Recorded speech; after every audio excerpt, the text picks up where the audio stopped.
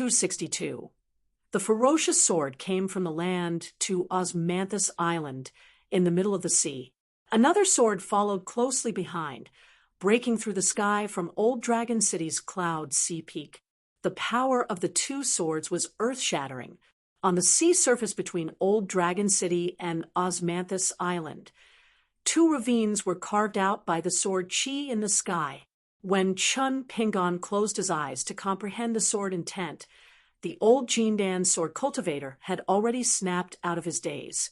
The reason why he did not try to grasp the sword intent that flashed past like Chun Pingon and try to use other people's knowledge to improve his own was not because the old sword cultivator's experience was not as good as a Realm 4 martial artist.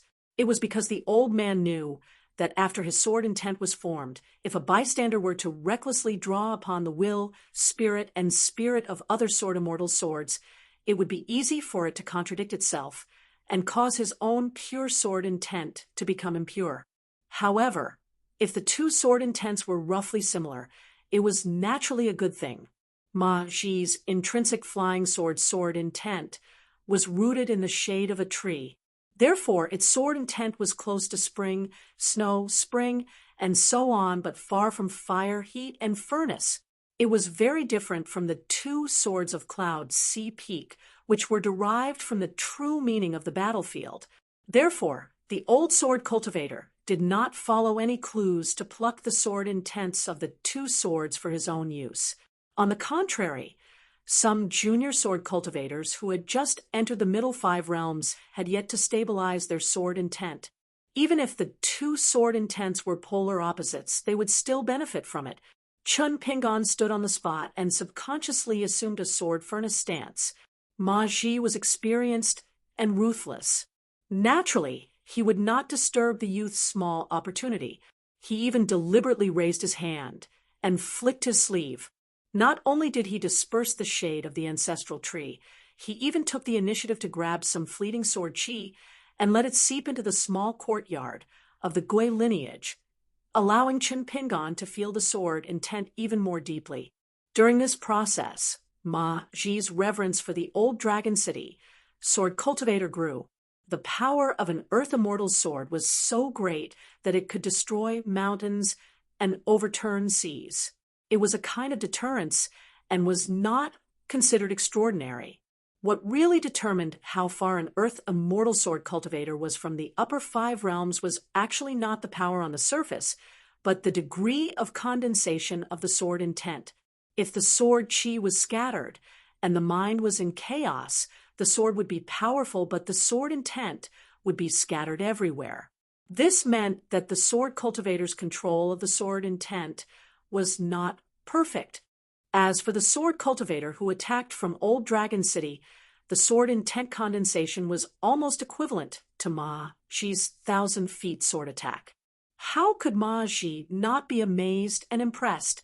A 10th realm sword cultivator, who was known as an earth immortal, was only one step away from breaking through the bottleneck and entering the upper 5 realms.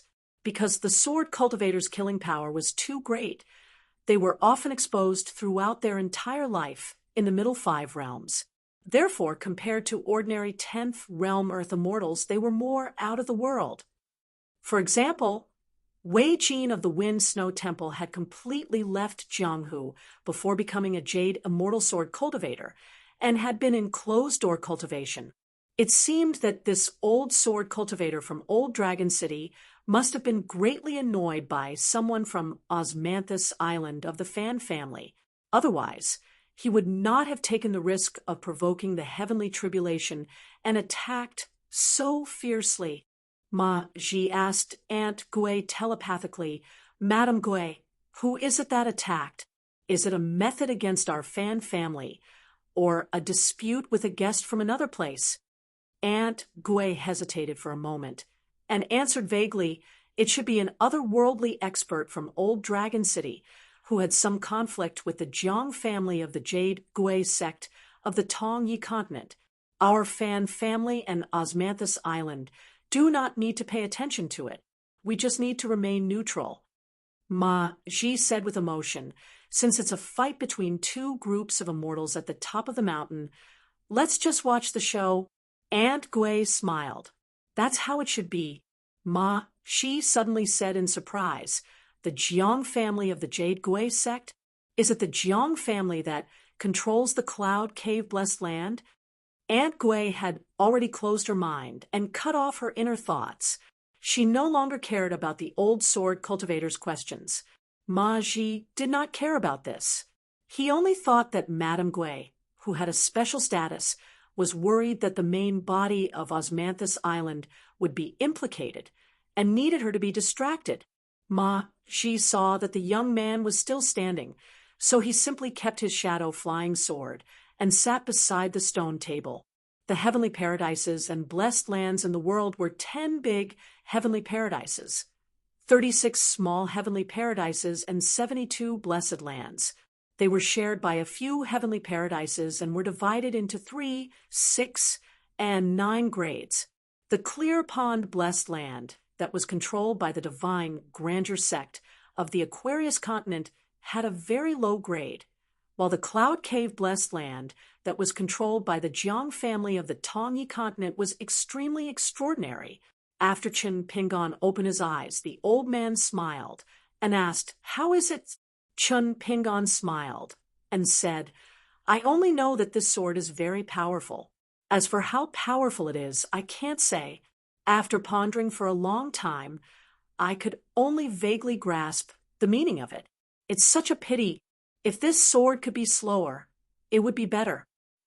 Ma Ji joked, "A nascent soul realm sword cultivator needs to inform you, Chen Pingon, about the speed of his sword." Chen Pingon scratched his head. "How would I dare to do that?" Chen Pingon suddenly asked worriedly, "Could it be that there is a sword cultivator who wants to harm Osmanthus Island?" Ma Ji waved his hand and explained with a smile, "No. It's just that he has a conflict with the guests of the Tongyi continent on the island, so he used 2 swords as a demonstration. The 2 swords were very particular and did not hurt Osmanthus Island at all. This is actually no different from expressing goodwill to Osmanthus Island. Otherwise, when Earth immortals fight, unless it is in a remote area where there are no traces of people, if one cannot hold back, there would be more or less some chi movement dissipating. It's very normal." Ma Ji said it lightly, but the old man thought more deeply. This unknown Earth immortal sword cultivator was either an existence that followed the rules extremely well, or he was old friends with Old Dragon City's fan clan. The latter was obviously more likely. Elsewhere on Osmanthus Island, there was no such harmonious atmosphere like the Gui lineage courtyard. Jiang Beihai's face was so gloomy that it could drip water. The clan's nascent soul realm old man was lying in a pool of blood. That priceless robe, ink bamboo forest, could already be considered to have been completely destroyed. If he wanted to completely repair it, he might as well directly buy a new high-quality robe. The old man's injuries were not heavy. Very soon, he stood up shakily, but he looked miserable and horrifying. That was because the might of the second sword was mostly offset by the precious robe bestowed by the Jiang clan's ancestor. The tall and thin old man stared fixedly at Old Dragon City on the continent. He gnashed his teeth and said, "That bastard ambushed us with 2 swords. He's gone too far."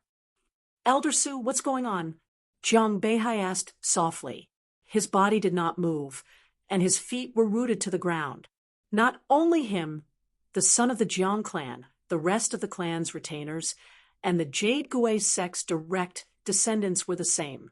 None of them dared to move, and they did not even dare to breathe loudly. The old consecrator was flustered and exasperated, but his tone was rather helpless. He said, "I only know that those 2 swords came from the same person. The place where the swords came from was the sea of clouds above Old Dragon City.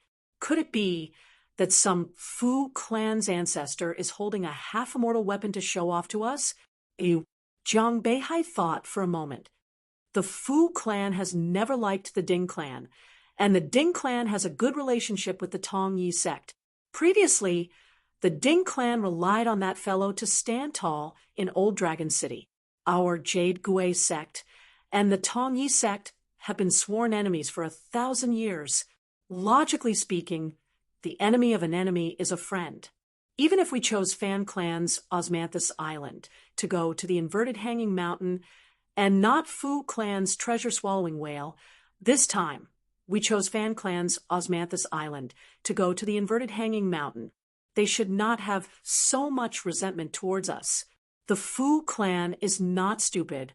They should know the strength of the Jade Gui sect and the position of our Jiang clan in the Jade Gui sect. Moreover, the Fu clan has always had a good relationship with the Fan clan. The woman in the palace dress said carefully, "Could it be because of Madame Gui? Could it be that some Fu clan's ancestor likes her?" Jiang Beihai lowered his voice and laughed angrily. "We are not openly snatching Madame Gui. We are just talking about business openly. If Osmanthus Island is Fu Ji's property and Madame Gui is Fu Ji's mistress, then this storm can still be barely tolerated. This Osmanthus Island was obtained by the Fan clan's ancestor through luck, and the Fu clan is standing up for it. Do you really think our Jade Gui sect is a pushover? Do you believe that as long as I add a little oil to the fire, those two hot-tempered ancestors of our Jade Gui sect will immediately charge to Old Dragon City to denounce us? Women always like to use their brains on matters of love, while men liked to spend their thoughts on matters of the country." The tall and thin old man had a stern expression and warned Jiang Beihai telepathically, "Young master, we are going to the inverted hanging mountain this time. You cannot report this to the sect." Jiang Beihai nodded in his heart and smiled bitterly. "Elder Su, I know the severity of the matter." The old man took a deep breath. "I will immediately go to Old Dragon City and personally meet that sword immortal. We have to understand and settle this matter before we can go to the inverted hanging mountain with peace of mind. I will try my best to return to Osmanthus Island as soon as possible." Jiang Beihai said softly, "Elder Su, be careful. Don't worry, I will definitely not disgrace the name of Jade Gui sect and the Cloud Cave Jiang clan." Ooh. After the old man said this, he rose from the ground and flew towards Old Dragon City. Before this, the old man had already put away the priceless robe ink bamboo forest. His bloody wounds healed at a speed visible to the naked eye. It was truly the method of regenerating flesh and bone. He was indeed a Yuanying realm expert who had been famous for a long time in the Tongyi continent. After the two unrestrained sword strikes, everyone on Osmanthus Island, whether it was the Fan clan or the passengers, were discussing spiritedly. Fortunately, almost everyone was a mountain dweller who had traveled extensively. Since they had the qualifications to personally go to the inverted hanging mountain, whether it was to do business or travel, it would not be simple. Although they were shocked, they were not frightened or panicked. In addition, Osmanthus Island quickly appeared to pacify them, and the disturbance quickly subsided. Jin Su delivered the medicine he had retrieved from the foot of the mountain to the Gui lineage courtyard and quickly returned to his master Aunt Gui's side. Seeing the calm and collected woman, he was in a rare good mood and boiled a pot of tea. Seeing his disciple return, she handed Jin Su a cup of hot tea. After Jin Su sat down, he had already calmed down without even tasting his master's cooking. The woman knew that Jin Su had a bellyful of questions, but she did not want to say anything. She only smiled and said, "For that young master of the Jiang clan, it is undoubtedly an unexpected disaster. For you and me, it is a blessing from the heavens. Jin Su, you don't need to ask too many questions. After we return from the inverted hanging mountain, I will do my best to let you meet the person who attacked once." Aunt Gui laughed softly and said, "There is always someone better than you. This is not nonsense. In the future, when you travel the world alone, it is best for you to restrain yourself." Jin Su did not pay much attention to the last sentence. He had already turned his head to look in the direction of Old Dragon City and was filled with anticipation. A Gui lineage courtyard that stood aloof from worldly affairs did not need to care about the situation on the mountain peak. After that, Chun Pingon practiced the sword with the old golden core sword cultivator every day. The old man did three things. First, he took out his natal flying sword and entered it into his body to help Chun Pingon refine his three souls. He strengthened the foundations of the three soul paths of Fetal Light, Shuangling, and Yujing. Second, Ma Zhihui suppressed the border and used a sword cultivator's methods to control the flying sword shade to fight against Chun Pingon. Lastly, he observed Chun Pingon's sword moves and gave him some pointers to correct the flaws in Chun Pingon's sword moves. However, Chun Pingon's sword practice was very interesting. He did not take out any of the swords from the wooden box on his back.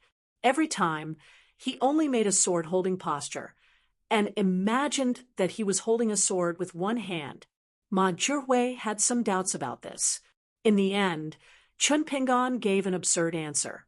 He said that there were two swords on his back. The one that he named Subdue Demons was someone else's sword and could not be used. The scholar wooden sword named Exorcise Demons was once unsheathed on the battlefield. However, after that, he realized that the wooden sword was too light. He felt that it was best for him to find a metal sword that was heavy enough for his sword practice. Otherwise, his hand would be too light, and it would be no different from not holding a sword at all. He always felt that something was wrong. Only by holding a heavy sword in one's hand and making the sword move extremely fast could he possibly meet a strong enemy that the heavy sword could not defeat one day in the future. Only then would he, Chun Pingon, change to a wooden sword and use the fastest sword move to fight the enemy. As an immortal in the eyes of the secular world, Ma Zhihui had no interest in martial arts or swordsmanship. In fact, he did not feel anything about Chun Pingon's stubborn pursuit of a Jianghu swordsman. He even felt a trace of disdain deep in his heart. What kind of heavenly material and earthly treasures could be dug out from the crops? However, if Chun Pingon was working hard on the great way of the sword and was going into a dead end, Ma Zhihui was afraid that he would be unable to restrain himself.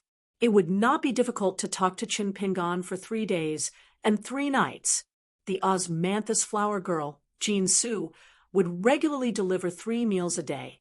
What made this girl feel relieved was that Chun Pingon did not push his luck and actually treated her as a servant girl who brought tea and water. He insisted that she take care of matters such as bathing and changing clothes. Otherwise, she would really have a headache.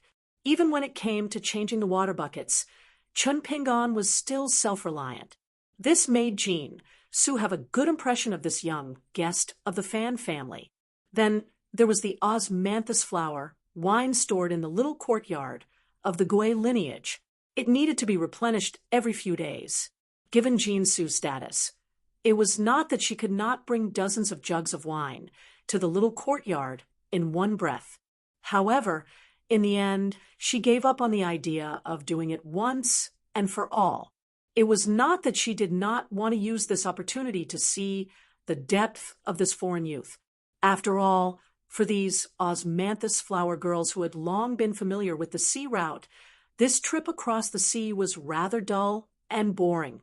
The so-called 10 sights of Osmanthus Island, such as the moon and tide, the osmanthus trees that could faintly be seen growing in the moonlight, the mirage of an ancient palace, the schools of flying fish that circled Osmanthus Island, and so on, would be breathtaking at first glance. It would even make people take the initiative to pay artists to leave behind beautiful scenes. However, after seeing it for a long time, it would be difficult to be captivated. Some of the strange people and strange things that happened around Osmanthus Island were actually more interesting to these osmanthus flower girls. Chun Pingon now woke up at the start of the day. Before the sun rose, he would first practice the 6-step stance for about 2 hours. The old sword Xioma, she would appear around the time of the day and leisurely drink a jug of osmanthus flower wine. When Chun Pingan finished practicing the ordinary boxing stance, or more accurately, when Chun Pingan and the old man finished drinking a jug of wine, it was about the time Jean Su brought in the breakfast box. It took about half an hour. During this time, Ma Ji would generally explain the weight of the sword that day, the reason for the emphasis on sword intent, and some interesting anecdotes about the sword show of the world. After that, Chun Pingan returned the breakfast box to Jean Su, who was waiting at the door of the courtyard. Most of the time, he would just say thank you. If the osmanthus flower family needed more wine, he would not be embarrassed and would just tell the young girl directly. The day of cultivation, under Ma Ji's suggestion, went from easy to difficult. Chun Pingan would first practice the sword moves from the book. During the 4 hours in the morning, Ma Ji would attack without warning, deliberately disrupting Chun Pingan's smooth sword moves. Therefore, not only did Chun Pingan need to polish the 4 sword moves, the avalanche style, and the spirit-suppressing head inside, he also needed to pay attention to the attacks of a Jindan sword show. Occasionally, Ma Ji would simply bring forward the afternoon sword test to the morning. Before the end of the afternoon, the two would finish their lunch and then begin the afternoon sword test. Now, Ma Ji had silently raised his cultivation from the Immortal's Cave realm to the 7th observation sea realm. He sat by the stone table, drinking by himself and attacking with his sword constantly. He controlled his life-bound flying sword Cool Shade to assassinate Chun Pingan.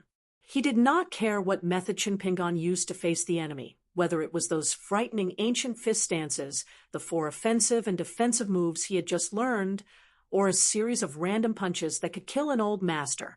Ma Ji did not care about these things. As long as Chun Pingan could dodge the rapidly flying Cool Shade in the courtyard, or knock back the life-bound flying sword with one punch, it was all fine. Often, before he finished his sword practice in the afternoon, Chun Pingan's flesh would be torn open and his clothes ragged. Sometimes, Ma Ji would slow down the speed of his sword, sparing the battered and exhausted Chun Pingan. He drank a few more mouthfuls of wine. The small dishes on the table, such as drunkard's peanuts, garlic turtles, fried small fish, and cold pork ears, were enough to go with the old man's wine. But every time Chun Pingan took a breather, the old man's next attack would be thunderous. Perhaps the old man was still chewing on the crispy, dried small fish, but Chun Pingan was about to be stabbed in the heart. The flying sword would return in an arc and pierce Chun Pingan's back. Then the old man would sneer and say, "If not for the flying sword's void transformation, you would have died twice. You would never be able to taste this spicy and salt-dried fish again. Chun Pingan, even if it's just for the sake of this delicious food, you should work harder." In order to ensure the continuity of his sword practice, there was no dinner in the small courtyard of the Gui lineage, only supper. Jean Su only needed to place the food box at the courtyard entrance. Usually, after 5 o'clock, Chun Pingan would stand and take the beating. With the help of the flying sword's Cool Shade, he would pass through corridors and buildings and gallop through the post house, in his spirit training the thickness and toughness of his 3 souls. Recently, the old swordsman had stopped explaining his swordsmanship in detail. He just carefully controlled his actions and let Chun Pingan savor the pain. Chun Pingan liked and disliked this period of time the most.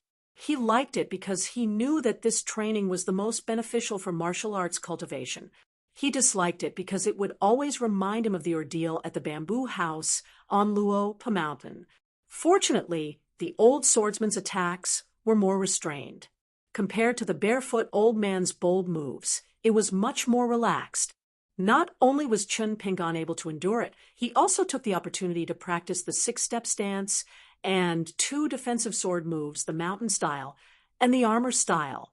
Compared to the slow stewing of his own cultivation, with the help of the old swordsman, it was no different from stewing with martial fire. It was much more effective with half the effort. But as time passed, Chun Pingan, who was trying to find joy in his misery, figured out an interesting thing. That was the swift and complicated avalanche style of the sword. Combined with the old sword cultivator's flying swords tempering, the pain of having one's stomach ripped open, heart and liver ripped apart, as long as he clenched his teeth and persevered, the sword would be even faster.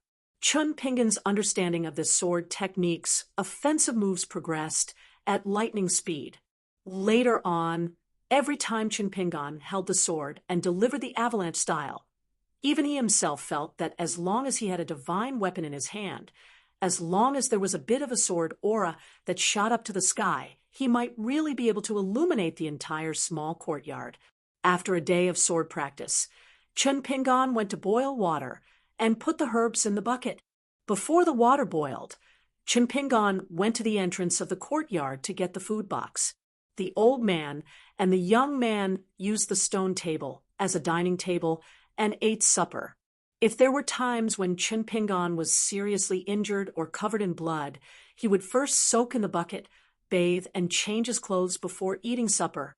Even if the old swordsman Ma Ji had eaten first, he would still sit at the stone table and wait for Chun Pingan.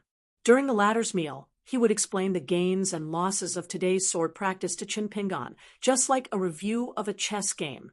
Ma Ji was a Jindan swordsman after all, and he had a unique insight. Compared to the old man surnamed Chui from the bamboo house of Desolation Mountain, Ma Ji was more willing to explain things in detail. Most of Chun Pingan's questions could be answered. After cleaning up the food box, Chun Pingan would continue to practice the walking stance of the mountain shaking fist manual. Even if another 10 or 100 years passed, no matter how high his realm was at that time, Chun Pingan might not forget this crude boxing stance, which could be called the most rudimentary martial arts. After midnight, Chun Pingan would return to his room to sleep. Almost every day, this cycle repeated. Unknowingly, the sun had risen and set more than 30 times on Osmanthus Island, and 3 of the 9 sceneries on the sea had quietly passed. After another 10 days, the old swordsman suggested that Chun Pingan should stop his practice and go to the ancestral Osmanthus tree to enjoy the 4th scenery on the sea route of Osmanthus Island. Since the old man had said so, Chun Pingan did, as he was told. Just at dawn, Chun Pingan came to the top of Osmanthus Island, which was crowded with people. Looking into the distance, he saw a huge gap. Osmanthus Island's sea route passed through in a straight line. On both sides of the sea route, there were 2 island mountain ranges descending from high to low. On the mountain peaks, there were row upon row of buildings, built against the mountains, surrounded by clouds and mist. The strangeness of the scene did not lie in the isolated deity sect on the island, but in the middle of 2 opposing cliffs on the way to Osmanthus Island. On the top of the cliffs on both sides of the island, there was a golden statue of a deity that was more than 1,000 feet tall. Also, after being washed by the water for countless years, the deity statue was still shining brilliantly. Even the Qi trainers would be intimidated by it. It was said that among the 2 golden statues of gods, one was a divine general that guarded the southern heavenly gate, and the other was a god that was in charge of the world's water fate. He was the first of the many rain masters in the heavens, nominally in charge of all the true dragons in the world. The divine general of the heavenly gate leaned on his sword in front of him, and his hands were placed on the hilt of the sword. He was like a huge god that was overlooking the mortal world. The face of the rain master god was blurry, and it was impossible to tell his gender due to the clouds and mist. There were colorful ribbons made of unknown materials around his body, floating slowly and lifelike. It made the god, whose golden body had disappeared for tens of thousands of years, look like he was still in the mortal world, in charge of the flow of water fate in the entire south. Chun Pingan chose a long bench at the top of the mountain and sat cross-legged on it. He faced the 2 statues and drank slowly.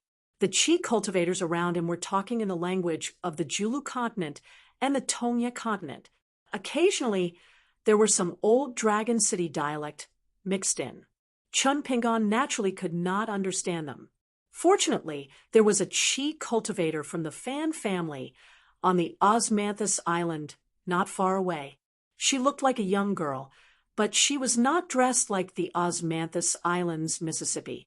Her voice was clear, and she should be explaining the strangeness of the sea view to the passengers. She was describing the scene of the two gods in the language of the Aquarius continent. She talked about the origin of the two statues and the long history of the celestial sect. It seemed that someone asked why the ferry on the Osmanthus Island did not dock at the island.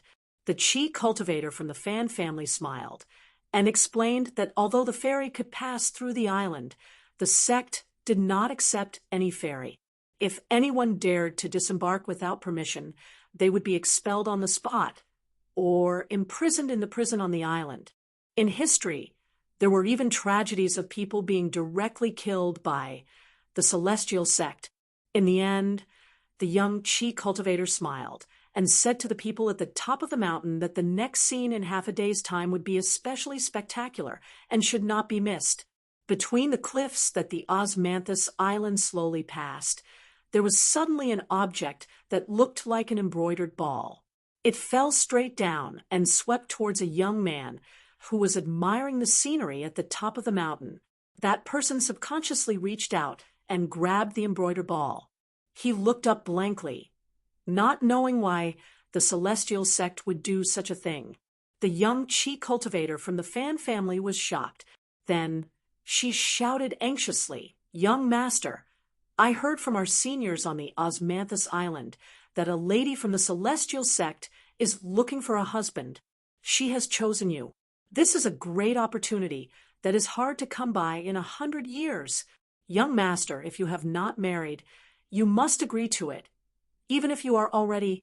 In short, only the direct descendant of the celestial sect can throw the embroidered ball to the fairy on the way. This kind of opportunity is really not to be missed.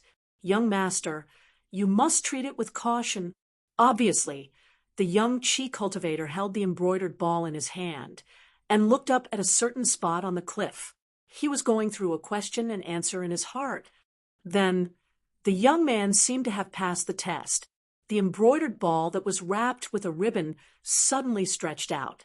One end of the ribbon was tied to the man's wrist while the other end flew towards the top of the mountain. Just like that, it brought the man to a colorful pavilion at the foot of the statue on the top of the mountain.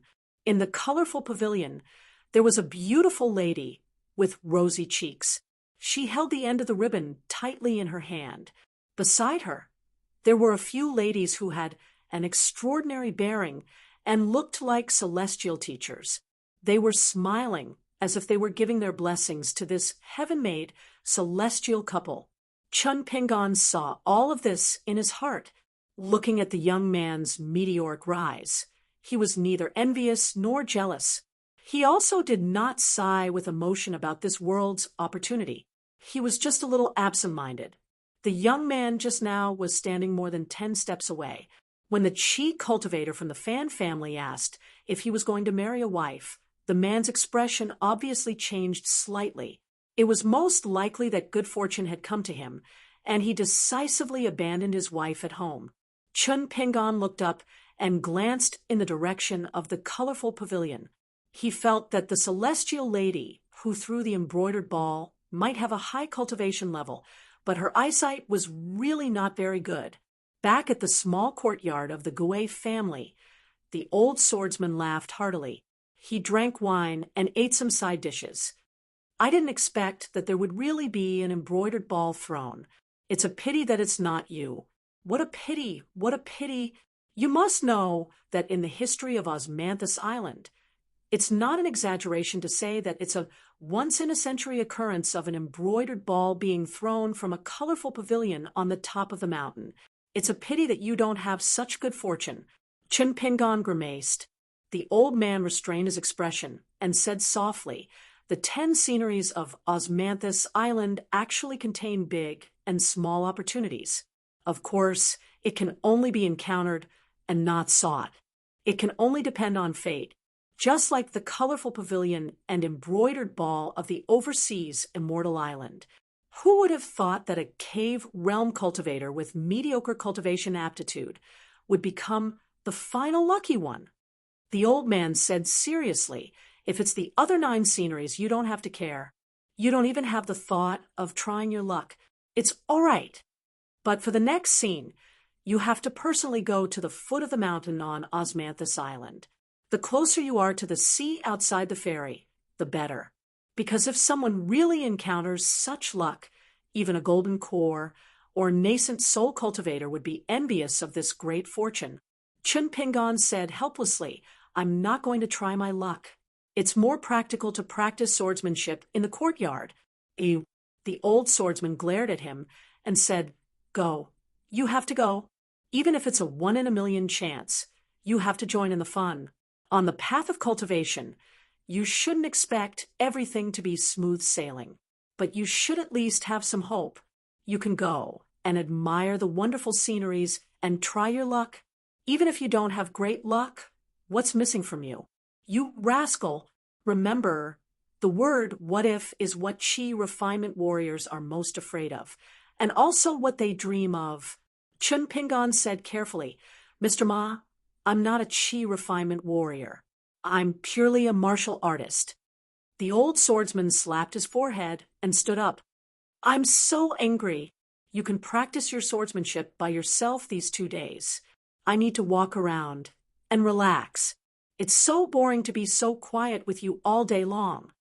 For the next 2 days, the old swordsman indeed did not show up. Chun Pingon practiced his swordsmanship by himself.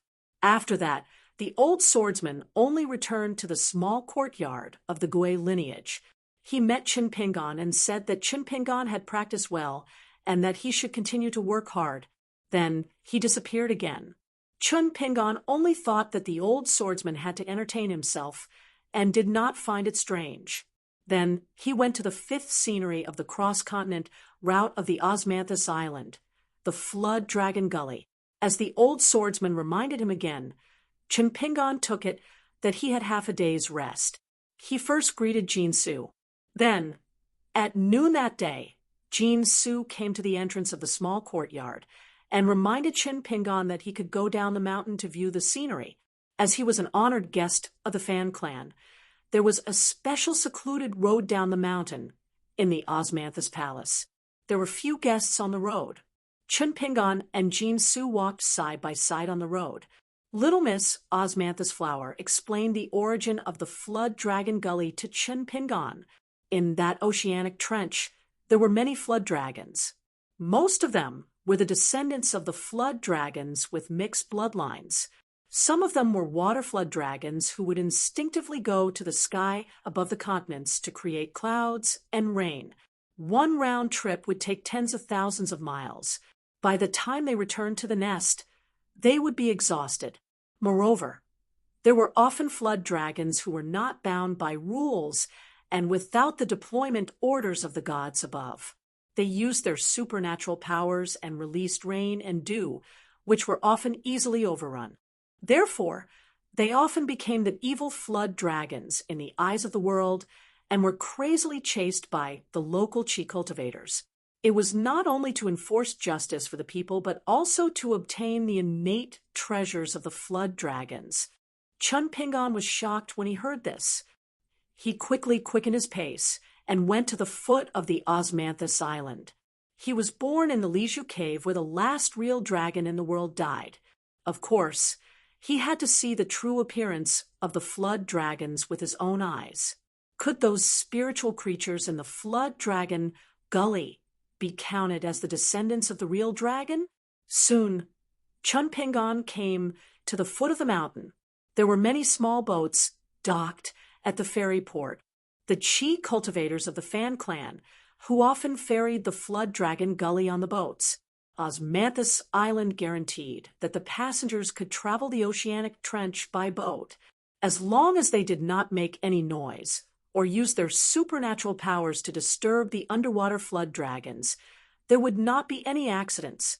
Even if there was danger, the Jean Dan practitioners of the Osmanthus Island would rescue them at the first moment.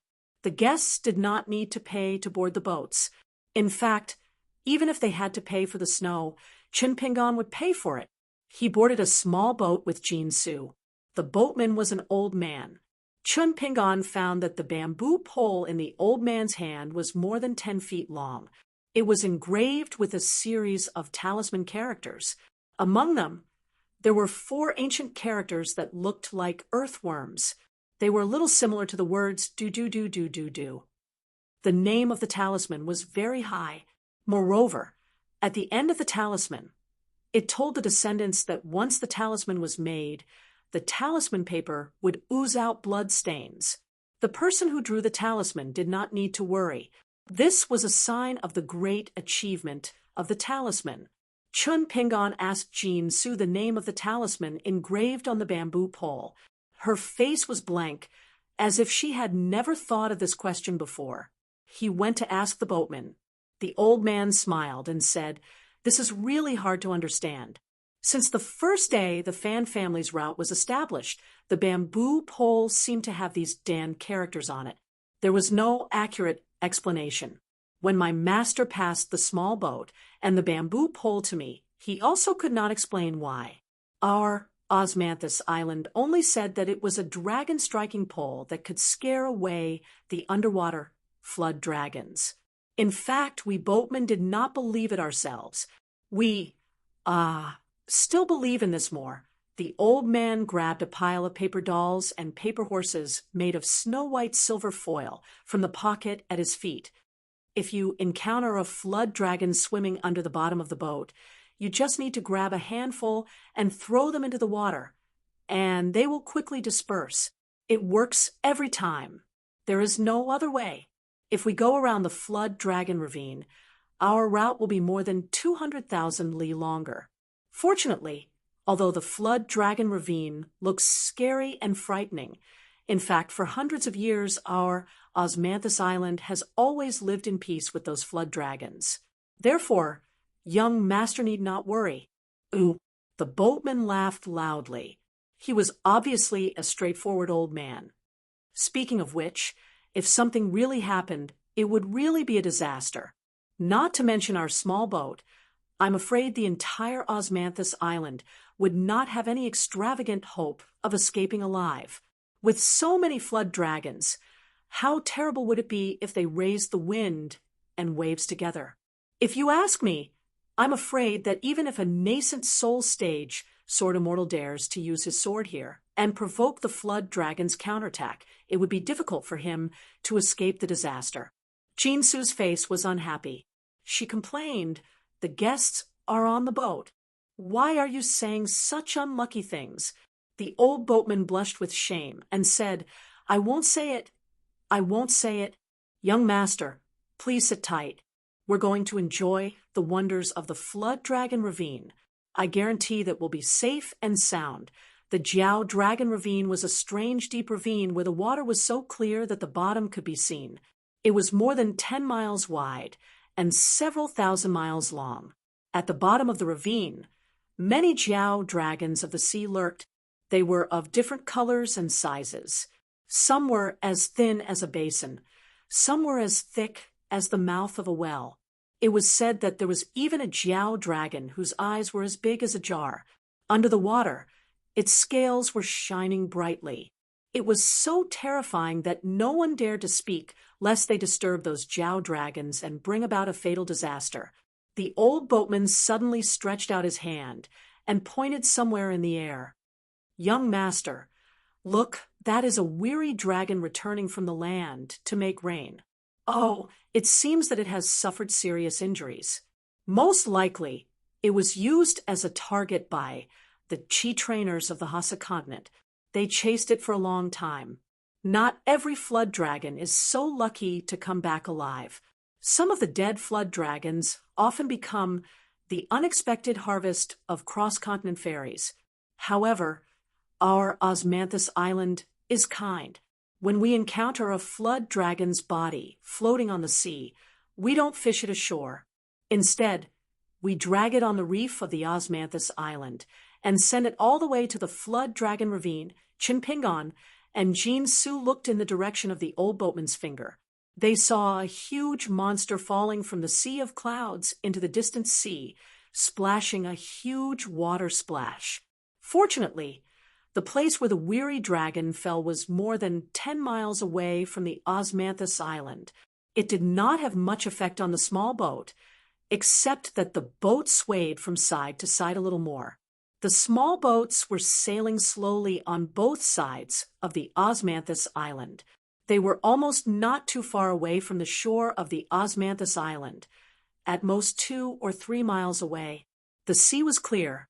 The small boats were like flying swords hovering in the air. In the depths of the sea, many flood dragons were sleeping or playing. They seemed to be entrenched on the undulating mountain range, which made people forget that they were sailing on the sea at the moment. Chun Pingon suddenly frowned.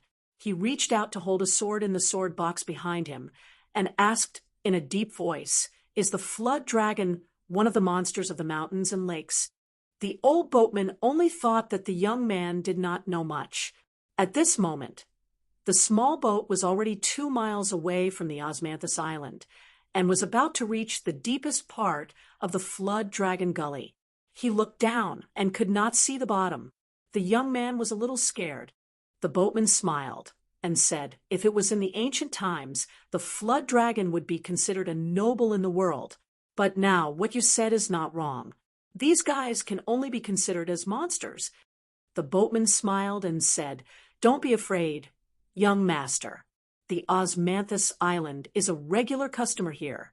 According to the genealogy of our fan family, our ancestors have seen with their own eyes 2 chi cultivators of the Yuanian realm fighting here, although the flood dragon gully under the feet of the 2 immortals was ready to move. In the end, not a single flood dragon jumped out of the water. So, the rule of not being loud is actually deliberately to scare the ordinary customers. Since young master has hung the Osmanthus Island wooden plaque, I will not deliberately mystify." Jean Su glared at the boatman angrily.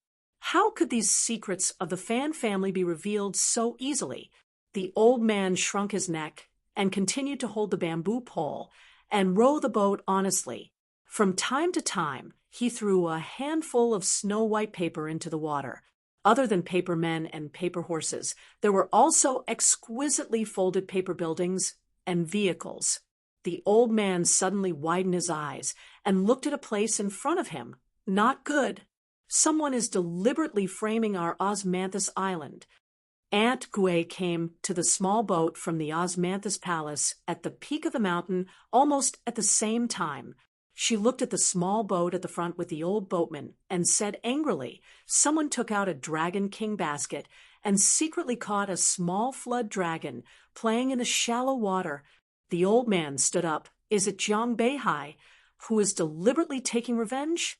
When they chose to disembark halfway, we let Ma Ji secretly follow them for almost 10 years. There was nothing strange. Or is it someone from the Ding family secretly playing tricks? But the Ding family should not have a Dragon King basket. Fu family? The Fu family has one, but there is no reason for them to harm us. Ooh. Aunt Gui shook her head and said, "It's hard to say for now. The most important thing now is to pacify the flood dragon gully. Once the public is angry, even if the cultivators of the upper 5 realms are willing to help, they will be helpless. There are thousands of lives on the entire Osmanthus Island. Sai, what should we do?" "Oh no. Everyone has been targeted. Who dares to fly into the sky now?" The boatman's expression was stern, and he immediately shouted, "All the small boats are to dock immediately. All the chi refinement warriors on Osmanthus Island are not allowed to fly into the sky without permission. Otherwise, the flood dragon gully will regard it as a provocation. Ma Ji, please show us your skills, lest the guests think that we are exaggerating." Ma Ji, the golden core swordsman, took out a long sword and threw it into the sky rapidly. It was as fast as lightning and was definitely faster than the speed of a golden core swordsman. However, when this flying sword was flying far away, It was pressed down heavily by an illusory claw from the Sea of Clouds when it was just a few miles away from the Osmanthus Island. The flying sword instantly exploded in the sky. After that, another sword was thrown out, but the outcome was the same. Aunt Gui turned her head and said to Jean Su and Chin Pingon gently, "The two of you return to the Gui lineage courtyard first. No matter what happens, you must remember to hold on to the roots of the osmanthus tree tightly. Only then will you have a chance of survival." Jean Su tipped her toes and had already left the small boat. She landed at the ferry on the shore and turned back to take a look. That young man with a sword on his back seemed to still be standing in the small boat. When he finally returned, there was an additional bamboo pole in his hand. Jean Su asked, "What are you doing?" Chun Pingon replied, "Dragon striking pole. It might really be useful." Jean Su glanced at the young man, as if she was looking at an idiot. She turned and flew to the top of the mountain. In an instant, it was as if the mountains had collapsed and the earth had cracked. The entire Osmanthus Island suddenly sank more than 1,000 feet along with the sea surface, with the Osmanthus Island as the center. The sea surface within a few miles of the Osmanthus Island sank inexplicably at the same time. As such, the Flood Dragon Gully, which was originally under the Osmanthus Island, and the small boat suddenly changed from the bottom of the sea to a tall mountain range hidden in the water. All the spiritual creatures of the flood dragon species stared at the Osmanthus Island. This was what it meant to be a real undercurrent surging. Aunt Gui floated forward and finally hovered in the air. She used an ancient language that everyone could not understand to communicate with a golden-scaled waterflood dragon in the distance. The latter's eyes were cold and indifferent. The sword on Chun Pingon's back that was forged by Saint Wanju, demon subduing, was already trembling in its scabbard. According to Wanju's previous warning, Chun Pingon should be able to run as far as possible when encountering such a great demon. However, where could Chun Pingon run now? He did not run to the Gui lineage courtyard at the top of the mountain to hide, nor did he stand in place and wait for death. Chun Pingon looked at the bamboo pole in his hand that still maintained its emerald color. After thinking for a while, he sat cross-legged and placed the bamboo pole horizontally on his knees. He used his fingers to wipe away the inappropriate talisman characters on it. Then, relying on his memory, Chun Pingon took out the small snow awl that Li Shixing had given him. He took a deep breath and moistened the brush. The tip of the brush was vermilion red, as if it was dyed in thick ink. Chun Pingon smiled and placed the bamboo pole on the left side of the ground. The left-handed youth held his breath and hung his arm in the air. He held the brush that was engraved with the words "brush with spirit" and began to inscribe the so-called seal-severing talisman stroke by stroke on the bamboo pole. This was called treating a dead horse as a living horse. If it really did not work, he could only draw out the famous sword forged by the saint on his back and perform a magnificent feat recorded in ancient books. He could learn from the ancient sword immortals to slay flood dragons where there were flood dragons. After the talisman was completed, a bloody scene appeared on the emerald green bamboo pole. Chun Pingon's heart calmed down. He held the bamboo pole in his hand and tapped the ground with the tip of his foot. He jumped to a drifting boat that had not been tied to the ferry in time. He stood alone in the boat and took a deep breath. He stretched out his palms and patted the two sides of the boat. The boat shot forward like an arrow. Chun Pingon carried the bamboo pole on one shoulder and took off the blade's strengthening gourd with the other. He raised his head and drank wine. He said in his heart, "Seal-severing talisman. What seal will be cut? It's best if it's the ancient sword immortal's dragon slaying. The dragon lock of our hometown's iron lock well. Whether it succeeds or not, it all depends on this." In the sea, flood dragons were circling. It was obvious that a great disaster was imminent, and even immortals could not escape. In the eyes of everyone on Osmanthus Island, It was an extremely cool scene. A small boat, moving forward leisurely. Carrying the bamboo pole on his shoulder, the youth drank wine. A peepap. 263. The Osmanthus Island was located at the bottom of a large bowl with the seawater as its walls. Audiobook. Network. All the passengers were likely to become the meal of the descendants of the flood dragons. It was going to be a long-awaited feast. The seawater below the Osmanthus Island, and the ferry had already stopped. The surroundings were filled with the cold gazes of the flood dragons. The current situation was extremely delicate. The Osmanthus Island was silent. There were resentment towards the Osmanthus Island, as well as bewilderment due to the unexpected calamity. There were even people who were secretly calculating in their hearts, weighing their own protective talismans, trying to take advantage of the situation. If they succeeded in surviving to the end, not to mention the treasury of the Osmanthus Island, just casually picking up a few corpses of chi refinement warriors would be a huge fortune. At the forefront, the steward Aunt Gui, who had been hiding her abilities, hovered in front of the cliff and confronted the old golden flood dragon. Both of them spoke cryptically, definitely not in the language of any continent. It was very likely to be the unique language of the ancient flood dragons. At that time, it was called the sound of water by the scholars. As for why Aunt Gui was proficient in this language, and why she dared to go deep alone and confront the flood dragons alone, the passengers of the Osmanthus Island were too lazy to think about it. They wished that this ordinary-looking woman could transform into a cultivator of the 5 realms and turn the tide, then lead the Osmanthus Island out of this damned flood dragon's ravine. The woman seemed to be having trouble communicating with the golden flood dragon. She suppressed her anger and tried to keep her tone calm. Slowly, she said, "Is there no room for negotiation? According to the records, the Fan family only helped you drag back the flood dragon's corpses, as many as 12 of them. For so many years, as long as you pass by the flood dragon's ravine, the ferrymen of the Fan family will inevitably scatter a large amount of silver foil origami as a tribute to you guys. They have never missed a single time." The old flood dragon covered in golden scales had eyes as big as a dustpan, and his eyes were filled with coldness. Rules are rules. If rules can be disregarded, why would there be a flood dragon's ravine in this world? Aunt Gui still wanted to refute and explain herself, but the golden flood dragon raised its claw and pressed it heavily into the water.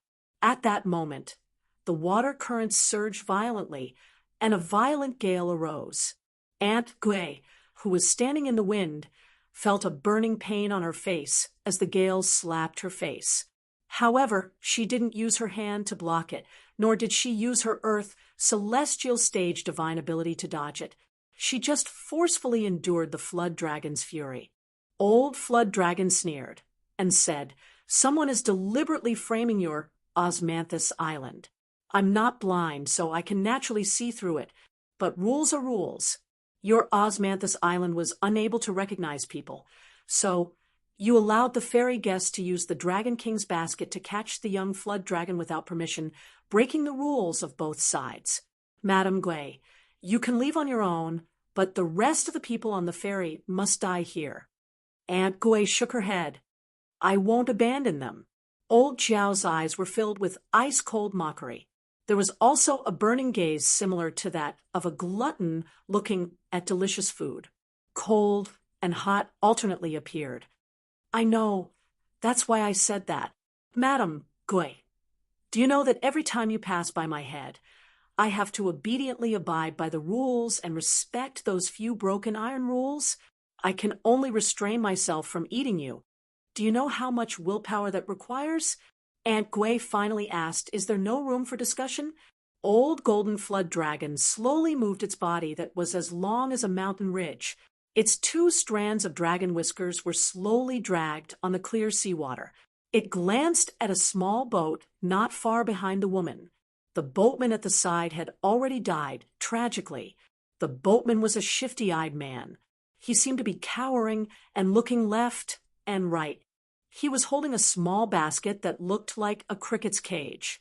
It was made of ivory and was pocket-sized and cute. A young flood dragon that was originally 60 to 70 feet long was shrunk into a loach in the Dragon King's basket after it was caught. It struggled in the basket and constantly let out mournful cries. The old boatman who had been rowing the boat for Jean Su and Chimpingon was now standing on the surface of the water beside the man's boat. He was on guard and could not let the culprit escape. As for why the old boatman, who was a golden core cultivator on Osmanthus Island, did not decisively snatch the Dragon King's basket, there were two reasons. First, the shifty-eyed man had an origin flying sword slowly revolving around him. The sword was a foot long and was as black as ink. Thick black smoke constantly surged out of it. At the very least, it should be a Dragon Gate sword cultivator. Second, the old boatman was afraid that the culprit would go all out and directly destroy the Dragon King's basket and the young flood dragon. If that happened, the entire Osmanthus Island would be buried with him. The old boatman questioned the man as to why he would do such a thing that would harm others without benefiting himself. The man who had caused this disaster only grinned. He only sized up his surroundings and did not answer. The old boatman tried to sound him out a few times. He tried to deduce the mastermind from the man's words. Was it the young master of the Jiang family who had gotten off the boat? Or was it the old Dragon City's Ding family who was like fire and water with the Fan family? Unfortunately, the man turned a deaf ear to him. He was a man of few words and was unwilling to say anything more. The old boatman could do nothing about it. He still needed to wait for the results of the negotiations between Madame Gouet and the old flood dragon. If it was confirmed that it was a dead end, then he could only kill the man in front of him first and do his best to snatch the Dragon King's basket. One less person on Osmanthus Island would die. The Fan family's 1,000-year-old business could not be destroyed today by the mouths of these ancient felons. The old boatman calmed himself down. He no longer hoped that the strange man could speak. He asked indifferently, "Do you think you can still run? Do you think you can escape from this flood dragon's gully under the old flood dragon's nose?" The ugly man finally grinned and said, "Then I'll try. This basket is worth a lot of money. I'll give it to you. Catch it." The man suddenly threw the Dragon King's basket that was not of high quality. It was most likely one of Gu Shu's secessionist forces. It was a low-quality product that was mass-produced. However, with the passage of time, the Dragon King's basket had been plundered, collected, and destroyed. It became rarer and rarer. The Dragon King's basket was almost as rare as the blade-strengthening gourd. The old boatman did not immediately reach out to catch the Dragon King's basket to avoid being plotted against. Instead, he controlled his spiritual energy to suspend it in front of him. He focused his attention and became furious. It turned out that the man had secretly used some unknown method. The young flood dragon in the basket was on the verge of death. Its flesh was badly mangled, and its bones were exposed. It was on the verge of death. The man laughed loudly. His natal flying sword turned into rolling black smoke to protect his body. Two of his fingers twisted out a golden talisman. "I'll toast your graves later." "Ha ha!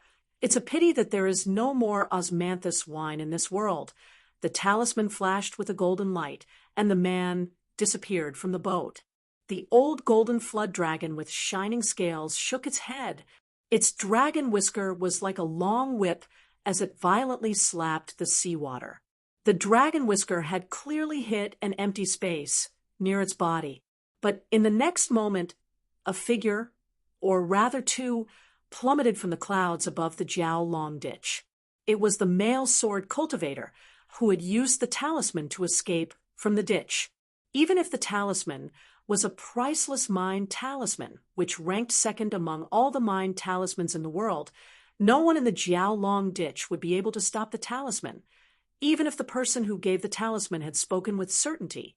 The male sword cultivator had thought that his plan was flawless. When he threw out the Dragon King's basket, the young Jiaolong was about to die. Osmanthus Island and the Jiaolong ditch were like two armies confronting each other. Lady Gui was distracting the attention of the old Jiaolong.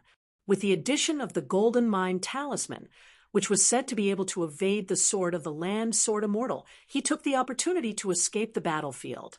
Why not? The old flood dragon slapped another dragon whisker in the air. A series of muffled thunder-like explosions sounded in the seawater. The golden core of the golden core sword cultivator, who was cut in half at the waist, turned into fine powder in the air. A large handful of golden fragments scattered into the clear seawater of Jiaolong Gully, the shattered golden core, and the two halves of his body slowly sank together, attracting countless flood dragons to jump into the water. For a moment, the waves were turbulent like jackals and wolves fighting for food. The sword cultivator died with his eyes wide open.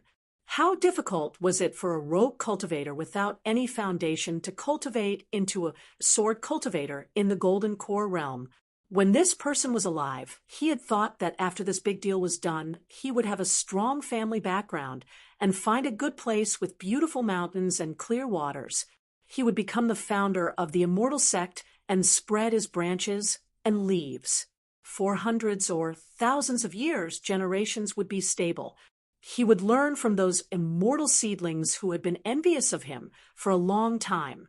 He would only need to concentrate on Tao and would not need to take the unconventional path again after the old boat sea confirmed that the Dragon King's basket was not tampered with. He gently clenched his hand and turned his head to look. He sighed. "Little fellow, what are you doing here? This disaster is not something you can get involved in. Quickly retreat to Osmanthus Island. If you are lucky, you can still see the inverted mountain. If you are unlucky—" The old boat sea did not continue speaking. Even if these words were the truth, it was useless to say more when the war was imminent. Chun Pingon drank a large mouthful of wine and had already fastened the blade's strengthening gourd back to his waist. The old boat sea did not see anything strange. The woman who had been facing the old flood dragon and had her back facing Osmanthus Island also did the same. But the old golden WRM silver pupils that were vertical were suffused with a trace of a playful expression, and it didn't expose the young man's little trick on the spot. It just took the young man as having nothing to do, so it decided to play with the young man. Chun Pingon asked, "Old senior, is the current situation of our Osmanthus Island already worse? It's bad to the extreme." The old boat sea nodded. He did not want to lie about this matter, and did not hide anything. He said softly, "It is said that when the old flood dragon signed the contract with the ancestor of the Fan family, its realm was equivalent to a chi cultivator of the nascent soul realm. The old flood dragon's cultivation is often extremely slow.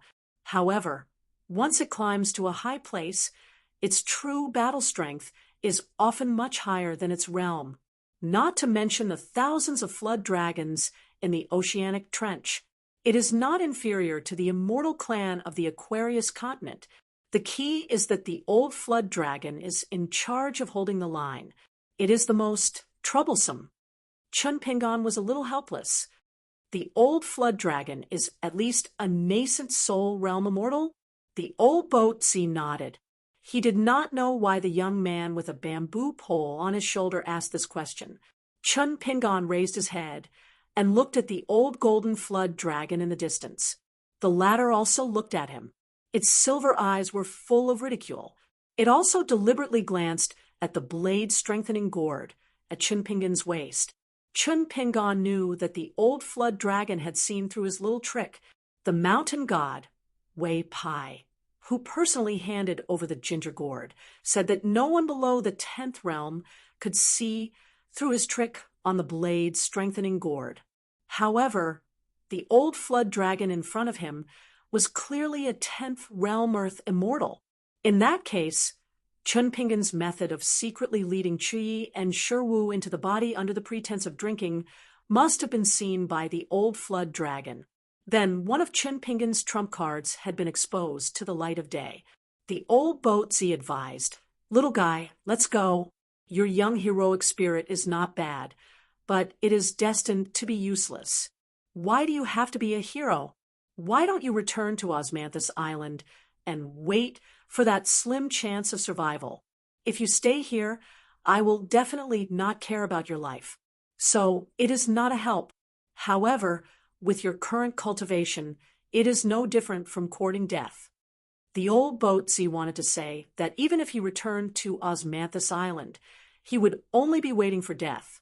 However, it was better than being dismembered and eaten by the flood dragon in the sea. However, these words were swallowed back into his stomach. Chunpingan took down the dragon-beating pole and handed the bamboo pole to the old boatsy. He explained, "Senior, this is the chopped talisman that I have modified. It came from the authentic alchemy works. According to the records, the complete talisman should have 8 ancient seals. Previously, your bamboo pole only had the 4 words, 'Do what you must do.' Actually, you have missed the Rain Master's edict. Moreover, the cloud pattern of the talisman was not small." The old man took a closer look and was stunned on the spot. Then, without saying a word, he reached out and took the dragon-beating pole that had been passed down for generations. He looked at it carefully and rubbed the bamboo pole's talisman pattern with his palm. Its original name is the Chop Talisman. It lacks the 4 words Rain Master's edict. This talisman's alchemy works, the cloud pattern, and the true meaning of suppressing victory are indeed of high quality. Young man, are you a Taoist of the Talisman sect? Are you a disciple of some great sect? Chunpingan gently shook his head. He did not say that he was a martial artist. He only used a breath of pure vital energy in his body to imitate the scholarly Shishing from Fortune Street and drew the talisman in one breath. The old boatsy sighed deeply and said, "It's a pity that we only have this dragon-beating pole that has been restored to its original form. If there were dozens of bamboo poles with this chopped talisman, together with an array master who was proficient in the Gateduinjia, we might really be able to intimidate this dragon. What a pity, what a pity." Aunt Gui had already floated back. When she saw the bamboo pole, she was also a little surprised. However, she did not feel as regretful as the old boatsy. She indifferently shook her head and said, "It's useless. Although this talisman has a deep origin and is often engraved on dragon-locking pillars or swords, it is one of the tools that the ancient gods used to capture and whip the dragon. Even I have only taken a few glances at it in my early years. It can indeed suppress the dragon, but that old dragon's cultivation is profound, and it is not too afraid of this. Firstly, the bamboo poles are not of high quality. Secondly, the requirements for the ink and brush of this talisman are also very high. After Chunpingan handed over the bamboo pole, he used all his strength to secretly observe the old dragon. The latter's silver eyes seemed to reveal a trace of deep reminiscence. Very quickly, it returned to normal. The 2 dragon whiskers slowly floated, flowing with brilliant colors in the sea. It was rumored that the demon-binding rope was made from the golden whiskers of a 1,000-year-old dragon. Chunpingan withdrew his gaze and suddenly said, "Aunt Gui, old senior, can you help me delay for a while? I want to draw another talisman. If the 2 of you have other plans, just pretend that I did not say anything. Don't worry, I will try my best to draw this talisman on my own." Chunpingan's voice was very soft, but the determination in his eyes was moving a very important talisman. Osmanthus Island, Osmanthus Palace on the top of the mountain. A young noble guest was standing on the roof, looking around. Beside him was an old woman who was worried. The young man wore a bright yellow gown. At first glance, it did not seem very eye-catching. Moreover, it was similar to Chunpingan's blade strengthening gourd. There was also an expert who used a camouflage technique. If someone could break through the technique and look carefully, they would discover the trick. The gown was not made of silk or satin. Instead, it was made of countless yellowed bamboo slices. It was exquisitely and ingeniously woven. The bamboo slices were very thin, but abnormally tough.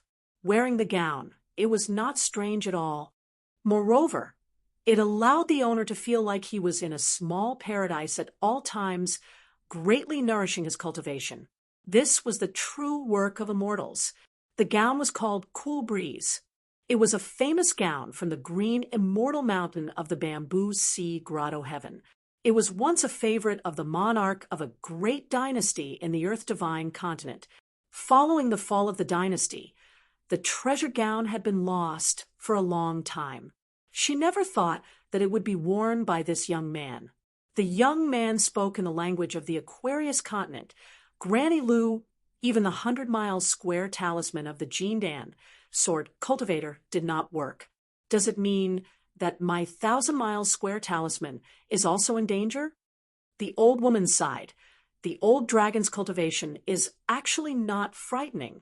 It is only at the peak of the Yuaniing realm. However, with the help of an expert, it has already turned this trench into a small world. It has turned into a saint and is overseeing this place. Its combat power is equivalent to a jade-pure realm cultivator. At the same time, it has all the advantages. The young man frowned. Then what should we do? The old woman smiled. Young master, don't worry too much. Even if I have to risk my life, I will send young master out of this dragon trench. However, after that, young master must remember to go back the way you came. Go to the beautiful building on the cliff where the embroidered ball was thrown. Tell them your name, and they will not dare to neglect you.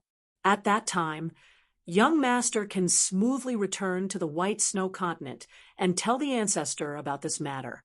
At that time, there will be heaven's punishment to raze this place to the ground and avenge this old woman.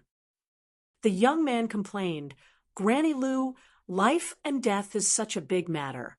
How can you say it so lightly? I don't want you to die here. We still have to go home together. The old woman's face was still calm. She looked at the young man with kind eyes and smiled. I have no choice. I can't be full of sorrow and cry in front of young master. I am already so old. I really can't do it. The old woman remembered something. She looked at the jade thumb ring in the young man's hand and said softly, Young master, this is an ancestral object. You must remember to hide it well. Don't take out the treasure in front of outsiders. When you go out, don't test people's hearts. People's hearts are things that cannot withstand scrutiny. Speaking until here, the old woman's wrinkled face was a little absent-minded. After all the old women in the world were once young girls. The bamboo-robed young man pointed at the boat. Granny Lou, look at that young man carrying the bamboo pole. He is about the same age as me. He is really powerful. He has courage and insight. He is handsome. I am much stronger. When I go back, I must find a painting master to draw this scene. The old woman shook her head and said with a smile, Don't be impulsive like that boy. Young lord, you are not a simple child of wealth. If something really happens to you in the area between the Aquarius continent and the Hassa continent, it will be a big problem. The young man said helplessly, Granny Lou, I have been through many trials. Don't always treat me like a child. The old woman smiled, but did not say anything. Which of those seemingly dangerous training sessions did not have an ancestor personally watching over them?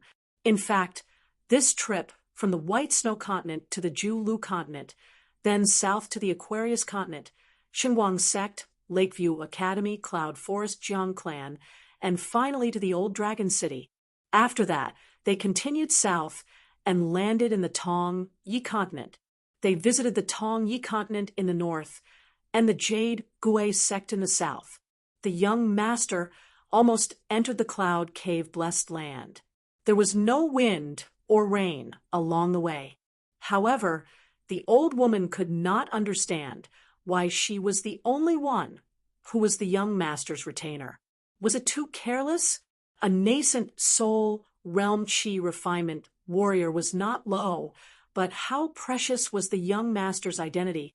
Like this time at Jiao Long Gully, if it was an unpolished jade sword cultivator guarding the young master wouldn't even need to frown, let alone be alarmed. He would only need to watch the fire burn across the river. Outside an ordinary house on the mountainside of Osmanthus Island, there was a small pavilion.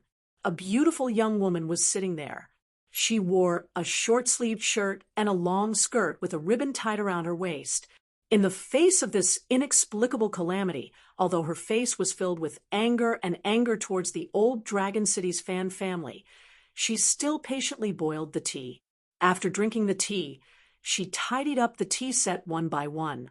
Only then did she begin to think of a countermeasure. However, when she saw the tragic death of the Jean Dan, sword cultivator, she became somewhat disheartened. It was most likely a dead end. The woman's face was full of worry. She gently tapped the table with her fingers and muttered to herself, "There's no reason for my luck to be so bad. In the old Dragon City, I even told my own fortune before rejecting the mountain turtle and choosing Osmanthus Island. Logically speaking, there shouldn't be any mistakes. I should have picked up 1 or 2 opportunities along the way. How could I have died here?" The young woman stood up and tiptoed to the top of the pavilion. Looking down, her field of vision suddenly widened. She swallowed her saliva and slowly squatted on the roof from a standing position. She began to calculate and deduce with her fingers. Could it be that there's an expert hiding here, or the person who can break the game has not appeared? In short, it's definitely not a dead end. Definitely not. Let me divine you. A woman who can confront the old golden flood dragon. Oh, so you're from Osmanthus Island. That's strange. The person who can break the game is still not you. Let's take a look at this hidden ferryman boatman. He's actually a chi refinement warrior who fell from the nascent soul realm back to the golden core realm. He hasn't recovered from his injuries yet. He's indeed an old ferryman with a story. But you can't break the game either. As for this fearless young man, forget it. He's carrying a bamboo pole. TSK, TSK. He's even drinking wine. He likes to show off too much. Does he really think he's a sword immortal of the 5 realms? What a fool. If that's the case, the key to breaking the game is in the mountain. Could it be that there's an immortal watching with folded arms? He's just waiting for the old flood dragon to relax and give it a fatal blow. Let me divine. There really is an otherworldly expert who intentionally conceals his chi. Unfortunately, it's still not him. The woman scratched her head with both hands. Her cheeks were flushed. She was obviously anxious and uneasy. For a moment, the pearl hairpin in her bun was askew and her hair was messy. Don't panic. Don't panic. Master said it himself that there's always a one that can evolve all things in the world. Even the Tao ancestor has always been pursuing this word. It's the same for the real dragon. It's also the same for the real mystery of the Pearl Cave. It's also the same for the Great Wall of Sword Aura. It's all the same. Ooh. When the young woman was distracted, Osmanthus flower girl Jean Su of the Gui lineage courtyard happened to look back 3 times with every step. When she looked back, she saw the dangerous confrontation between her master and the old golden flood dragon. She saw the old ferryman, who was most likely a gold core practitioner from Osmanthus Island. Of course, she also saw the young man with a sword on his back who was sailing forward and causing trouble. Jean Su knew that she shouldn't resent the young man who stepped forward bravely. But for some reason, her anger towards the young man became more and more intense. It was to the extent that she felt that all the disasters she suffered today had to be blamed on this guy. Only then could she feel slightly better. Jean Su didn't want to think too much about it. She was even more unwilling to admit that the reason why she was so angry was not because the foreign guest, named Chun Pingon, did not do anything right. It was because of his stubbornness that made her timid and cowardly. She didn't even have the courage to stand beside her master and stand side by side with her master. On the line between life and death, some people were greedy for life but afraid of death. They judged the situation and retreated to avoid it. Some people were willing to sacrifice their lives for righteousness, facing difficulties and seeking to live through death. For the young people who had just started on the path of immortality, one might not be wrong and the other might not be right. On the sea outside Osmanthus Island, two small boats were anchored next to each other. The old ferryman tried to persuade her several times, but to no avail. In addition, deep in his heart, he really didn't want to see the young man die here. He was a little angry and said angrily, "Since Madame Gouet said that the old flood dragon is powerful, why are you still here?" "Nonsense." The woman smiled bitterly and said, "We're heavily surrounded. Other than a fish dying to break through, there's actually no other chance." The old man suddenly whispered, "Madame Gouet, you must live." The Fan family, the woman shook her head. "I've made up my mind." She turned to look at the young man and asked softly, "Chun Pingon, that talisman, is it really that important?" Chun Pingon nodded vigorously. The woman took a deep breath. "Since it's already like this, what else can we do? That old flood dragon is determined not to care about friendship and uses the word rules to pressure me. Since Chun Pingon is willing to do something, then do it. The two of us can help you delay a bit of time. It's not difficult." Ooh. Chun Pingon immediately sat on the small boat, his back facing the golden flood dragon. He connected with the flying sword 15. A green talisman paper slid out from his sleeve. It looked like a page torn from a sage's book. Chun Pingon's left hand held a small snow awl. He gently exhaled, but when the divine brush reached out to the talisman paper, Chun Pingon's heart was shocked. The tip of the brush was like a heavy snowfall, a pedestrian's feet deep in the snow, unable to move an inch. Chun Pingon's breath of pure martial chi was directly cut off just like that.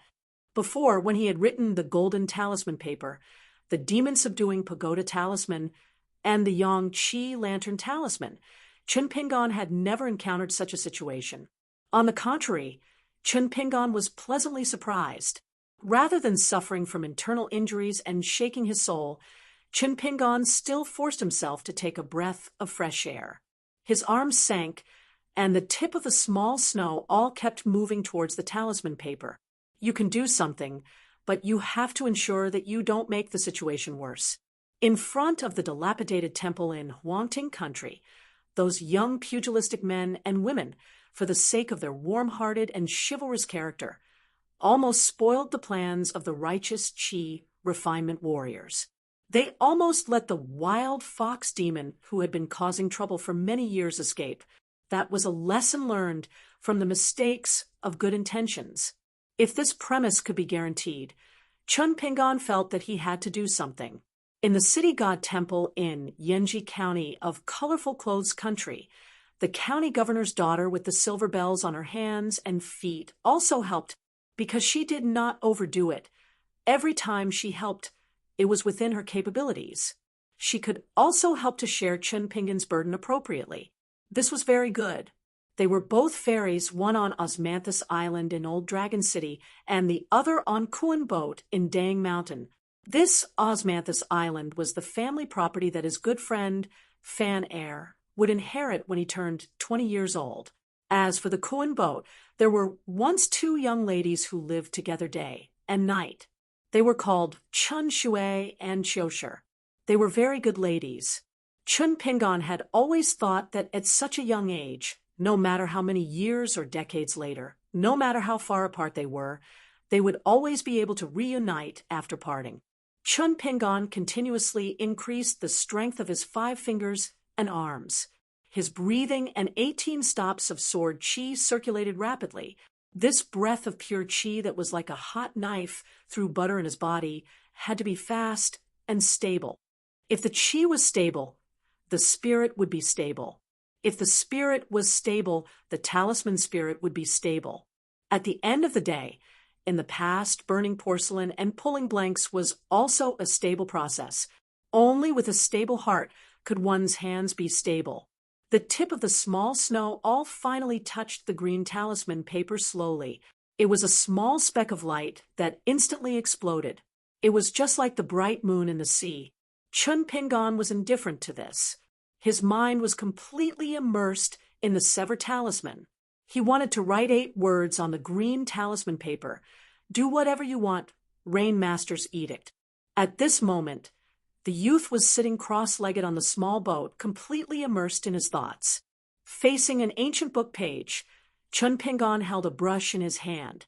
He did not look like a pure martial artist, nor did he look like a swordsman. Instead, he looked like a scholar who was copying books in the mountains and rivers. Whether this talisman was successful or not, he would think about it after he finished drawing it. For example, whether the mountain quaking fist was good or not, he would think about it after he practiced it 1,000,000 times. If he did not do something today, Chun Pingon felt that he had let down the fist he practiced, the sword he learned, the wine he drank, and the many people he knew. 264. The moment Chun Pingon raised his brush to draw the talisman, under the old golden flood dragon's signal, the flood dragon gully had already moved. Moreover, it was like a lion using its full strength to hunt a rabbit. The hundreds and thousands of flood dragons hiding in the gully surged towards Osmanthus Island together with the seawater that originally towered into the sky. Only the direction where the old golden flood dragon was entrenched was particularly calm. The old man on the boat threw the Dragon King basket in his hand to his feet. The life and death of a young flood dragon were no longer related to the overall situation. The old man glanced at the young man with a sword on his back. The young man seemed to be shrouded in the pure moonlight. The man, the brush, and the talisman were integrated into one. It was like a small world between the abbot. The old man praised in his heart. The young man was quite impressive, although it didn't have much to do with the level of cultivation and the depth of cultivation. The old man admitted that he didn't have such a temperament when he was young. The old man quickly withdrew his gaze and said softly, "Madame Gouet, Osmanthus Island is in danger. Chun Pingon and this talisman will be protected by me for the time being. Madame Gouet, you just need to guard the ferry. Let Maji and several stewards quickly tell all the guests on the mountain about the benefits. Don't hide your cultivation anymore. All the personal grudges, rewards, and compensation will be discussed after Osmanthus Island survives this disaster.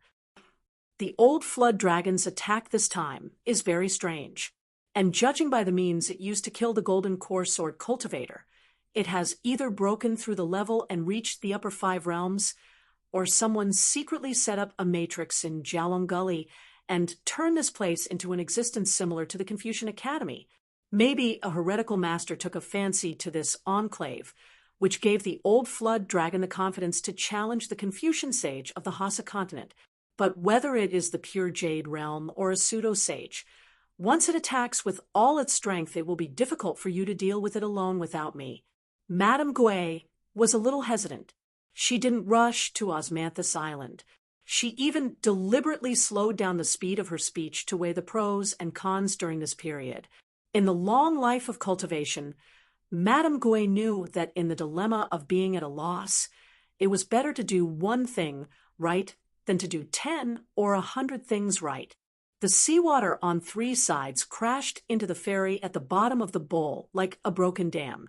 On Osmanthus Island, except for the ancestral osmanthus tree at the top of the mountain, the remaining 1,000 osmanthus trees all shed their leaves at the same time. The leaves did not wait for the leaves to fall to the ground, but instead flew into the air together. It was not disorderly. After the osmanthus leaves hung in the air one after another, they formed a semicircle that enveloped Osmanthus Island. Then the osmanthus leaves were instantly burned to ashes and vanished into thin air. Only a mass of dark green spiritual energy was left on the spot, condensing into a sphere of various sizes. Between these large osmanthus leaf spiritual balls, strands of dark green threads were produced in all directions, pulling and connecting with each other. The sea water was turbulent, and the fairy was like a small boat. The spiritual energy contained in the osmanthus leaves were interconnected, and it was like a large net thrown out by the boat with all its strength. However, this net was not cast to catch fish, but to shelter from the rain. When the seawater crashed into the large net, the waves surged, but not a single drop of water penetrated the large net and landed on Osmanthus Island. The fairy only shook slightly. Moreover, when the ancestral osmanthus tree showed a mysterious posture of rapidly growing branches and leaves, the ground at the top of the mountain cracked, and many gullies appeared, revealing the old osmanthus tree's coiled roots. The entire Osmanthus Island began to slowly rise, as if it was resisting the impact of the seawater. It floated in the air and forcibly left the Jiao Long ravine. Many of the water dragons with horns on their foreheads were the most ferocious. They landed on the large net one after another, using their sharp claws to tear apart the osmanthus leaf formation, or using their heads to smash the net. This kind of water dragon was considered a noble member of the Jiao Long family. They were relatively close to the true dragons that were the first to rule the 5 lakes and 4 seas.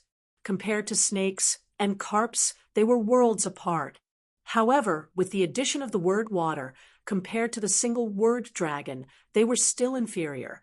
The water dragon was the species of the ancient dragon and the green snake in the sea. Hence, it was also called the green dragon. It was similar to the white dragon that liked to hide in the mountains and precipitous ridges. One was in the deep sea while the other was on land. It often appeared in the writings of scholars and poets, and was also a frequent guest in the poems of traveling immortals. Many descendants of the Jiao Long followed behind, fiercely crashing into the large net, and even used their gifted water spells to attack the large net together. When the old man on the boat saw this, his heart ached. This was Madame Gouet risking her hard-earned cultivation as an earth immortal, and allowing the vitality of her true body to be rapidly depleted to fight for a chance of survival for everyone. Ma Ji, who was staying on the island, should have already negotiated with the guests, but he did not know if they could unite and work together to get through this difficult situation. When Chun Pingon was trying his best to write the talisman, the old golden Jiao Long gave orders to the Jiao Long Go to attack Osmanthus Island in one go. However, it did not have the intention to make a move. It only thought for a while, shook its 100-feet-long golden-scaled body, and slowly swam to the edge of the clear sea. Finally, a dignified old man in a golden robe walked out from the ripples. His eyebrows were extremely long and hung in front of his chest. He walked in the air. This old Jiao Long, who had transformed into a human form, did not care about Madame Gouet, who was distracted by controlling Osmanthus Island. He did not even care about the life and death of the young Jiao Long Go. He was like a tourist who was slowly walking down the hill, looking down at the 2 small boats and the 3 people at the foot of the mountain. The old Jiao Long looked at the back of the young man, and his footsteps did not stop. He smiled and said, "Little guy, you tampered with the dragon-striking pole and wrote the talisman without permission. I thought you were young and ignorant, so I let you hide the 2 flying swords secretly. However, if you continue to push your luck," the old man on the boat steered the small boat under his feet and blocked Chin Pingon and the boat behind him. He raised his head and looked at the old beast whose temperament had changed greatly, and sneered, "So, what if I push my luck? Do you want me to stretch out my neck and ask for a more comfortable death? I beg you, evil beast, to swallow it whole. Don't chew it slowly." The old Jiao Long glanced at the old boat and said with a smile, "You've broken the rules, so you'll die no matter what. As for how you die, it's actually not important. Have you forgotten that after you die, if my subordinates peel your souls bit by bit and make them into dozens of bright candles, after they're lit, They'll be placed in the deepest part of the dragon ravine to endure the cold and gloomy pain. This crime is even more unbearable than being torn apart by horses and cut into pieces on the execution grounds of the mortal world. Especially for old Jean Dan's stage cultivators like you, the higher your cultivation, the better the quality of the candles. At this point, the old man in the golden robe sighed and stopped. He put one hand behind his back and 2 fingers of his other hand twirled the long golden eyebrows hanging in front of his chest. He said helplessly, "Little guy, this Fan family's boat, and I have helped you stall for so long, and you still haven't finished drawing the talisman of the Rain Master's edict? Are you a disciple of the Taoist talisman sect, and you're becoming more and more useless? Or are you not skilled enough and your talisman drawing skills are not good enough? Or is it that this talisman is too powerful and the talisman paper is too precious, causing your drawing to be a little awkward? It's okay, I haven't seen or experienced the talisman of the talisman for many years, and I miss it very much, so I can still afford to wait. Young man, take your time. Don't rush." Madame Gouet sighed. The old man in the boat had a similar state of mind. This was the horror of a sage ruling over a part of the world. It was like the Confucian sage overseeing the palace and the academy, the immortal sage overseeing the Taoist temple, the Arhut overseeing the temple, and the warrior sage overseeing the battlefield. The pale Madame Gouet said sternly, "Aren't you afraid that the scholarly sage of the Hassa continent will hold you accountable for such violent acts?" The old dragon looked at her with pity and said, "Madame Gouet, oh, Madame Gouet, you shouldn't stay in Old Dragon City, such a muddy pond. You've been trapped in a cocoon of your own.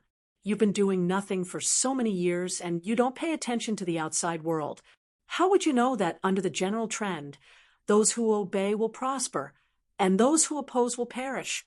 Madame Gouet, although I've been coveting your real body for many years, I can give you one last chance because of your good background. What do you think?" Madame Gouet sneered and said, "If the scholarly sage is here, would you still dare to talk nonsense? Not to mention the sage. I'm afraid that even a gentleman is enough to make you tremble in fear." The old man in the golden robe smiled and shook his head. "Things are different now. That's why I said that you're too narrow-minded, Madame Gouet. Forget it. People who walk different paths cannot work together. After eating you, I can smoothly enter the pure jade realm. At that time, even if the scholarly sage of the Chun family of Yingyin leaves the academy and comes here to hold me accountable, what can he do to me?" The old man grinned, and his smile was creepy. "I know that you still haven't given up and think that I'm deliberately mystifying before. You still think that you're lucky enough to let the young man draw that talisman to scare all the dragons except for me. Look, I've still fulfilled your wish. Now, do you still think that I'm bluffing?" The old man took a step forward and instantly came to the side of the boat that Chun Pingan was on. Chun Pingan was like an old monk who didn't care about worldly affairs as he slowly drew the talisman. Madame Gouet and the old man in the boat moved at the same time. Madame Gouet threw out a osmanthus branch, and it landed on the bow of the boat.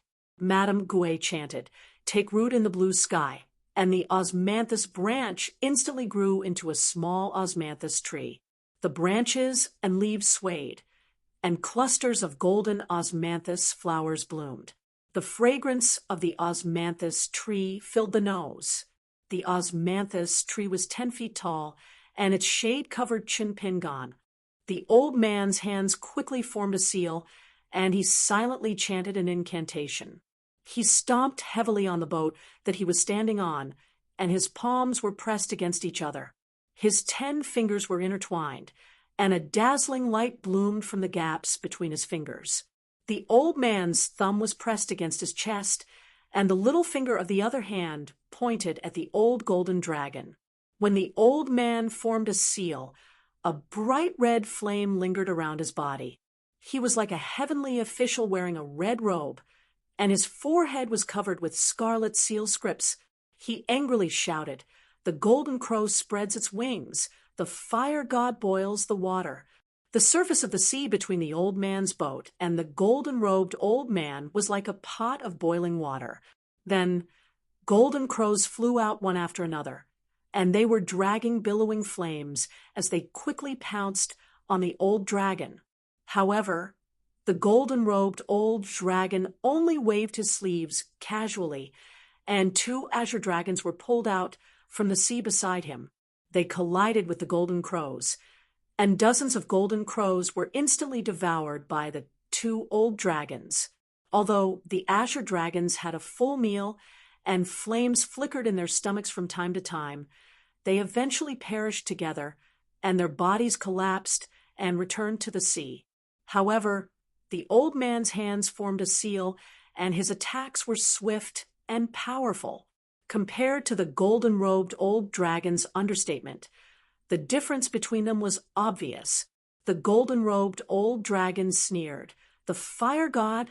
This kind of ancient god is too messy, and because of a huge disaster, the god that inherited this great tradition is often not legitimate, compared to the water god that has always been passed down in an orderly manner and is heavily relied on by the celestial emperor. It's really not worth mentioning. You're just a little gold core. I'm afraid you don't even know that the words fire god's boiling water are just a show of cowardice, right? The earliest fire god said that he would boil the 4 seas and burn the 5 lakes to create clouds and mist in the sky. The later gods of the fire sect only dared to say that they would boil water. What water?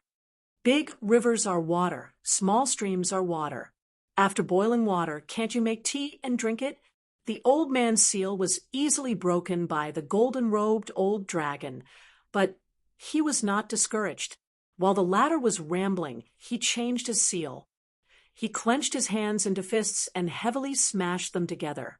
His feet stepped on a unique gang step, and the image of the heavenly official of the fire sect disappeared. He glared at the old man angrily and had the appearance of a protector. Around the old man, there were lightning beads that were circling around him. In the end, the old man separated his fists, and one of his fists hammered his chest to his abdomen 3 times in a row. The spiritual chi in the 3 chi dwellings was agitated, and the other fist returned to his palm, with his palm facing the sky. Hibernate awakening, thunderlock opening, listen to my order, punish on behalf of the heavens. In the cloudless blue sky, a huge whirlpool of lightning and thunder appeared out of nowhere. A snow-white thunderbolt suddenly appeared, and after a few turns in the air, it struck the golden-robed old dragon's head. The golden-robed old man's figure disappeared on the spot, but the thunderbolt did not disappear just like that. It directly penetrated the seawater, and after falling into the depths of the Jiao Dragon Trench, it bounced back, illuminating the bottom of the sea in white. Many of the Jiao dragons that were hiding under the sea did not participate in the encirclement, and after being disturbed by the thunderbolt, they all subconsciously closed their eyes, not daring to look at it directly. The thunderbolt swept out of the sea and flew to a place, and the golden-robed old dragon showed his true form.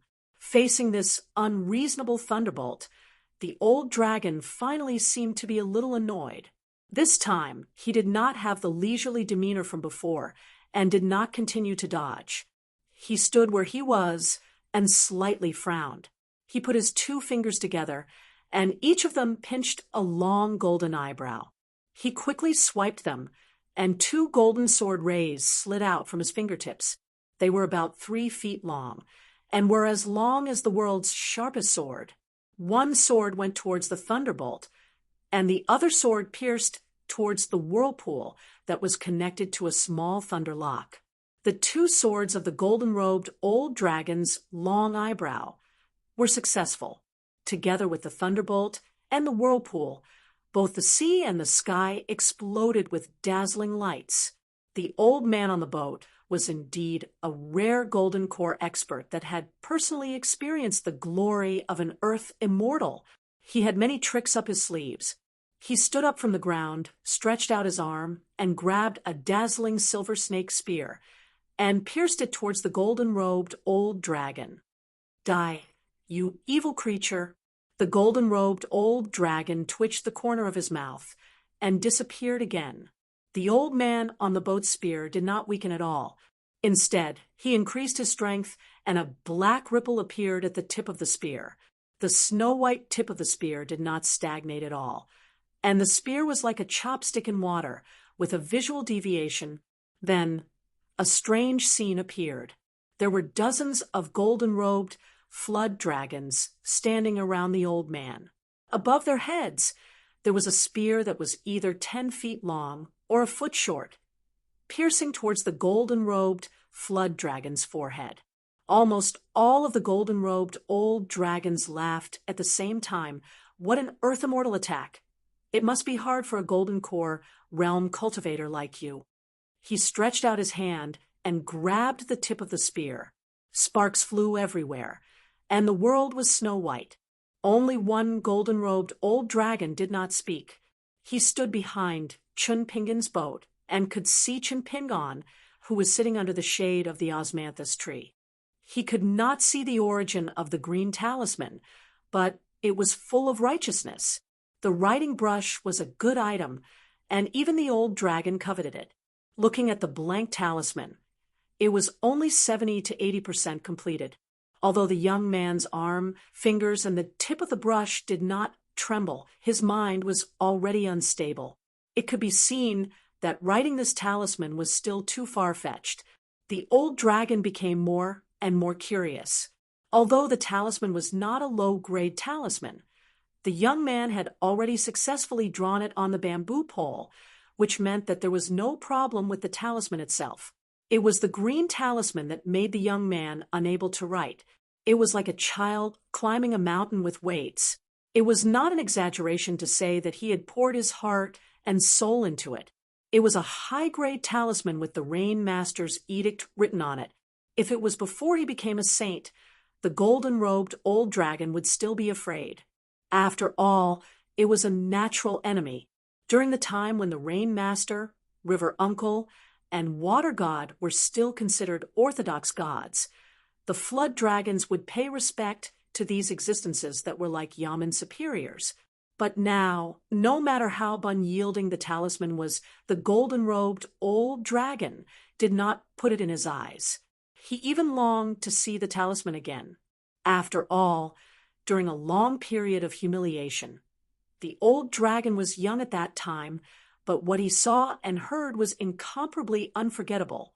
The old dragon wanted some old fellows of the same age, who were not willing to follow him in the depths of the flood dragon ravine, to see this profound talisman with their own eyes. Perhaps it could give these dispirited old fellows a sense of courage and vigor once again. As long as the complete flood dragon ravine was tied into a rope, it was not something that one or two immortal mansions could compare to. Dozens of golden-robed old dragons crushed the tip of the spear at the same time. This was the natal item of the old man on the boat. He immediately fell on the boat and vomited blood. Except for the old flood dragon who was silently staring at Chunpingan's talisman, the rest of the old flood dragons, whose ferocity had been aroused, burst out laughing and stomped their feet almost at the same time.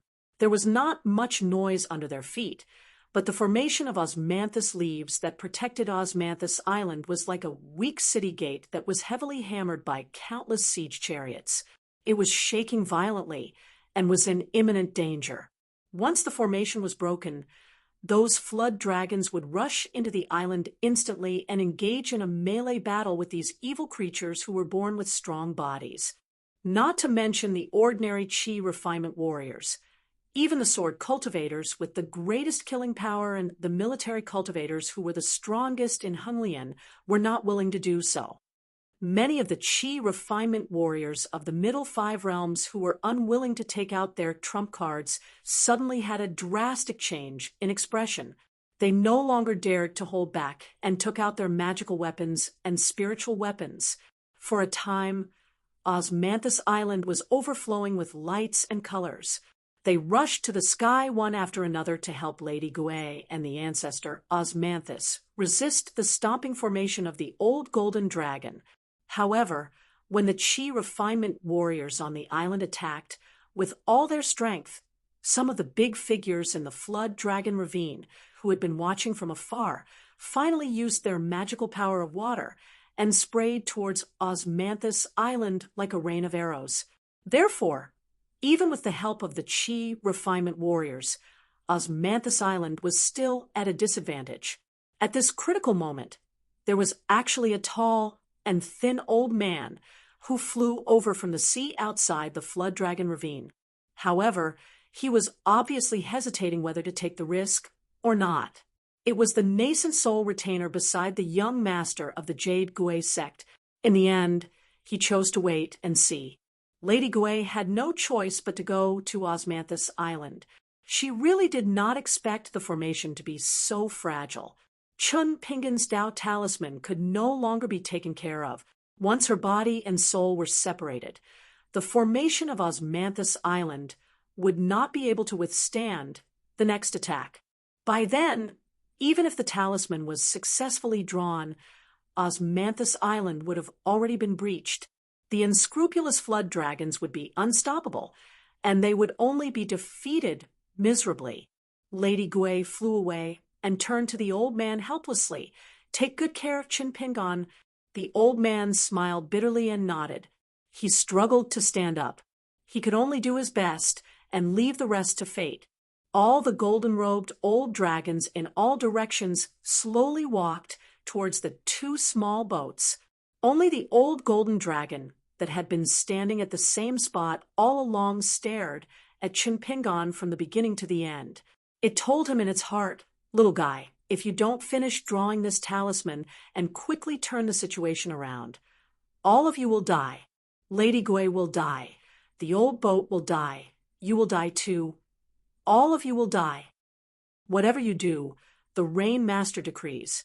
A talisman with a total of 8 characters. Chin Pingan only wrote 6 characters in the end. Moreover, he did not follow the rules at all. This talisman could be considered as invalid if nothing unexpected happened. Actually, although it took Chin Pingan a long time to finish writing the first 4 characters, it was much longer than drawing talismans in the past. However, on the Rain character, no matter how hard Chin Pingan tried to circulate his chi, he could not even write that horizontal stroke. The green talisman paper seemed to be unwilling to accept this character. The two armies were confronting each other. Chun Pingan was fighting alone, facing a towering city. What could he do? There was always a limit to a person's strength. It was not something that could be changed by ambition and perseverance. Chun Pingan struggled for quite a while, but he still couldn't put the brush down. When Chun Pingan's arm began to tremble for the first time, a mouthful of blood gushed up to his throat, but he forcefully swallowed it back down. Left with no other choice, Chin Pingan skipped over the word rain. The word mentor was another natural mode, which Chun Pingan bypassed once again. Fortunately, he managed to finish writing the 2 words Imperial Edict. After using up his last breath, Chin Pingan was already exhausted. The arm that held the small snow all drooped down dispiritedly. He was just trying to force himself to breathe. This time, he failed to draw the talisman, which made things worse. At this moment, the chi and blood in his body were surging. Apart from the heart blood that had already damaged his origin, there were also countless blood beads oozing out from his body. They were extremely fine. They flowed out from his soul, chi palace, bones, skin, and flesh bit by bit. The golden-robed elder dragon was furious for the first time. He scolded angrily, "Useless trash! I've waited for you for so long. You can't even write the 2 words Rain Master?" The elder dragon stepped forward. "I'll give you one more chance. Write again. Draw a new talisman." Chun Pingan stared at the green talisman in a daze. The situation did not get worse. However, it did not get better either. It seemed that after parting ways with the Taoist nun from the Divine Grandeur sect, Chun Pingan's luck began to decline after leaving the Lizhu Cave Heaven. It was as if he had returned to the Lizhu Cave Heaven before it collapsed. This time, he was in a dead end. Chun Pingon raised his head and said, "You want me to finish this talisman so badly? You're plotting something, aren't you?" The golden-robed elder dragon looked at the young man carefully and nodded with a smile. "Of course. However, it's meaningless to say this now. You've wasted so much of my time. Later, your 3 souls and 7 spirits will be made into candle wick and burned at the bottom of Jiao Long Gully for hundreds of years." Chun Pingon glanced at his left arm that was holding the small snow cone. He took a deep breath and slowly lifted it up. Not only this arm, but also his whole body was covered in blood. It was oozing out from his 7 orifices and skin. "Before I die, I must finish writing these 2 words. The golden-robed elder dragon's eyes were gloomy. He smiled. "Young man, you're ambitious. I'll wait and see. I'll even protect you personally. Don't disappoint me again." Chun Pingon grinned. He raised his right arm and wiped his eyes. He wiped away the blood that blurred his vision and roughly saw the talisman's position on the empty space of Rainmaster. He then closed his eyes and murmured in his heart, "What are you doing? What are you doing in an instant?" Chun Pingon began to write on the talisman. The golden-robed elder dragon sneered. "Young man, this isn't the word rain. Are you so badly injured that you can't think clearly?" In another instant, the golden-robed elder dragon no longer had the slightest smile. On the talisman, it was no longer the so-called talisman's spiritual light. Instead, it was a divine light that was rapidly condensing. Chun Pingon just maintained his posture. It wasn't that he didn't want to move, but that he couldn't. This sever talisman was no longer a sever talisman in the true sense, because it wasn't "What are you doing?" Rainmaster's decree. Instead, it was "What are you doing?" Lu Chen's decree. Lu Chen's decree. The golden-robed elder dragon also didn't move at all. He also didn't have the strength to do it. Chun Pingon's lips moved slightly. He silently felt the warmth of the divine intent on the paper. His voice trembled as he said softly, "I've read in the books that the saints said." Chun Pingon coughed incessantly. He finally said the second half of the sentence. "The hidden dragon is in the abyss." These 8 words were not inferior to the 8 words on the talisman in the slightest, a total of 16 words. When they landed in the flood dragon ravine, it was like a bolt from the blue. "Yes, we obey the decree." Voices sounded from the depths of the flood dragon ravine. They rose and fell without end. The world was silent. Dozens of golden-robed elder dragons fused into a single figure. He lowered his head and cupped his fists, but his face was filled with a sinister smile. Before receiving the decree, die. Above the flood dragon ravine, a golden sword light, as thick as a mountain, fell from the sky. It fell directly on the youth's head. Some people could save him, but they weren't willing. For example, the nascent soul old woman beside the youth. Some people wanted to save him, but for the sake of the Fan family, they could only choose to retreat. For example, Madame Gui. Some people were helpless and didn't hesitate to exchange their lives for the youth. For example, the old boat that was close by. Even more people were just watching the show. The situation was already decided. What was there to be nervous about? At this moment, Chun Pingon seemed to have seen through the hearts of people, but his expression was neither sad nor happy. A pair of seals slid out from his sleeve. The mountain river seal stopped above his head. After the golden sword light shattered, the mountain river seal was gone. All that was left was the watermark. On the great Tao, one person walked straight.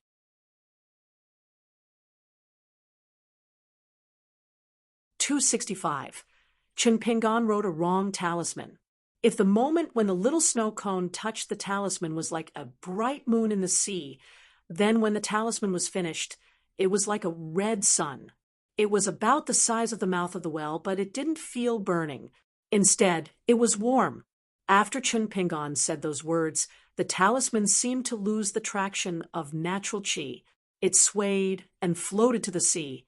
Then it slowly sank into the flood dragon gully, and it didn't cause any strange phenomenon in the sea. Tsinghua Book net, however, the big creatures that were entrenched at the bottom of the Jiao Dragon Trench all transformed into human forms. They were either old men or old women. They left their nests and stood on the stone wall of the trench, bowing to the talisman. Following these old fellows who were of the same generation as the golden-robed Jiao Dragon, many young and ignorant Jiao Dragons had weak combat power.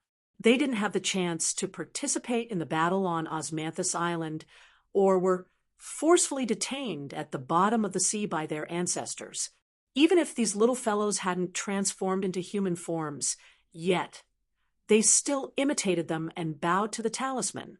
Then, these big creatures who had lived for countless years used their secret skills to reprimand those flood dragon descendants who attacked Osmanthus Island with the sound of ancient water. Their words were extremely harsh. Those young and strong water dragons and snakes looked at each other in confusion, shock, and unwillingness. However, the ancestors of each family threatened that if they didn't return to the flood dragon gully in half an hour, they would be expelled from their families. Then they would be skinned and thrown to the sea. They would be exposed to the sun for 3 years. Only if they survived could they have the chance to recognize their ancestors. They followed the golden-robed old dragon this time. Their ancestors had tacitly allowed them to follow the golden-robed old dragon. Most of these young descendants, who had suffered in the South Sea and the Hassa continent, wanted to follow the golden-robed old dragon. They hoped that one day they could go to the Hassa continent and kill all the Qin family descendants and Qi trainers who were guarding the coast. But now the ancestor gave the order, and the golden-robed old dragon had no objection. They had to jump up and leave the sky of Osmanthus Island. They rushed to the sea. After entering the water, they went back home to ask the ancestor for a fair explanation. After that, the golden-robed old dragon cut the young man who ruined his 100-year plan with his sword before he received the decree. Lu Chen's imperial decree? Who was Lu Chen? Of course, old Jiao had heard of him before. According to his ancestors, this was one of the Taoist sect's supreme beings. Before he ascended, he loved to travel the 4 seas on a small boat. He didn't seem to like staying on land. There was even a rumor that there was a boatman who steered a small boat for Lu Chen. When he went out to sea, he was still in his 30s. When Lu Chen ascended from the North Sea, he steered the boat back to land alone. When he returned home, he discovered that his familiar home, country, mountains, and rivers were no longer there. His name was only left in the family tree from 300 years ago. After that, the boatman whose name could not be traced set sail again to search for Lu Chen. Was the golden-robed old flood dragon afraid of sect master Lu Chen? Of course he was afraid, but he would not be so afraid that he would tremble at the mention of the name. Because while he was in this vast world, Lu Chen was in that dark world. The more noble Lu Chen's identity was, the more difficult it was for him to come to another world. Moreover, the rules were complicated. Every move he made would be watched by the scholarly sage. Once Lu Chen personally took action, it would break the rules. By then, the scholarly sage that he hated would become his and Jiao Long's protective talisman. It was even possible that the person who would help them would be the Qin clan's old ancestor who carried the sun and moon. However, even if he wasn't afraid, he shouldn't take it too seriously. Provoking a sage, even if they were separated by a world, wasn't a good thing. The golden-robed old dragon sneered. This sect master, who was born in the vast world but was in charge of a Taoist sect in another world, really had a good name. As for the young man who used the seal of mountains and rivers to block the sword Qi, the golden-robed old dragon twitched the corner of his mouth. This kind of thing couldn't happen again. Although he hated the young man in front of him, he was already prepared to stop. True gains and losses couldn't be decided overnight.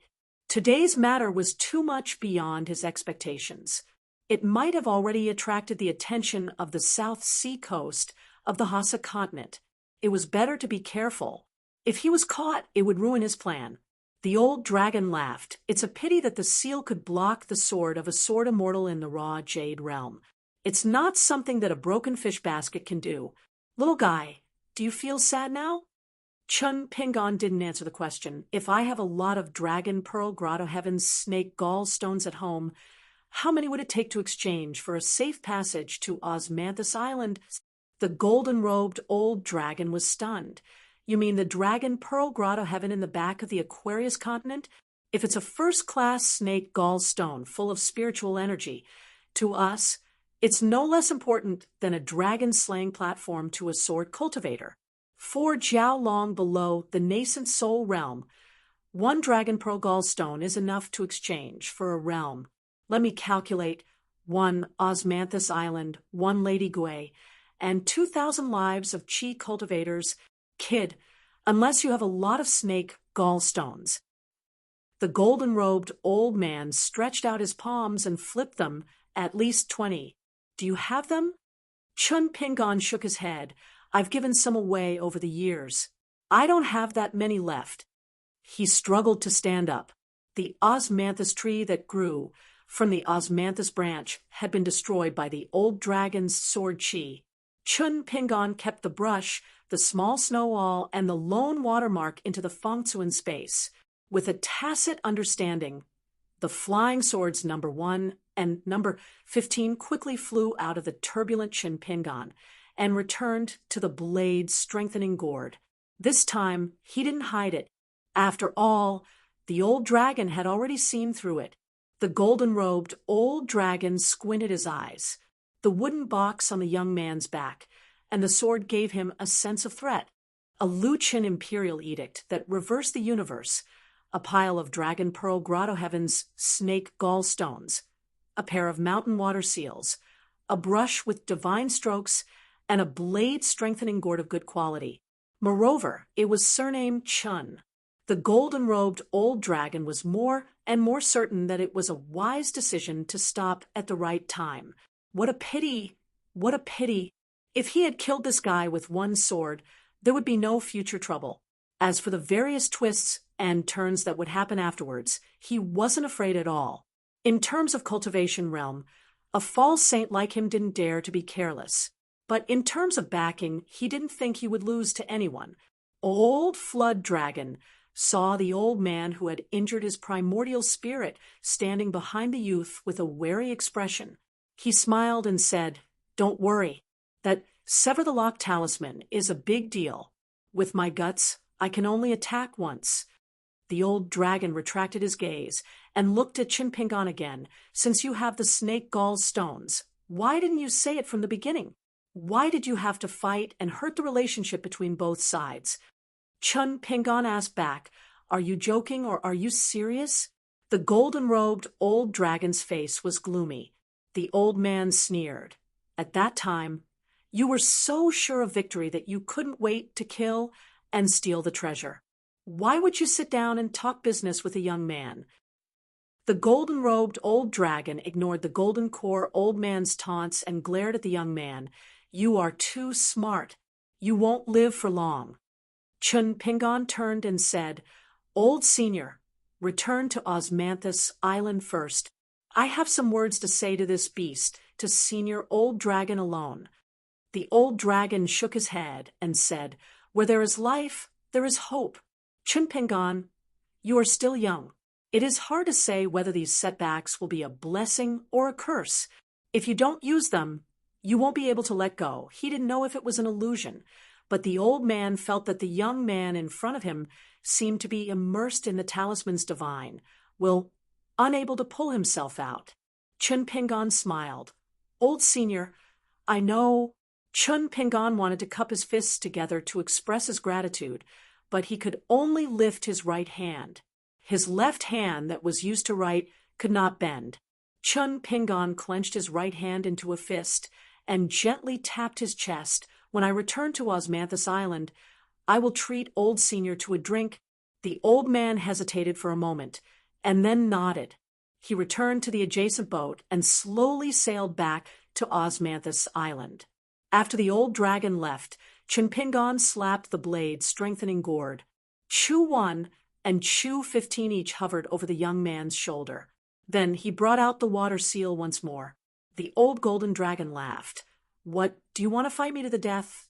Chun Pingon grinned. When speaking to some fellows, if their fists aren't hard enough, they won't be able to listen, no matter how good the reasoning is. That Severlock talisman from before is proof. From this, it can be seen that the reasoning I came up with is effective against you. Let me ask you a question. What rules did the Fan family and Madame Gouet set with you that allowed you to righteously kill over 2,000 people? The old dragon was a bit impatient. He gloomily said, "Do you think this rule is unreasonable?"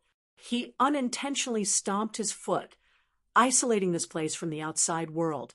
Then he smiled and said, "Then have you ever thought about how many lives have been lost when we, the Flood Dragon Gully bloodline, were migrated to this place to take root? After so many years, do you know how many lives have been lost because of the **T rules set by the scholarly sage?" Chun Pingon asked back, "If you think the scholarly sage's rules are wrong, does it have anything to do with whether the rules you set are right or not? Taking a step back, even if the sage is wrong, can you follow him and make mistakes? Besides, if you have the ability, go and quarrel with the scholarly sage. What's the point of venting your anger on the ferry on Osmanthus Island?" The old dragon laughed. "What's the point? It's just spitting out a mouthful of resentment. It's far from enough." Chun Pingon said, "It seems that the scholarly sage was wrong for not slapping you to death." The old dragon wasn't angry. Instead, he laughed. "Kid, what are you trying to do by going around in circles with me? Are you trying to intimidate me with your backing? Are you threatening me that one day your ancestor or your teacher will come and cause trouble for me and the Jiao Dragon Valley?" Chun Pingon shook his head. "I don't have any relatives at home, and I don't have a teacher." The old dragon suddenly felt a bit confused. "Are you looking for death?" The old dragon nodded. "It's strange. I actually believed what you said. Well, since you don't have any elders or a teacher to back you up, then I have some guts, enough to kill you." The old dragon's actions were swift and decisive. His golden robe fluttered without any wind. He stretched out his hand, and a golden light appeared in the sky. Then it slowly descended, pulling out a golden thread. Chun Pingon didn't notice this at all. He took a step forward and walked to the front of the boat. He looked down at the depths of the sea, as if looking for the seal's severing talisman, and said softly, "Lu Chen, I know you are watching this place, and I have also guessed some of your intentions. But I used your name to beat back the enemy, and you used it to plot against me. In this matter, we are even. However, I'll have to trouble you to tell Alliance of the Sky that the one who killed Chinpingon is at the Flood Dragon Gully of the Southern Sea."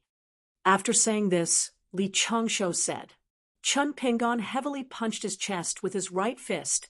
Previously, when he punched his chest with the old man on the boat, it was to calm his mind so that he could say these words to Lu Chen. But now, with this punch, it caused his heart to be in turmoil, and even his talisman's divine will was completely scattered, and it turned back into the mountain-shaking fist intent. In the end, Chinpingon didn't give Lu Chen any chance to use the Supreme Tao technique to talk to him. Chinpingon still couldn't lift his left hand after the 5 fingers of his clenched right hand loosened. He reached over his shoulder and reached out to hold the sword that was supposed to be given to a girl. Chun Pingon suddenly loosened his hand and took off the ginger bottle from his waist. This time, he drank only because he drank. He no longer drank to change the breath of the warriors on the battlefield or to cover the traces of Chewy Wu and Chewy Wu. After drinking, Chun Pingon casually threw the sword-nourishing gourd onto the small boat at his feet and said silently in his heart, "Alliance, Mr. Chief Miss Ning, I'm sorry."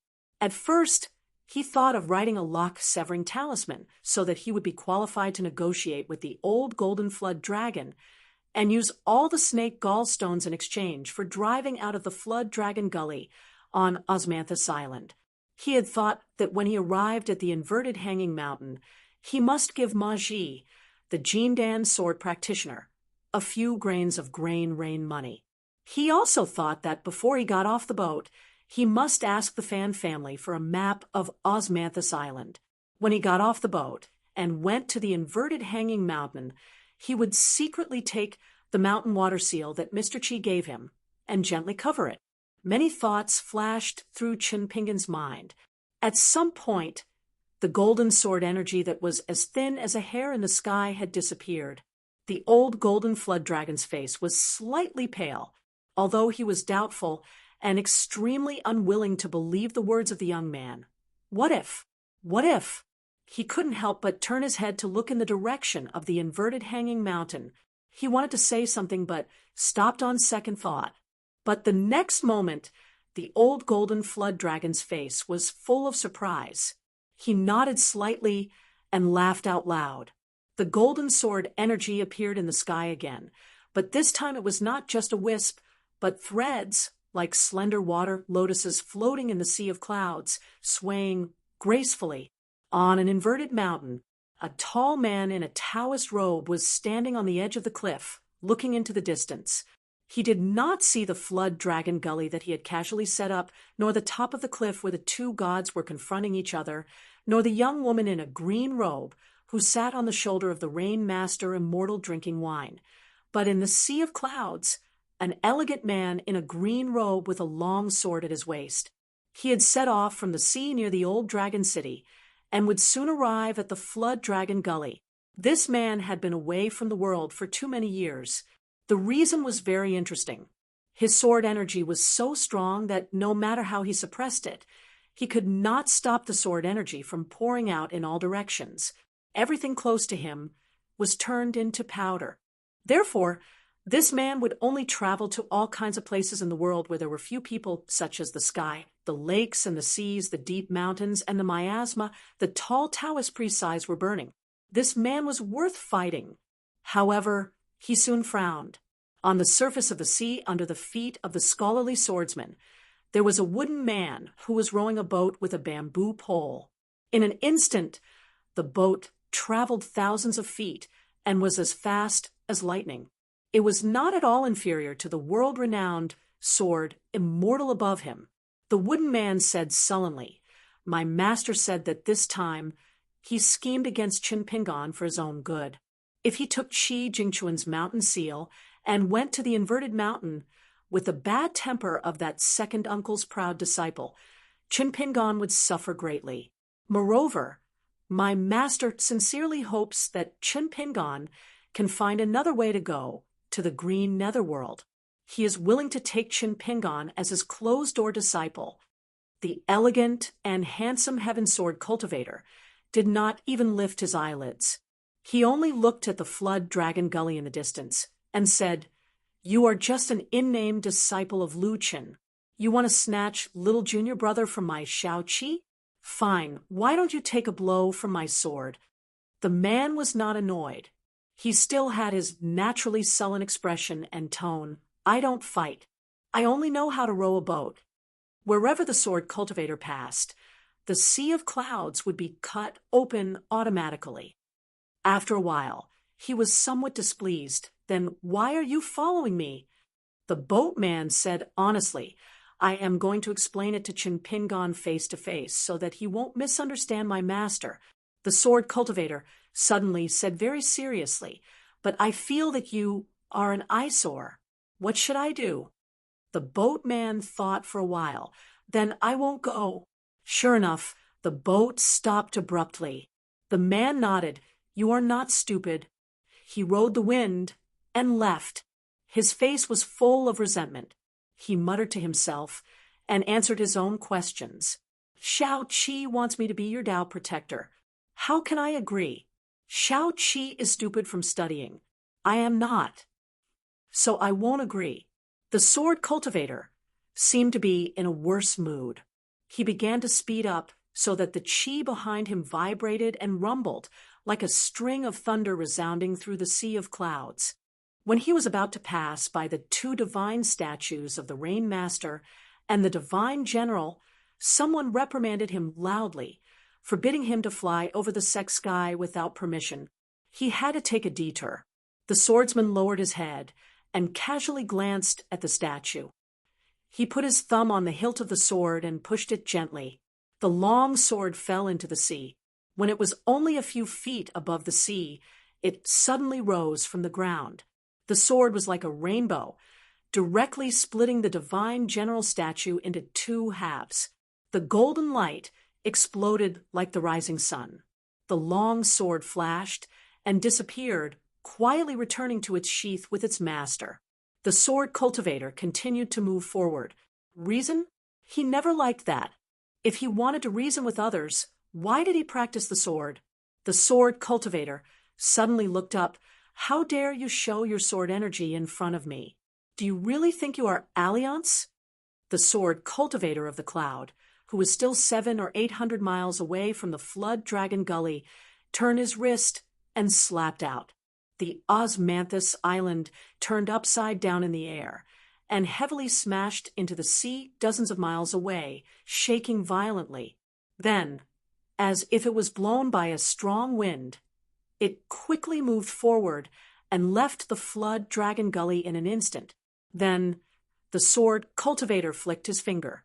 The flood dragon gully was like a gate to heaven.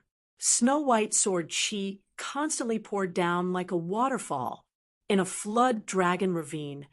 The flood dragons that were nearer to the surface of the sea did not know what the snow-white flood that was poured into the sea was at first. Then, when they came back to their senses, they were already skeletons in their original positions. As for the golden sword energy summoned by the golden-robed old flood dragon, it was like a few withered branches facing a flood. It had long been washed away, not leaving a single drop. The snow-white flood formed by the sword energy kept flowing into the flood dragon gully, but the golden-robed old flood dragon and Chinpingon on the boat were still safe. Inside the flood dragon gully, the sword energy was at its peak and corpses were everywhere. The golden-robed old flood dragon stood dazedly on the spot, his face ashen. Wasn't this just in case? Wasn't this 10,000? A scholarly sword cultivator came to the edge of the flood dragon gully and stepped on the sea surface, slowly moving forward. The sea water was invaded by the sword energy and instantly boiled, turning into clouds. So, the sword cultivator was still flying in the air. He glanced at Chinpingon and said expressionlessly, "Little Chi wanted me to be your Tao protector, but I didn't agree. Just like when Mr. wanted me to protect little Chi, I still didn't agree. Why do you need a Tao protector when you choose your own Tao?" He had a helpless expression, but there was a smile in his eyes. "But you are half my junior brother. I can't deny this. And this time, you dared to take responsibility for your own life and death. I think it's pretty good. Anyway, it suits my taste, so I came to see you. Mr. and little Chi, one is so old, and the other is not young. If they are bullied, they can only blame themselves for being stubborn. But you are still young. It doesn't make sense for you to be bullied like this," the sword cultivator said casually. The golden-robed old flood dragon's more than 300 chi residences exuded snow-white light bit by bit. His face was ferocious and full of pain. But this old flood dragon, whose battle strength was equivalent to the unpolished jade realm, couldn't make a single sound from beginning to end. "My sword intent is not as good as Alliance's, but his sword arts are better." The sword cultivator looked at the youth, called Chunpingon, and pointed his thumb at the sky, then at himself. He smiled and said, "All right, I'm called Swazwa. I'm your and little Chi's senior brother."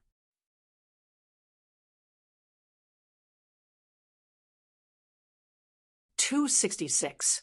On the surface of the flood dragon ditch, Chun Pingon stared blankly at the green-robed sword practitioner, who called himself the eldest senior brother. The young man frowned, and his lips trembled. Then he lowered his head. The sword practitioner with the strange name said angrily, "Are you going to cry? Why are you the same as Shao-Chi? No wonder he picked you. You can't reason with him, and you can't beat him. Every time you hide and cry, your tears falling down." The sword practitioner suddenly said sternly, "Raise your head." Chun Pingon raised his head blankly. The man questioned, "Why did you change your mind at the last moment? Why did you choose to use your fist instead of your sword? Answer loudly, don't be shy." Chun Pingon blurted out subconsciously, "Your swordsmanship is too bad. It's not embarrassing. Your fist technique is not bad. It's not satisfying if you don't use it. Bah, how dare you say that your martial arts fist intent is not bad?" The man's face was full of anger. He turned his head and spat fiercely. He did not have Qi Jingchuan's elegance, nor did he have Liang's amiability. It seemed that this sword immortal named left and right, the most rebellious disciple of the sage of literature in the past, did not look like a scholar at all. However, the hidden smile in the depths of the man's eyes grew thicker and thicker, but his face turned cold. He raised his arm again and pointed his thumb behind him. "Let's not talk about this Jiao Long Gully. Let's talk about the statue on the island. I thought it was blocking my way, so I chopped it with my sword. Let's talk about this stinky ditch. I thought those evil creatures were an eyesore, so I washed them with my sword energy. What do you think?" Chun Pingon answered honestly. It should be considered unreasonable. But when he remembered that this person was Mr. Chi's senior brother, he quickly added, "Should be?" The man sneered and said, "You're so polite. What should be considered? It's the truth." He put his palm on the hilt of the long sword at his waist and asked, "You know that I'm a scholar, but I study swordsmanship more than reading books. Why is that?" Chun Pingon shook his head. He had only heard of Alliance and Chui Dong occasionally mentioning this person. The former did not say too much, and only said that he was the best swordsman among the old Xiaozai's disciples. The latter gnashed his teeth in anger. A person who betrayed his master and betrayed his sect seemed to have an irreconcilable hatred for his former fellow apprentice. In the end, in Chun Pingon's mind, Zhou was like a hidden dragon in the clouds, unreachable and unpredictable. The sword cultivator from the orthodox Confucian school waved his hand. "There's nothing for you to do here. Cultivate well in the future, and don't let down little Chi's high hopes. If you do badly one day, I might come and make trouble for you." The man hovering in the Jiao Long Gully pointed a finger at Chun Pingon. "No matter how high your realm is, it's just a matter of one sword strike." To him, it had always been right and proper for a senior brother to teach a junior brother a lesson. Was it reasonable? He was too lazy to think too much about it. Being a senior brother was the principle. At this moment, the sea of clouds suddenly lowered, and a golden Dharma form that was hundreds of feet tall appeared. It was a middle-aged Taoist with a fishtail crown on his head. "You are the disciple of the sage of one, the sword cultivator? I heard that many people recommend you as the best swordsman in the world, even the inverted mountain, and the Great Wall of Sword Qi have many admirers." The sword cultivator in green looked up. "You sound a little unconvinced?" The tall Taoist laughed heartily. "I don't care about your swordsmanship. I just don't like you. How about we find a place to have a good fight?" The sword cultivator smiled. "You stinky cow-nosed Taoist. You're not good at anything, but your luck is better than mine. You have the second Taoist as your master. My master is not good. He only knows how to talk. But my master is not as good as your master. There's one thing he's better than the second Taoist. The old Xiaozai has me as his disciple, including you. There are more than 10 disciples of the second Taoist." The man in green stretched out a finger, raised it high and shook it gently. "No." He didn't give up and looked up. "For example, you brought out such a big Dharma figure. So what?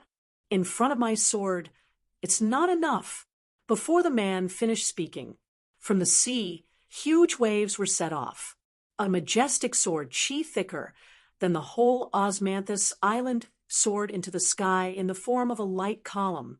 It broke the golden figure into pieces instantly. The small boat under Chinpingan's feet, which was caught in the crossfire, bobbed up and down with the waves. He turned his head and looked at the snow-white sword chi that was surging like a bull. Previously, he thought that Wei Jin of the Wind Snow Temple had broken the wedding dress ghost's curtain of darkness. At this moment, he realized that he was too ignorant. One of the golden body Dharma appearances was broken into pieces, but there was still a bell-like voice that came from the sky. I don't want to take advantage of you. With that guy here, neither of us can fight freely. Why don't we go to the sea area of Fengshan Island? Unknowingly, the old golden flood dragon, whose more than 300 chi residences had been filled by the sword chi, had lost the chance to keep them from exploding. It turned out that the Taoist Gao, who was thousands of miles away, had used some kind of magic to reach out a white jade-like finger from the void and touch the forehead of the old golden flood dragon when the golden figure was destroyed by the sword chi.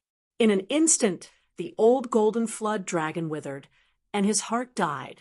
From the inside to the outside, most of his body turned into ashes and disappeared.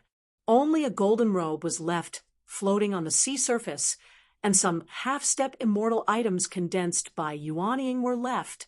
The sword cultivator didn't care about this at all. He just waved his hand and slapped the remains of the old golden flood dragon into Chinpingan's boat. Keep this junk, this trip to the inverted hanging mountain, and the great wall of sword chi. Good luck. Chinpingan bowed. The swordsman nodded and accepted it calmly. Then he did not say anything else and rode the wind towards the southwest. After that, he muttered something to himself. His voice lingered in the air. It was unknown whether the swordsman was talking to himself or Chinpingan. Immortality, carefree in the mountains and seas, living in the clouds and drinking dew, and not eating grains, is already an anomaly. Chinpingan silently returned to the small boat and collected the 3 items that the swordsman had thrown at his feet into Flying Sword 15. They were a golden robe, 2 entangled golden dragon whiskers, and a fist-sized pearl. It had a dim luster and was slightly yellow. It was similar to the saying that a person's pearl would turn yellow when they were old. Chinpingan looked around and gradually calmed down. Looking up, it was a sunny day. Chinpingan rested for a moment. He picked up the bamboo pole with the real seal engraved on it and got up to chase after Osmanthus Island. He felt a little awkward. He hoped that the ferry wouldn't go to the inverted hanging mountain in one go and leave him in the vast sea. Chinpingan opened his eyes wide and looked into the distance. If it was before, Chinpingan would think that Osmanthus Island wouldn't do such a thing. But now, Chinpingan didn't realize that he would have such thoughts. Unknowingly, he was distracted. The sword cultivator, who was flying freely and unrestrained by heaven and earth, suddenly stopped and looked back at a place where Chinpingan was destined not to be able to see him. What the man saw was the young man from Dali, but in his heart he was thinking of an old friend. That person once said, "I don't want you to be Chinpingan's Tao protector, and I know that you won't agree, but I, Chi Jingchun, don't have many friends in my life. In the whole world, I can only look for you. I can only look for you." The man felt aggrieved when he thought of this. He sat down cross-legged and hovered above the sea. He clenched his fists and rested them on his knees. His sharp sword aura flowed, and the sea water beneath his feet churned violently. But the fog couldn't get close to this sword cultivator. The chi refinement warriors in the world were all envious of those sword cultivators who were born with amazing talent and were given the title of Khanate sword embryo. But this man learned the sword very late and was never a Khanate sword embryo. So when this man appeared in the Central Plains, he didn't just suppress, but crushed countless senior sword cultivators. He was especially merciless towards those so-called Khanate sword embryos. He mocked them and spread the word. Countless sword cultivators with extraordinary talent had their sword hearts shattered and their Tao severed. So much so that all the young sword cultivators of the Central Plains couldn't help but feel apprehensive after being praised as connate sword embryos. They felt that these words were scolding them. This sword cultivator was called Left and Right. No one in the world could surpass Left and Right in terms of swordsmanship. Even though the man was in a daze, his eyes were still as bright as ever. He stared at the young man's clear eyes and felt that he was too similar to the arrogant junior brother he was familiar with when he was young. Relying on the fact that he was smart and was doted on by his teacher, he talked about a set of sage principles that were linked and impeccable. After admitting defeat in the debate, he even added, "I don't think senior brother is sincere in admitting defeat. This is wrong." It was really annoying. He hated the teacher bragging about how good he was at fighting. Then there was Xiao-Qi, who read extremely fast. The sound of him flipping the pages and the way he reasoned. He only liked the grand occasion, when the teacher participated in the debate between the three sects twice. That kind of aura of a teacher who stood aloof from the world and a scholar who was like the sun in the sky. He liked Qi Jingchun. Every time he traveled to the famous mountains and rivers with him, he would climb the mountains and write essays after drinking. It made people feel that no matter how high the mountains were, they couldn't be higher than this person's knowledge. But even today, the old scholar had no way out. He had disappeared into heaven and earth. Xiao-Qi was no longer in this world. Alliance had also left the world. The man still thought that whether it was the teacher, Xiao-Qi, or even the seemingly free Alliance, they all lived two tiring lives. They were not as good as him, because he was never bothered to reason with others. If he couldn't beat them, it was useless to reason with them. If he could beat them, there was no need to reason with them. It was enough to have a sword. The man sighed, stood up, and continued to go to the Wind God Island in the Southwest Sea. He felt that some words were too pretentious, so he was also too lazy to say them. "Little junior brother, you must take a few more looks at this world for Xiao-Qi. In the future, if you have the chance, go to other worlds and see them all." Xiao-Qi had never walked out of the world in his life.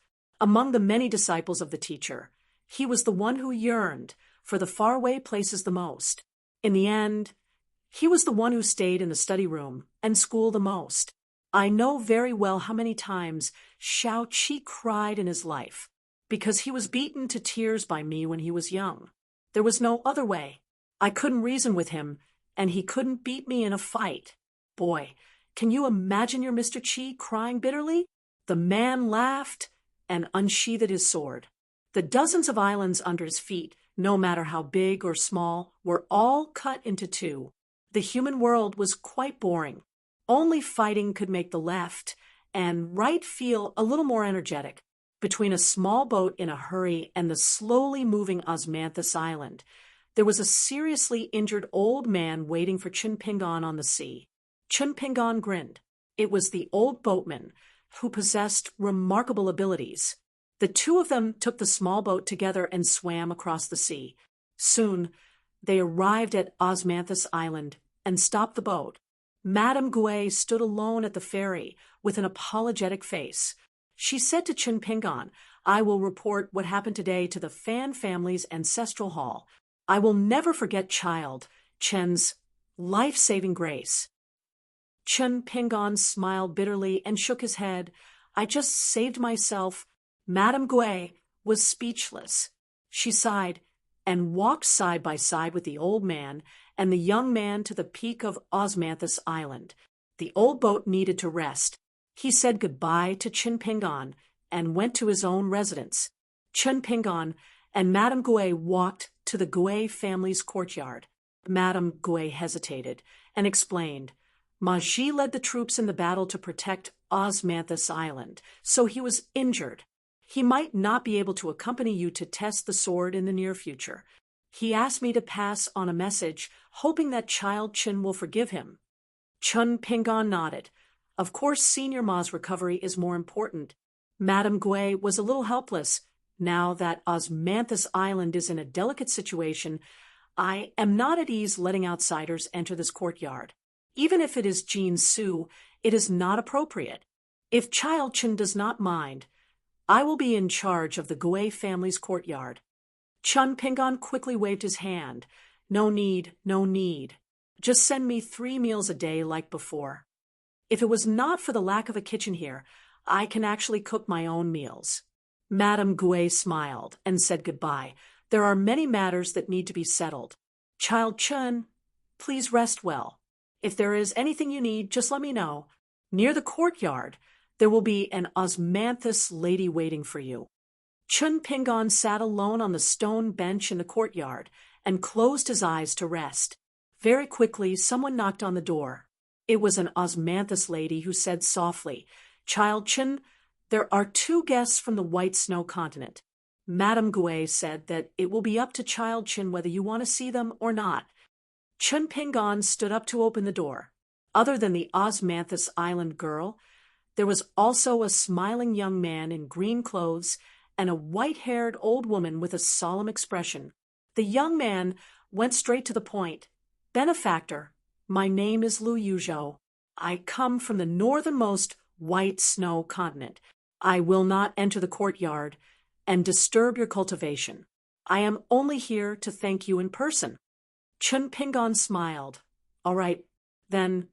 Both of them were speechless. The young man in bamboo clothes looked at Chun Pingon curiously. Chun Pingon was wondering when the young man would leave. The old woman broke the silence. Previously, the golden-robed evil dragon attacked you twice. The first time was too unexpected, and I could not block it. The second time, I still could not block it unless I put my life on the line. But this time, I need to take care of my young master. So, for this matter, my young master needs to thank you. As for this old woman, I need to apologize to you.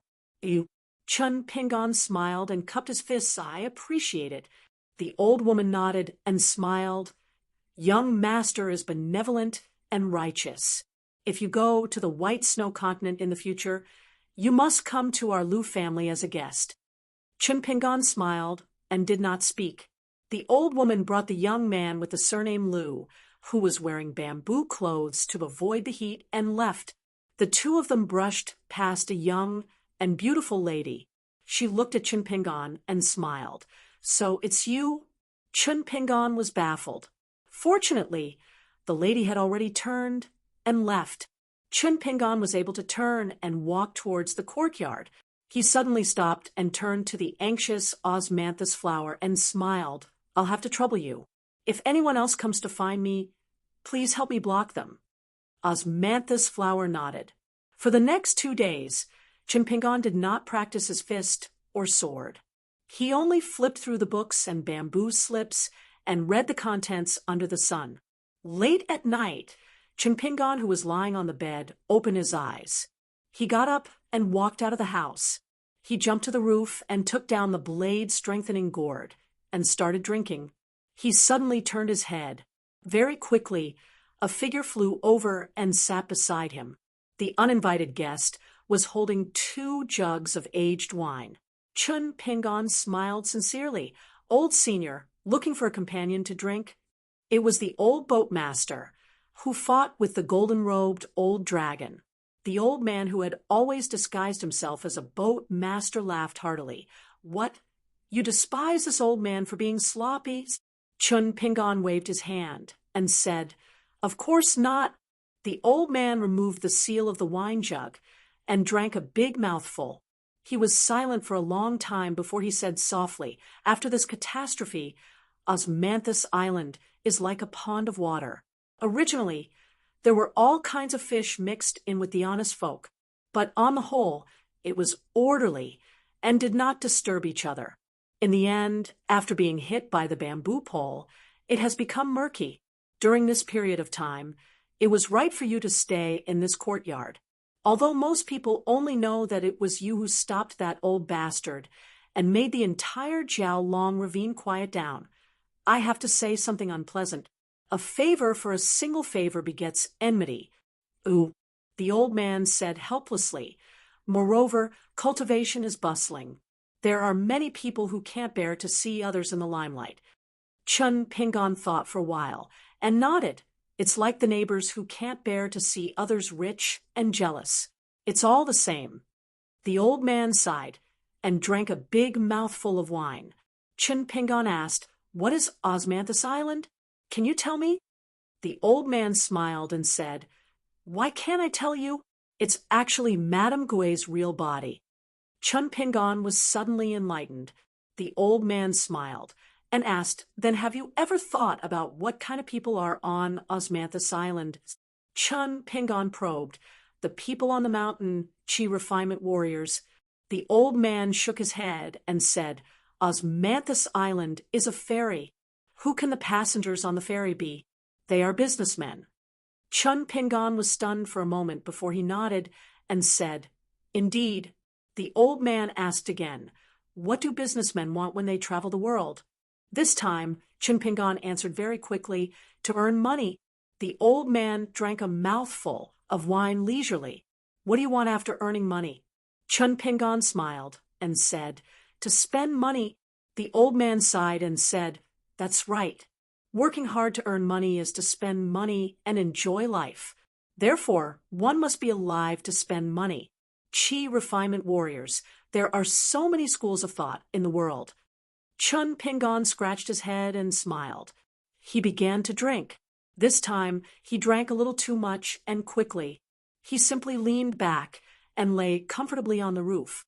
"Old senior, I'll tell you something from the bottom of my heart. Can you not spread it? Moreover, if I say it and you hear it, it might be a little troublesome. It's not a good thing." The old man sat cross-legged with his body leaning forward. He shook the wine jar with both hands, and the wine in the jar that was still half full made a splashing sound. The old man smiled and said, "Just say what you want to say. If you don't say something drunk after drinking, it'll be inappropriate. Then why drink? Lad, don't think that I'm much older than you. I'm actually stupid and bold. Moreover, I've lived for so long. If not for the fact that I wanted to see Master, I wouldn't have persevered until today. Besides, there's not much difference whether you say it or not. I was beside you at that time and heard everything clearly. Isn't that why I'm here to cheat you of your drunken words?" Chun Pingon pointed to the sky. "I met a young Taoist master in my hometown in the past. Back then, we were quite close. It's that Lu Chun. In the previous battle, he schemed against me twice. It could also be 3 times. I'll only say that I'm sure of the 2 times. The first time was when I was blessed with good fortune. I couldn't write the words Master of Rain, so I decided to write Lu Chun. The second time was when I was facing the golden-robed old dragon alone. Back then, Chun Pingon placed the sword-nurturing gourd on his stomach and placed his hands under his head. As a pillow, that feeling was very strange. It was as if I could see and hear everyone's state of mind, heart lake, and inner thoughts. Just like what you said, old senior, I'm indebted to you.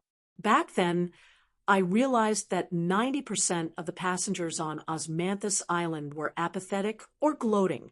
They even wanted me to die on the spot. Of course, there was also a lot of jealousy.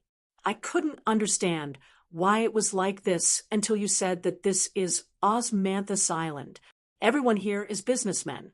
Furthermore, everyone wants to live. When I thought about it, I realized that that's right. I've been living my whole life. That's how I got to where I am today." Chun Pingon grinned. "I have a friend who is a swordsman. He's very impressive. Lu Chun schemed against me, so I tricked him. I purposely asked him to help me pass on my last words. Lu Chun would either ignore his pride and pretend that he didn't hear it. Otherwise, he could only hold his nose and pass on my last words to that friend of mine. Then he would be beaten up by my friend. When I thought of this scene, I wasn't so afraid of death anymore. There were some things that Chun Pingon didn't dare to say out loud. That was because it involved Mr. Chi. Mr. Chi wanted him to not lose hope in this world, no matter what. However, At that time, Chun Pingan was only disappointed in this world. That was probably Lu Chen's real plan. As for what it involved, Chun Pingan only had a vague intuition. At that moment, lying on the roof, Chun Pingan only said in the end, "It's very difficult not to be disappointed in this world." The old man drank his wine and said slowly, "You called the Taoist sect leader by his name, and your friend, who beat him up. I won't tell you about the shock in my heart. After all, I was a land immortal back then. I still have some dignity. But since you've said those drunken words, then this old man also has some things in his heart that I must tell you." Just as Chun Pingan was about to sit up, the old man turned his head and said with a smile, "Just lie down. No one has listened to your complaints for hundreds of years. You don't have to be so serious." Chun Pingan still sat up and explained, "It's not good to drink while lying down." The old man smiled, hugged the wine jar, and looked at the night view of the sea in the distance. The bright moon was beautiful.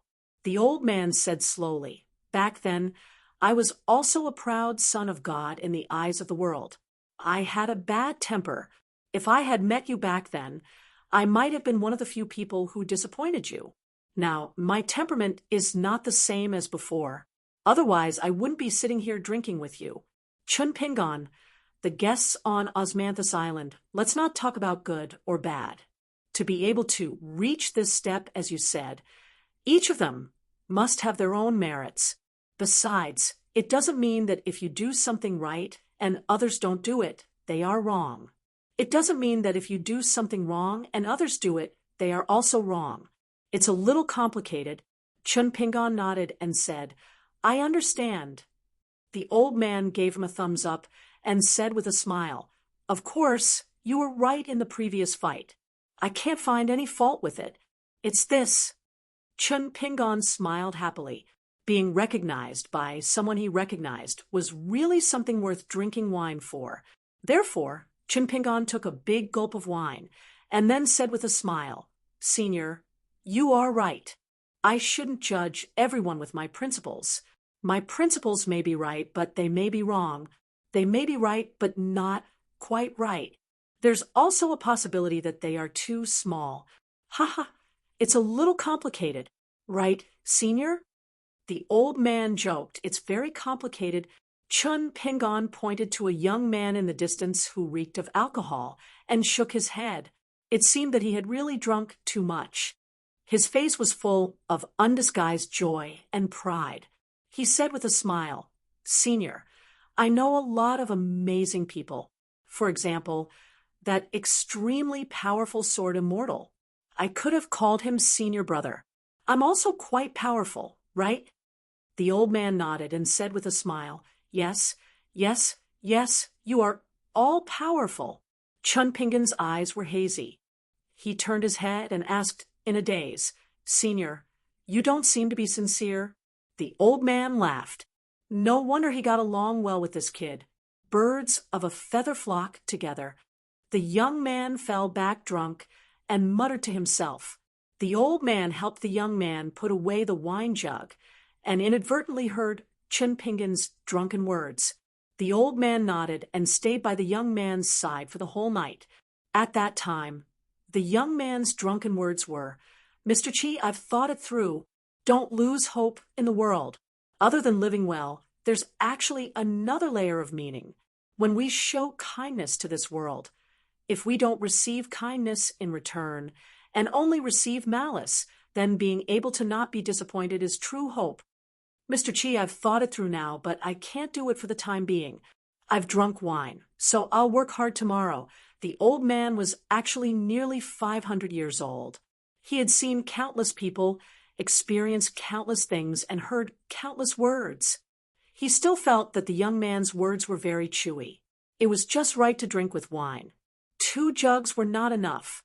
Inside the blade-strengthening gourd, inside the flying sword 15, there was an introductory Confucian classic that the old drunkard gave to Chun Pingan. The coarse words began to move on their own.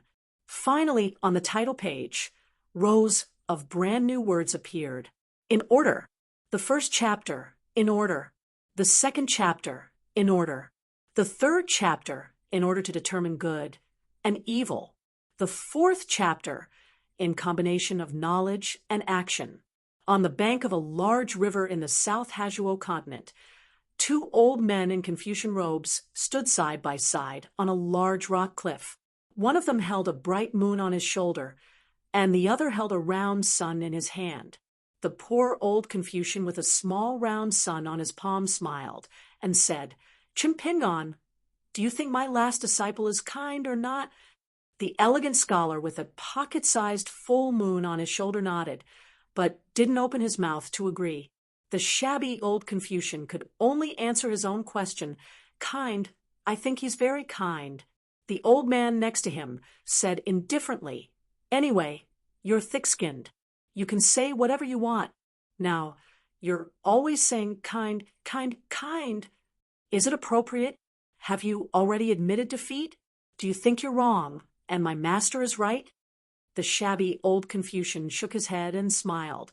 Chimpingon, why are you like this? Didn't Chimpingon already answer you? You're both surnamed Chun. Naturally, your ability is a little higher for the time being. But in terms of comprehension, forget it. I won't say it. If I say it, I won't have any friends. Ooh, the elegant old man sneered. Chun Pingon have never been friends with you, the sage of literature. The old Confucian nodded and said, "Yes, not to mention the difference in seniority. The gap in knowledge is huge." Just as the old man said, "I still need to be a little thick-skinned." It was the old man who was the head of the Chun family in Yingyin. If you have something to say, say it. The old Confucian stretched out his hand and handed over the round sun. He stopped joking and said in a heavy tone, "I hope I can see you make a move later. The later the better." Chun Pingon put away the round sun and hung it on his shoulder. Then the sun and the moon shone together. The old man said calmly, "It's all the same." The old Confucian sighed. "Scholars are all the same." Under the heavens on the top floor of the Baek-o Keikyung building, which was the center of the world, a young Taoist priest with a lotus crown on his head had one hand behind his back and the other palm facing up. He lowered his head and stared at his palm as he slowly walked on the white jade railing. In the corridor under the railing stood two ascendant realm Taoist immortals. They held their breath and were very respectful. They didn't dare to open their mouth and disturb the headmaster's mind. The young Taoist priest withdrew his hand and sighed. His body tilted outwards and fell straight into the sea of clouds outside the Baek-o Keikyung building. The two ascendant realm immortals didn't move at all. They looked at each other and smiled.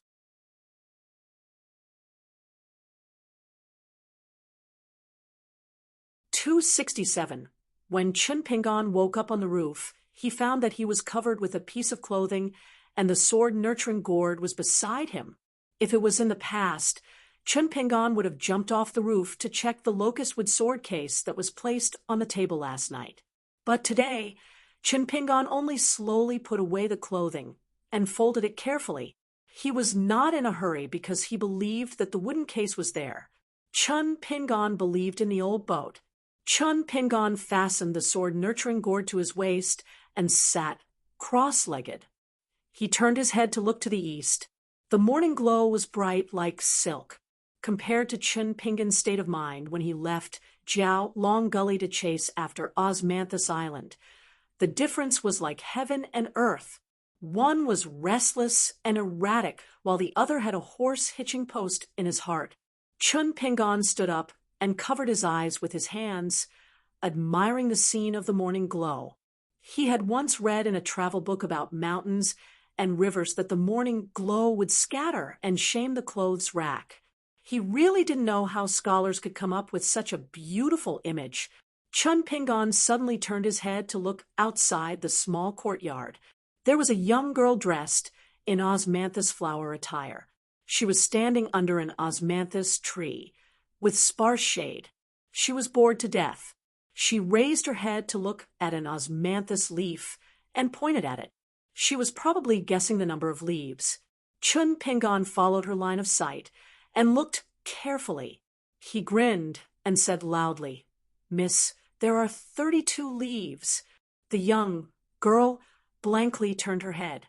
When she saw the little sword celestial on the roof carrying a case, her cheeks turned red. It seemed that the morning glow in the sky would also favor some beauties. Osmanthus flower celestial, who was discovered to be lazy, held back her shyness and asked, "Does young master want to eat breakfast now?" Chun Pingon smiled and said, "Okay, I'll have to trouble Miss to bring more. I'm hungry." Osmanthus flower celestial blinked her eyes. The figure floated down to the small courtyard and disappeared without a trace. The young girl's mood suddenly became better. A few days ago, although this little sword celestial was polite, she was still very afraid. She always felt that if she did something wrong or made a mistake, even if he would definitely not complain to Aunt Gouet, she would definitely be remembered by him. So she was a little afraid of him. He had told her not to see anyone, so she obediently blocked many visitors. She braced herself to reject group after group of immortals on the mountain. She did not know how many supercilious and disdainful looks she received. After eating breakfast, Chun Pingon began to practice his fist in the courtyard. He spent the morning practicing the mountain-quaking fist. In the afternoon, he practiced the sword alone. It was still an illusion that he was holding the sword. His main attack was the avalanche style. This was because Chun Pingon felt that this sword technique was very carefree. After reaching the fourth realm, his spiritual chi began to be restrained. The 6 steps of the mountain-quaking stance looked light as a feather, like a swan stepping on snow and mud. However, every subtle and hurried pause, the fist intent, and gang chi poured out especially quickly.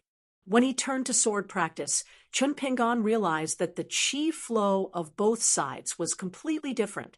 However, the meaning was similar. This made Chun Pingon feel more at ease. This was because he realized that diligent practice of the fist was cultivation. Moreover, one could cultivate many paths.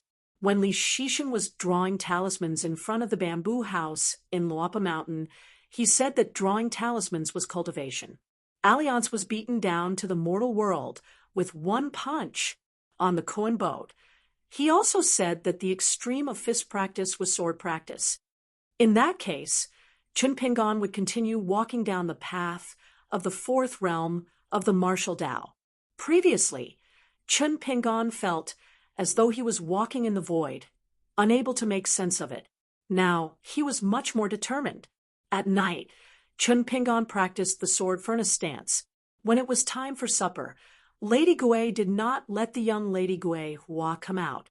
The woman personally brought the food box. This Aunt Gouet seemed to have a lot on her mind and did not know how to open her mouth. Chun Pingon was the first to speak. "Aunt Gouet, this time I helped Fan Xian protect Osmanthus Island. Can you help me send a message to him by flying sword? Tell him that I like this Gouet family courtyard very much and that it will belong to me in the future? Aunt Gouet, I feel that Fan Xian will not be too stingy, but the elders of the Fan family will most likely not agree. When the time comes, can you help me talk to them?" Aunt Gouet was full of suspicion. She looked at the young man carefully. His expression did not seem to be fake. For a moment, all sorts of feelings welled up in her heart. She smiled and said, "If the Fan family ancestral hall dares to not agree, then Aunt Gouet will drag Fan Xian along to cry out for justice. One of them will curse in the streets, and the other will roll around on the ground." Aunt Gouet sat beside Chun Pingon and watched him wolf down his food. She seemed to be amused by herself. She covered her mouth and laughed. A small courtyard on Osmanthus Island is something that has never happened before. Aunt Gouet will personally draw up a land deed. According to the rules of the Yamen, there will be 2 copies. We will first sign it and act first and report later. When the time comes, let Fan Xian throw it into the ancestral hall and run away. Who cares if those old men are willing or not? Ooh. Chun Pingon smiled. Aunt Gouet, there is no need for a land deed. I do not need it with you. Aunt, Gui stared into the young man's eyes. You really do not need it? Chun Pingan looked at her and nodded. Yes. The woman sighed softly. Suddenly, she pulled the young man into her embrace. This Madame Gui, who had an ordinary appearance but a graceful bearing, laughed softly. Although you are about the same age as Fan Xian, that time when you picked up the bamboo and went boating, you were heroic. Today, you are like this. Sigh. The hearts of all the women in the world are about to melt. Chun Pingan was still holding his chopsticks. His body was crooked, and he looked a little like the old willow tree with a crooked neck by the Iron Fu River. He did not think too much about it. He only felt that Madame Gui was praising him. But what was so good about him? Chun Pingan really did not understand, especially when it came to whether a woman's heart would melt or not. What was so particular about it? Was it another example of a scholar? Moreover, Aunt Gui's way of expressing her friendliness and kindness was indeed a little inappropriate. Fortunately, the age gap between the two of them was too big. He believed that even if outsiders saw it, they would not think too much about it. The woman had already let go of Chun Pingan and was smiling faintly. She looked at the young man's unblushing face and his blank eyes. Aunt Gui narrowed her eyes. The woman, who had always been dignified, revealed a charming expression for the first time. She joked, so you're just like little Fan, a child. From the beginning to the end, Chun Pingan was a little embarrassed. He could only lower his head and eat, occasionally drinking wine. Aunt Gui smiled and stood up to leave. In the end, she saw an old man carrying wine at the door with a playful smile. He was full of the smell of alcohol. He swayed the wine pot and strode into the courtyard. He was shouting something about wine for Uncle Juan getting rid of worries and happiness, toads and rabbits moving, and the osmanthus tree swaying in the shade. Madame Gui smiled helplessly. She did not take it to heart and slowly walked away. The shade of the osmanthus tree followed her all the way. The old man Josie's drunken state was suddenly swept clean. With a stern countenance, he said, Chun Pingan, my Shifu suddenly came to Osmanthus Island. He specifically asked for your name and surname, saying that he wanted to pass on a message to you. Are you going to meet him? I can only be sure that my master is not a bad person. He has always been merciful. However, I cannot be sure that such a good person would not do something bad. The reason why he did not want to climb the mountain and come to this small courtyard, the old man suddenly felt a little embarrassed. Logically speaking, as a disciple, I should be a revered one. However, this kind of thing, forget it, I will tell you. My master was once the first boatman of Osmanthus Island's ferry. Whether it was the dragon pole or those folding paper carriages and tall buildings, they were all rules that he passed down. However, after that, my master disappeared very quickly. He only appeared once 500 years ago and took me in as his disciple. I can see that my master has some feelings for Madame Gui. Unfortunately, I do not know how he angered Madame Gui. She did not allow my master to step foot on Osmanthus Island in this lifetime. The old man suddenly said, I guess that my master is the boatman recorded in the Taoist ancient books. He goes out to sea for hundreds of years. He is the person you are talking about. Therefore, when he came to find you this time, I will only help to pass the message. Chun Pingan, you should think about whether you want to go or not. Chun Pingan thought for a while and nodded. I will go. That Lu. The old man quickly winked and stopped Chun Pingan from speaking. He lowered his voice and said, If someone calls you by your name, a saint with great Taoist power will be able to sense it. Think about it. Why are ordinary people often warned not to call the names of the deceased elders? Is it just out of etiquette? It's not that simple. Chun Pingan nodded and went down the mountain with the old man. The old man joked, Aren't you afraid that I have bad intentions? Chun Pingan pretended to be mysterious and said softly, I can sense whether others want to harm me or not. Senior, Does this mean that I have the potential to be a saint?" The old man could not help but laugh. Saints and chi cultivators of the upper five realms were actually two different kinds of people. If one wanted to become a saint, especially the saints of the three sects of the 100 schools of thought, even if it was only a 10th realm saint, it was probably more difficult than other chi cultivators to reach the jade pure state. After going down the mountain and approaching the familiar ferry, Chunpingon and the old man were a little surprised but felt that it was reasonable. Madame Gui stood at the ferry, her sleeves fluttering in the wind. She seemed to be detached from the world, as if she was stopping a middle-aged man from docking. Madame Gui was the owner of this small world on Osmanthus Island. Naturally, she knew that the two of them were close and did not want to be entangled with them. She spoke sternly and said angrily to the middle-aged man with a dull expression, "Hurry up and leave. If you want to chat, go to the sea. Don't even think about setting foot on Osmanthus Island. Otherwise, I will fight you to the death." The middle-aged man with a simple appearance was the boatman who was rowing the boat beside the swordsman. He should also be the teacher of the old man beside Chunpingon. The middle-aged man was a taciturn man, but this Madame Gui at the ferry port was his Achilles' heel. Seeing this woman was so unreasonable, and it was the first time she was so fierce to him.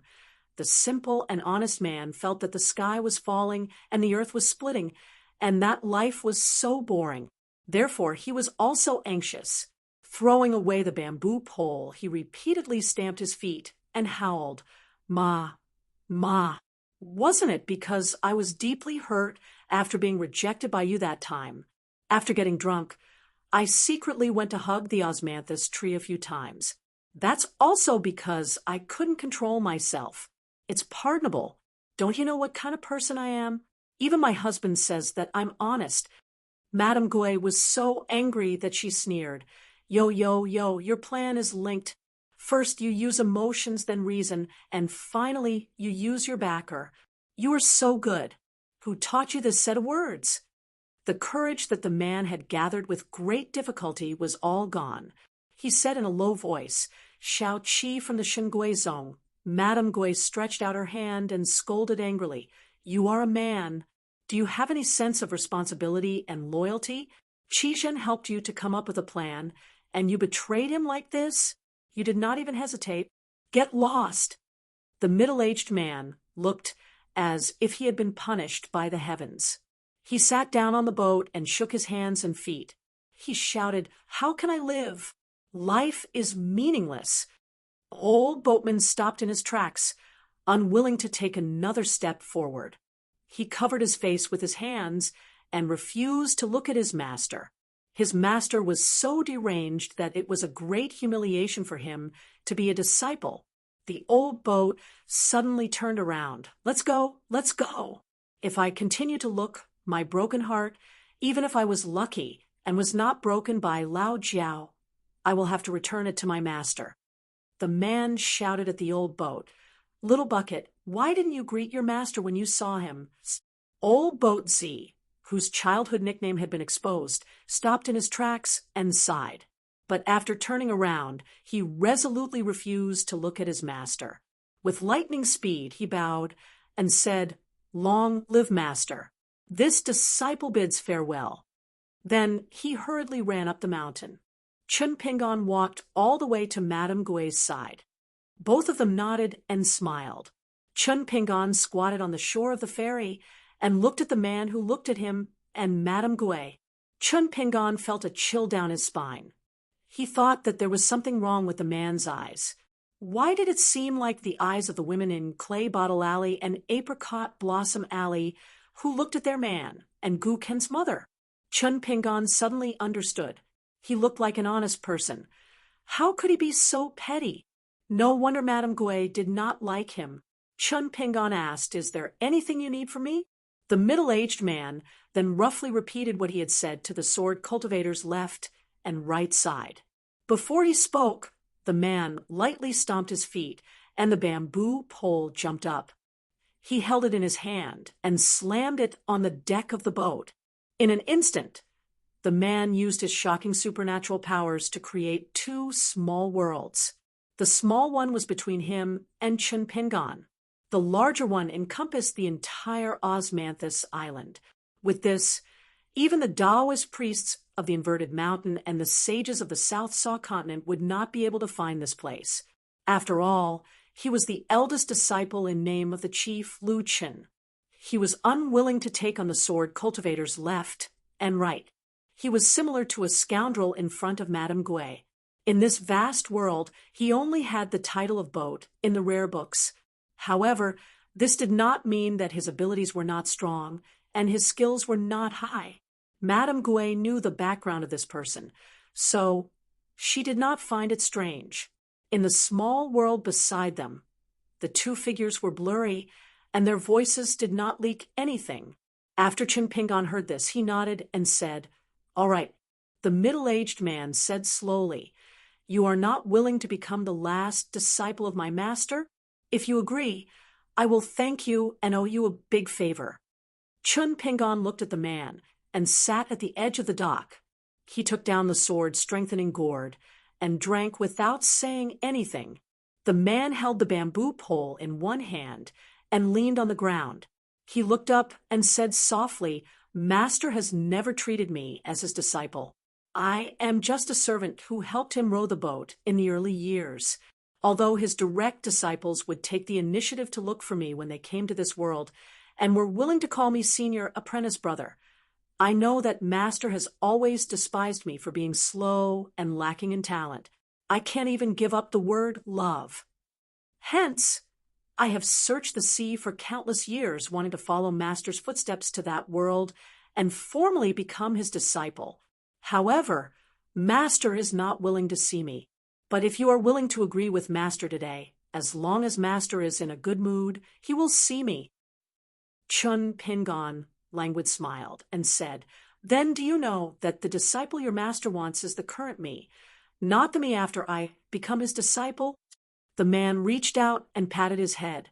He still did not understand and said angrily, "I am confused by your words. What's wrong? Why do all of you Mister's disciples speak so strangely? It's so irritating. Even Xie from the North Continent speaks in a genteel manner. He hides his scolding words in his praise. It took me more than 100 years to realize that he was scolding me for not being enlightened. That was why Madame Gui disliked him." The man then sighed. "It is still my fault. I am too stupid. No wonder others are too smart." Chunpingan stopped drinking and smiled. "How can you not blame this world?" The man stood on the small boat while the youth sat at the edge of the dock. The two of them looked at each other. The man grinned. Chunpingan had already changed the topic. "Your disciple is so badly injured. Are you not going to do anything about it? I think he was in the nascent soul realm before, but then he fell back to the golden core realm." The man said angrily, "I am his master, not his father. I am already 500 years old. Do you still want me to poop and piss?" Chunpingan put down the blade's strengthening gourd. He extended a finger from his left hand and hovered it in the air. Then he pulled his right hand to the right and stopped. There was an invisible ruler between his two fingers. "The logic I speak of is on this end. The logic you speak of is on this end. Both of them seem to make sense, but your logic cannot refute mine. Do you know why? Because your logic should not have gone so far." Chunpingan's right hand slowly moved to the left and pointed to the middle. Then he pointed to the left and the right again. He smiled and said, "If your logic is only near here and standing here, it may be true. You can deviate a little from the left and the right. But when the logic is standing at the right position, how can you measure the weight and size of the logic? Do you know about Taoism? It's not the yin-yang technique, but the technique of divination. With the addition of legalism and these two smaller rulers, it'll be useful." "Ooh," the man said calmly, "don't you think of ruining my path." He held the bamboo pole in his hand and knocked on the deck again. Chunpingan smiled brightly, because he was right again. Chunpingan smiled and stood up. He no longer tried to be mysterious and make things out of nothing. In his dream last night, he had a dream where he read books for the whole night. It was mysterious and mysterious. He seemed to have realized that he was being teased. The man was a little annoyed and scratched his head. He did not vent his anger on Chun Pingan. Chun Pingan blinked his eyes. Madame Gui is watching. How do you think she will see you when you treat your disciple like this? Don't you think this makes sense? The man seemed to be enlightened. His eyes lit up. He hesitated and took out a stack of golden books that were tied together with simple straw ropes. It was not easy to pick this up from the bottom of the sea. Pass it to Xiao Shui Bao. Remember to pass it to him in front of Madame Gui. Can you do it? Chun Pingan nodded. Of course you can. I will even put in a few good words for you. The man smiled and said, Then I won't record the fact that you schemed against me in the account book. Chun Pingan took the golden books. He did not even look at them and carefully kept them in his sleeves. He glanced at the woman who seemed to be a foot away, but was actually not in the same small world. She was looking at the bright moon on the sea with a dazed expression. Chun Pingan retracted his gaze. He was a little curious and asked softly, Your seniority is so high, and you have lived for so many years. Why do you only love Madame Gui? And you clearly know that your path is blocked by the word love. Look at you. You are still enjoying it? The man was poked in the heart and said angrily, What does it have to do with you? Chun Pingan carried the wine pot and walked around the shore. He asked, Madame Gui can't hear us, right? The man nodded. Chun Pingan still lowered his voice and said, Madame Gui's temperament is naturally very good, but her appearance shouldn't be considered too outstanding, right? Tell me the story between the two of you.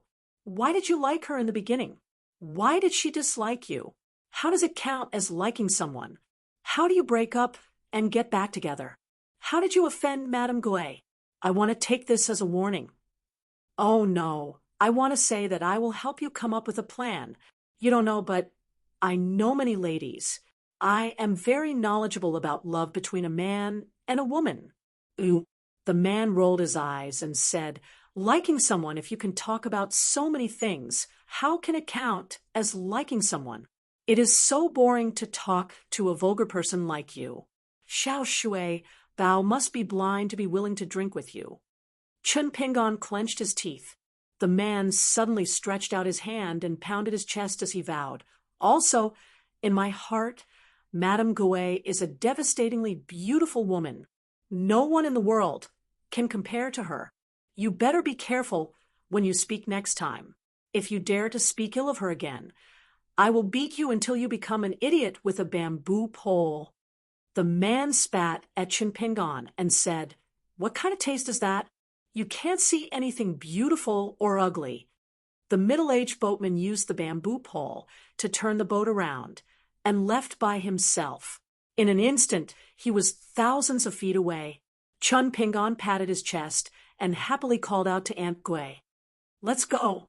I asked for a secret manual from the old senior's master. Chun Pingan did not forget to put in a good word for the middle-aged man. He is a generous man, just that he is a little too honest. Madame Gui nodded and smiled, and just that his appearance is not too outstanding. Chun Pingan swallowed his saliva and stiffly turned his head to look at the man and the boat that had already disappeared. That man was really not kind. Madame Gui patted the young man's head lightly. Obviously, she was not really angry. She said gently, What are you looking at?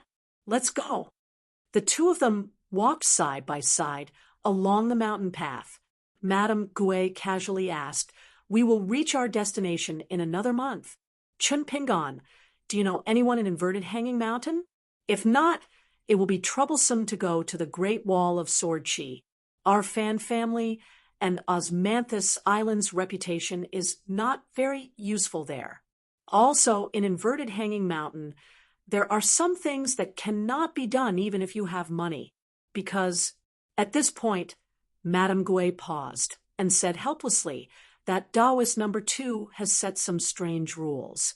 For thousands of years, No one has been able to cross the line. Chun Pingon did not believe her. Never?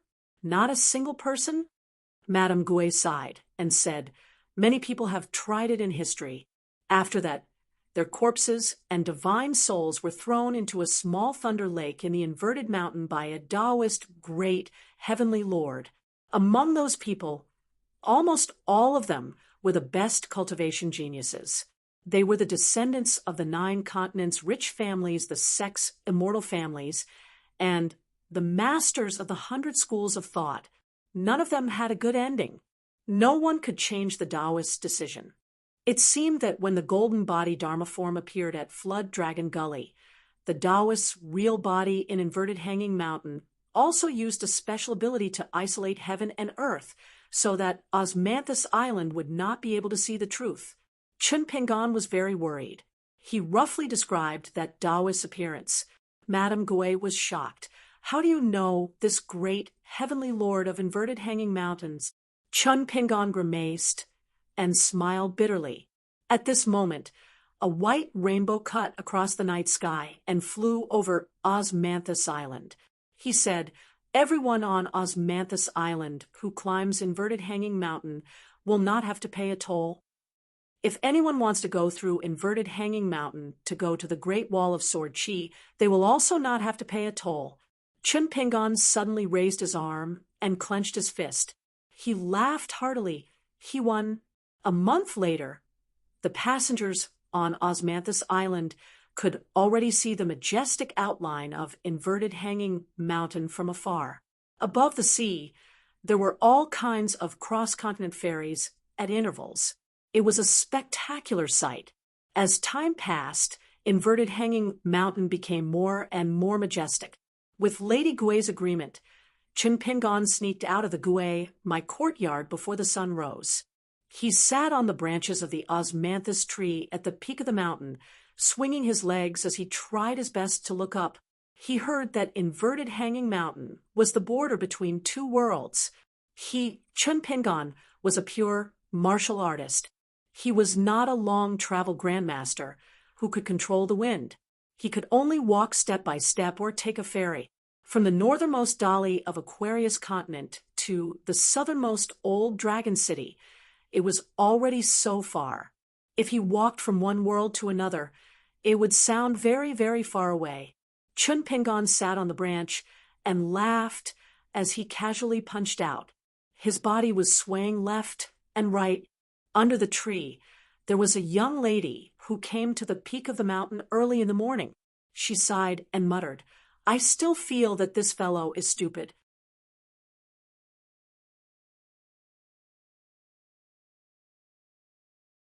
(268) There were mountains hanging upside down between heaven and earth. The mountains pointed to the water of the South Sea. Chun Pingon sat on the branch of the ancestral osmanthus tree and looked at the shocking scene in a daze. Miss Ning set off from here to travel the vast world. He heard that the Hassa continent was the closest continent. He wondered if Lu Xianyang would come here to have a look in the future. Osmanthus Island was about half a day's journey away from the real inverted mountain range. There were all kinds of strange fairies around. There was a big turtle carrying a tablet, a crystal-clear clam shell floating on the sea, and a Koan boat larger than Desai Mountain slowly lowering its height. There was a colorful cloud sea, under which countless magpies were clustered. Rows of red-crowned cranes and blue birds were dragging a tall building. Osmanthus Island was among them, and it was not surprising at all. Chun Pingon suddenly turned around and looked down. He saw the young woman again. She had a graceful figure and a beautiful face. She was wearing a pearl hairpin, a dress, and a ribbon around her waist, but Chun Pingon felt a little numb in his scalp and uncomfortable all over. This feeling was more straightforward than when he saw Lu Chicheng wearing a pink Taoist robe in the dilapidated temple, because Chun Pingon saw the Adam's apple of the beauty. He didn't hate her, but he just couldn't get used to it. Chun Pingon suddenly scratched his head and looked straight at the man who liked to wear red makeup. The knot in his heart was swept away, and he felt a little nostalgic. When he was an apprentice in the dragon kiln, Chinpingon knew a man who was ridiculed as a sissy. He was timid and shy when he walked. When he talked, he liked to throw flirtatious glances and pinch his fingers. In the dragon kiln where the old man Yao was the head of the kiln, this man was the most discriminated against. He finally saved up money to buy new shoes, but he was sure that they would be stepped on by other kiln workers on the same day. In the dragon kiln, it was reasonable to say that he and Chinpingon, who was not well-liked, were in the same boat. However, it was very strange that when the man who liked to cry came to Chinpingon's side, he immediately became bold. All day long, he used sarcastic words to stab Chinpingon. Chinpingon never paid him any attention. The man couldn't control his mouth several times and accidentally bumped into Lu Xianyang's official disciple, Lu Xianyang. Lu Xianyang directly slapped him in the face, and he immediately became obedient. Later, he would also secretly stuff some snacks and pastries into Lu Xianyang's room. The packages of oil paper were even more exquisite than the shop assistants. That man probably apologized to Lu Xianyang, who was definitely going to be the head of the dragon kiln, and also flattered him. The festive paper cuts that were pasted on the windows of the dragon kiln were all made by him overnight. Even if the women on the street saw them, they would feel inferior. If the man was really a woman, how good would his needlework be? At that time, Chinpingon naturally hated the sissy who spoke ill of his virtue. He was just afraid that if he couldn't hold back, he would beat him half to death with one punch. At that time, Chinpingon had already followed the old man to the mountains and rivers around the town. Chopping firewood and burning charcoal was a common occurrence. In addition, he practiced old Yang's breathing method very early in the morning, so his strength was not inferior to that of a strong young man. In the end, the sissy who was in charge of keeping watch at night made a big mistake. The fire of the dragon kiln was actually broken. Then, in the middle of the night, he was so scared that he directly ran away. He was a little smart and didn't dare to run towards the town. He ran deep into the mountains and old forests. If this happened in the marketplace, it would be a capital offense that would end one's family line. The ashen-faced old man, Yao, didn't say anything and sent dozens of strong young men to chase after that bastard. Chinpingon, who was familiar with the mountain roads, was naturally among them. 2 days later, the sissy was tied up and brought back to the dragon kiln. Old man Yao broke his arms and legs on the spot. He was beaten until his skin and flesh were lacerated and his bones were exposed. The people who found him were the men he usually flattered the most. No one sympathized with this man who made a big mistake. Even if they did, they didn't dare to show it on their faces. After all, old man Yao was almost never this angry. Before his arms and legs were broken, the sissy was so scared that he peed his pants. After being pressed to the ground, his whole body trembled. Then he was hit with a stick. His heart was torn, and his lungs were torn. His face was covered with snot and tears. After that, he was hit with a stick. The sissy was like a living fish on a chopping board. The sissy was a sissy. He fainted in the end. From beginning to end, he didn't have the least bit of a man's backbone. In the end, the sissy wasn't beaten to death. After lying in bed for half a year, he stubbornly survived. During this time, many of the kiln's apprentices took care of him. Chinpingon was no exception. Many people weren't happy with this hard work and looked for Chinpingon to do it. Chinpingon was the easiest to talk to in the dragon kiln. In the end, it was Chinpingon, who the sissy disliked the most, who took care of him the most. However, the two didn't talk all day long. In the end, they didn't like each other. Chinpingon just picked herbs and boiled them every day. The sissy would occasionally be lost in thought. He would stare blankly at the old window paper that had turned white after being exposed to the wind and rain. Perhaps he was thinking about the day when he could work in the fields. He must take advantage of the time between work to replace the new and beautiful window paper, bright red.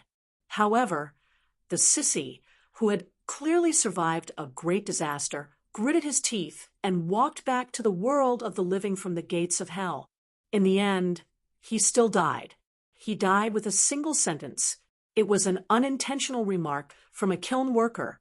At that time, Chun Pingan was boiling medicine at the door with his back to the kiln worker and the sissy. The former laughed and said, "Sissy, your clothes were tattered that day, revealing your white buttocks. You really look like a girl." At that time, Chun Pingan didn't feel that there was anything wrong with it.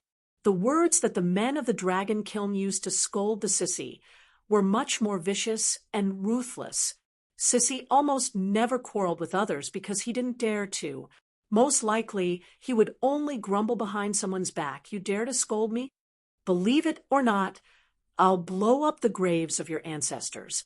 In the end, after such a casual remark, the sissy, who could already sit up on his own, chatted a lot with Chun Pingan for the first time that day. Most of the time, it was him talking.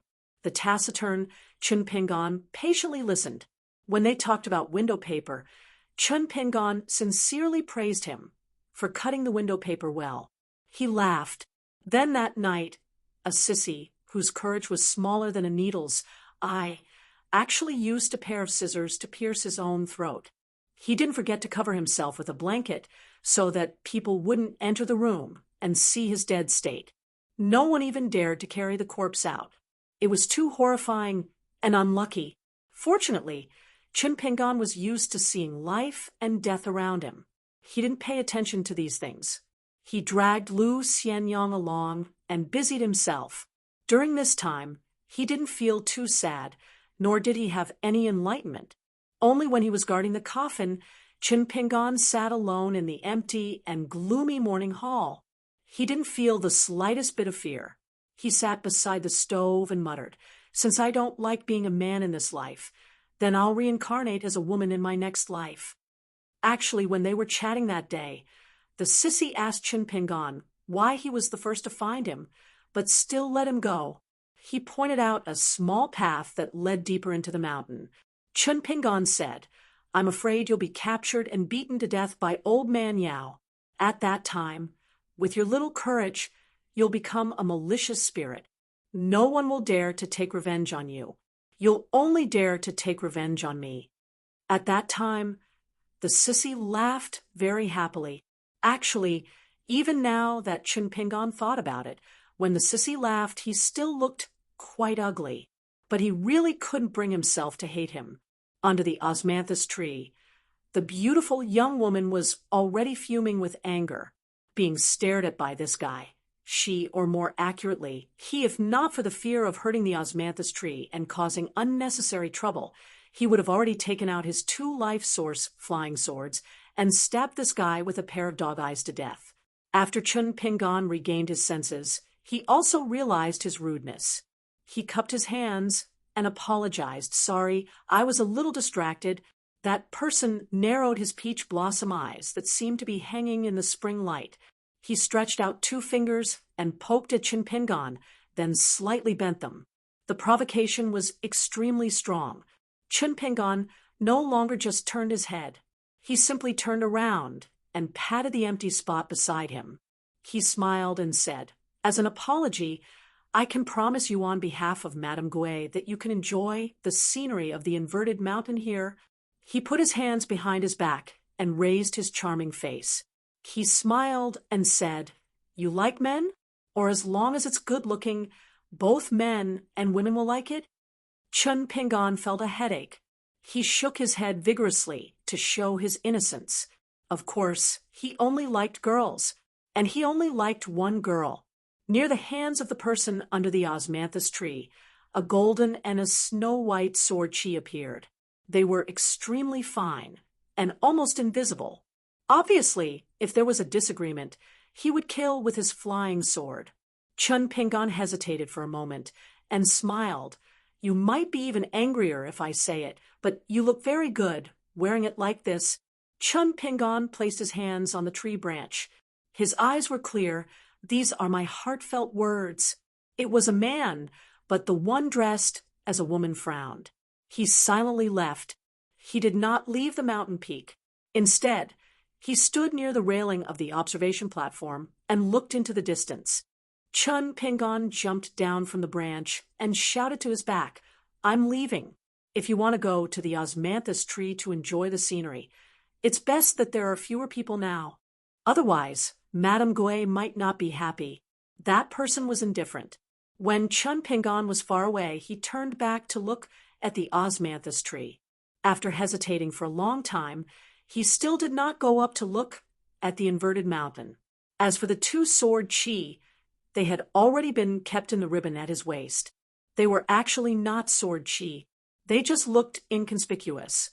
However, they were two extremely high-quality natal flying swords.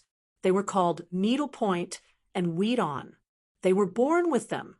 They were called innate sword embryos. Moreover, those who were born with two natal flying swords were 1 in a million among sword cultivators. The key was not the one, but the one in the world. The key was that the quality of the natal flying swords was shockingly good. Therefore, his master said that he must have the potential to become a sword immortal in the upper 5 realms. Otherwise, he would not have taken him in as a disciple. However, his master did not say how many years it would take for him to reach the Jade Pure Realm. He did not ask because he was not interested at all. He was more obsessed with the Great Tao deduction technique. Unfortunately, his master said that he would not go far on this path and would not be able to inherit his master's mantle. Including his master, all his senior and junior brothers encouraged him to practice the sword Tao. He actually knew that it was not that they really hoped that his sword Tao would reach the peak and be the champion, but that they harbored ill intentions and wanted to see him make a fool of himself. The reason was simple. He was afraid of heights. How could a sword cultivator who was afraid of heights be like this? Now, he would occasionally ride the flying sword and travel with the wind. He would never be higher than 2 feet above the ground. He glanced at the osmanthus tree branch that the fellow was sitting on and felt that he was actually stupid. Chun Pingon returned to the small courtyard of the Gouet lineage. The golden core sword cultivator, Ma, she was already standing in the courtyard, welcoming him with a smile. It turned out that Chun Pingon took the initiative to find the courtyard where Ma Xi was recuperating and asked when he could continue to test the sword. 3 days later, the small courtyard of the Gouet lineage returned to its original state. Ma Xi helped Chun Pingon test the sword while Jean Su was in charge of 3 meals a day. Occasionally, Madame Gouet would come to the small courtyard, but she did not disturb the two of them. She would just sit quietly for a while and at most boil a pot of tea for the two of them before leaving. During this period, Chun Pingon took out the talisman paper that was used to hide the ghost. Madame Gouet held it in her hand and quickly shook the ghost in white out of the talisman paper. Then the ghost in white, who was aggressive in the city god temple of Colorful Clothes Nation, saw Madame Gouet of the nascent soul realm, old Josie, who had fallen from the earth immortal realm to the golden core realm, Maji, who was a sword cultivator of the golden core realm, and an enemy, Chun Pingon. If the ghost was not already dead, her soul would have been scattered again. In the end, with the help of the fake saint Madame Gouet of the small world of Osmanthus Island, the ghost swore a soul oath to be loyal to Chun Pingon for 60 years. As a reward, she could walk out of the talisman paper that would lose its soul bit by bit without spiritual energy and live in the scholar tree sword case. This was because ancient scholar trees had always been known as the scholar tree house. Not only did the spirits of plants prefer scholar trees that were more than 1,000 years old, otherworldly items and ghosts were also like this. Previously, when they were close to the inverted mountain, old Josie suddenly found Chun Pingon and brought him to the ferry at the foot of Osmanthus Island. When Chun Pingon arrived there, he found a young flood dragon climbing on the ferry. Its head was on the shore, and most of its body was submerged in the sea. It looked at Chun Pingon with eyes full of curiosity and gratitude. Old Josie squatted on the shore and said in amazement, "This poor little guy. If it were us, it would only be 6 or 7 years old. Madame Gouet did not want to make things difficult for this innocent little guy, so she only left the Dragon King's basket and set it free. Unexpectedly, it seemed to have no home and soon caught up with Osmanthus Island. However, it did not dare to get too close. It whimpered all night and wandered around Osmanthus Island. Now that we are getting closer and closer to the inverted mountain, the little guy probably knows that it will definitely die if it goes any further. Even during the day, it is howling very loudly. If not for Madame Gouet, who took pity on it and helped it conceal its chi activity, I am afraid that it would have been skinned alive by those chi refinement warriors on the mountain. In the end, old Josie smiled and said, "Chun Pingon, it seems to have made a special trip to find you, but I don't know if it is to repay your kindness or to take revenge. Although it is still very young, the flood dragon is cold-blooded and cunning by nature. It is hard to say." Chun Pingon did not say anything. He took out an ordinary snake gallstone and threw it to the young flood dragon. After it swallowed it instinctively, its eyes seemed to be in a daze. Chun Pingon waved his hand and motioned for it to go back. The young flood dragon twisted its body and returned to the sea. It whimpered softly and was still unwilling to leave the sea area of Osmanthus Island. Chun Pingon thought for a while and threw a large handful of ordinary snake gallstones into the sea. The young flood dragon rolled crazily and splashed huge waves. It swallowed the gallstones that were delicious to it.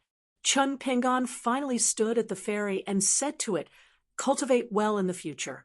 You have received my kindness today. If you like to harm people like that old flood dragon, I will kill you with one punch." The young flood dragon swam back to the side of the ferry. Its head was above the shore of the ferry. It opened its eyes wide, as if it wanted to remember Chun Pingon's face. After a while, it leaned back and returned to the sea. Old Josie was used to seeing storms and said with emotion, "You are kind and have good karma, but things in the world are unpredictable. Good karma may not have good results." Chun Pingon's eyes were indifferent. He looked at the surface of the sea where the starlight was like gold and silver. He said softly, "If it is a bad karma, then I will kill it with my sword." At that time, old Josie was thinking about his teacher who would disappear for hundreds of years and the golden book that Chun Pingon gave him. He did not pay much attention to Chun Pingon's expression and words. Cliff Academy of the Great Sway Kingdom. Those schoolmates and fellow disciples who came out of Dali were destined to not have the chance to spend time with each other after coming to Dongshan. Li Huai made 2 new friends.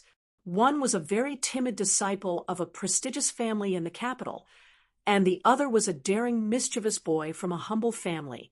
They were both slightly older than Li Huai. The 3 of them played together all day long and had a lot of fun.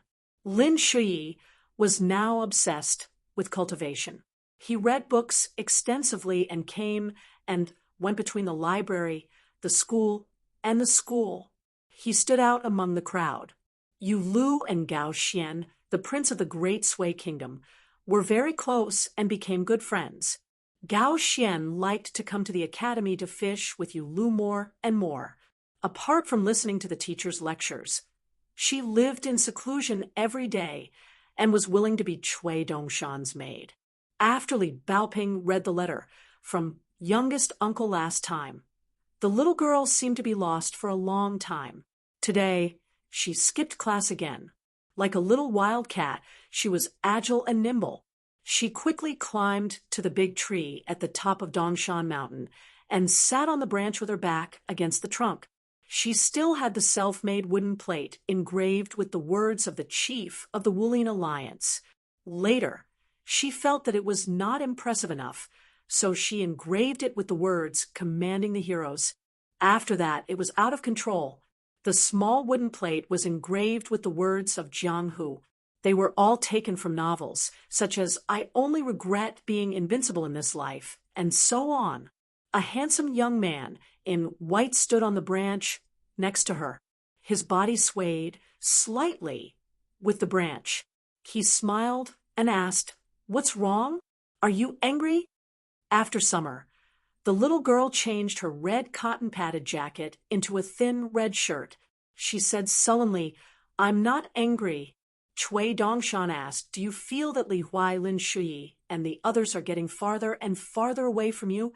The little girl said unhappily, "It's okay to be farther away from me. When I was in the school in the small town, I didn't like to talk to them." Chui Dongshan smiled knowingly. "Then you're fighting for justice for my teacher?" The little girl had a straightforward personality. She nodded generously and admitted, "Yes." Chui Dongshan held the back of his head with both hands and sighed. "People will grow up. When they grow up, they will pick up some new things and throw away some old things. Just like this, they will be old in an instant." The little girl said angrily, "Youngest uncle, and the others are willing to throw it away?" Chui Dongshan turned his head to look at the angry little girl and smiled. "What's there to be willing to do? Besides, even if my teacher knows about this, he won't be angry." "Why are you angry?" "There's no need." The little girl crossed her arms in front of her chest, panting with anger. Chui Dongshan turned his head and looked at the capital of the Great Sui Kingdom. "In the future, you may make a very good friend and grow up with her. Then, one day, when she gets married, she will like her husband more. You may meet a Mr. Chi better than Chi Jingchun, and then one day you will feel that Mr. Chi's knowledge is not the greatest.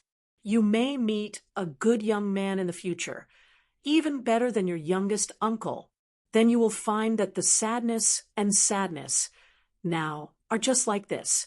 When the time comes, you will drink 1 or 2 mouthfuls of wine, and it will be gone." Chui Dongshan suddenly turned his head and said in surprise, "Little Baoping, you didn't refute me. If you don't speak, I won't have any words to say."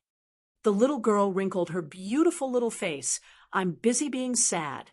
Chui Dongshan laughed and fell backward, lying on his side on a slender branch. He supported his head with one hand and stared at the little girl in the red cotton-padded jacket. Perhaps one day the little girl would grow taller and taller. Her round little face would become thinner, and her chin would become sharper. Her eyes would still be so moist, clean, and lively. She would still wear red clothes, and she would still be able to ride her horse by the lakeside, and she would still be able to drink wine in the mountains and rivers. She would probably also encounter happy events and sad people, right? Chui Dongshan sighed. He was a little worried. If such a good girl really fell in love with his teacher one day, it would be very worrying. But if one day she didn't like his teacher the most, it seemed that it would be even more regretful. Chui Dongshan turned sideways, closed his eyes, and began to sleep, crossing his legs. As for those people who met by chance and lost their hearts, even if Chui Dongshan was just a young man now, those frustrations and experiences were accumulated in his heart, no less than those of the Dali imperial tutor Chui Dong. There was something he didn't tell the little girl. Chui Dong, old Chui Dong, Zhuozhuo, Mao Xiaodong, and even Qi Jingchun grew up little by little under the shelter of the old scholar. But in the end, everyone hoped to walk out of that incomparably big shelter. Those who walked out were better, but those who couldn't, their hearts would slowly change. Not far away, the little girl in red put away the wooden tablet and carefully took out a picture scroll from her arms. On the scroll, there was a young man standing under the osmanthus tree, smiling at her. The little girl was no longer worried, and her face was full of smiles. She said cheerfully, "Young martial uncle who learned how to drink is so handsome. When I grow up, I must let young martial uncle take me to Jianghu." The more the little girl thought, the more excited she became. She turned her head and asked loudly, "Chui Dongshan, is it difficult to drink?" Chui Dongshan decisively refused. "You can't drink." Li Baoping said angrily, "Why?" Chui Dongshan said bitterly, "Teacher can't bear to scold you, but will directly kill me." Li Baoping sighed, shook her head, and said with pity, "So pitiful." Chui Dongshan glanced at the smiling little girl. "Little Baoping, when you comfort people in the future, Please put away the gloating smile on your face. Li Baoping made a gesture of holding a seal. Cui Dongshan sighed and muttered, "Good intentions don't pay off." Between the inverted mountain and the sea, there was a river that looked like water and clouds hanging in the air so that all the fairies could climb the mountain. Many fairies that could ride the wind needed to descend to the sea first and couldn't directly approach the inverted mountain. Osmanthus Island stopped for a moment at the ferry at the bottom of a river. They just symbolically handed over the elixir letter, which was similar to a customs clearance certificate, and did not pay the exorbitant toll.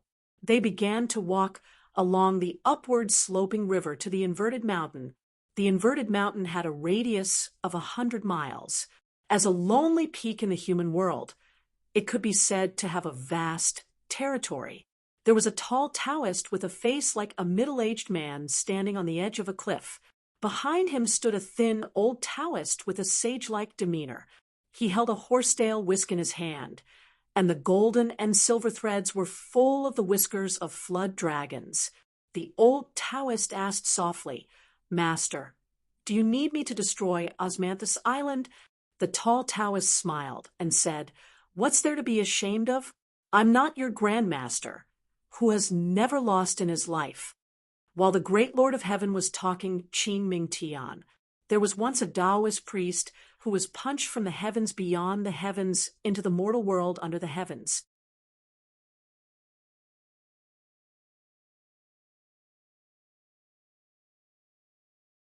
$269, 10,000 words to make up for yesterday's leave. P.S. The title of this chapter is borrowed from a reader. Standing at the ferry at the foot of Osmanthus Island, Chun Pingon took a light step and stepped onto the inverted mountain.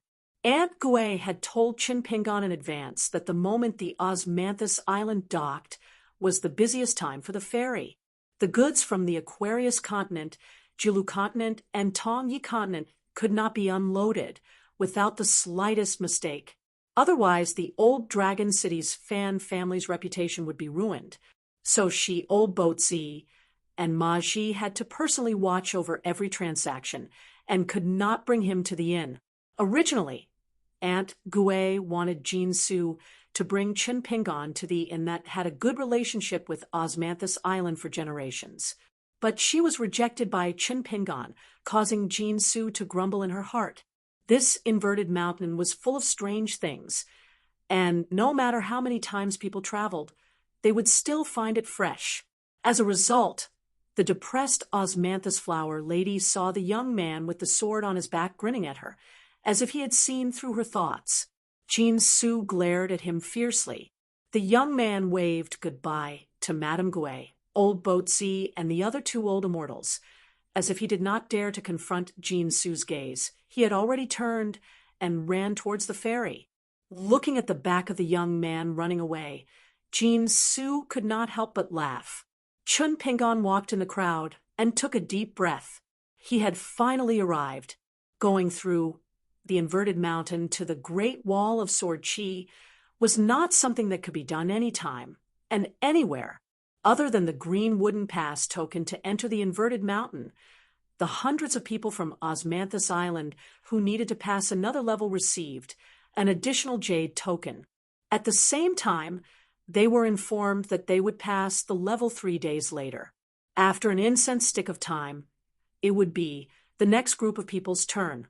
Chun Pingon walked down the boat, the white jade token engraved with the word "Ya" hanging from his waist. Aunt Gui told him that the inverted mountain had different scenery and shops.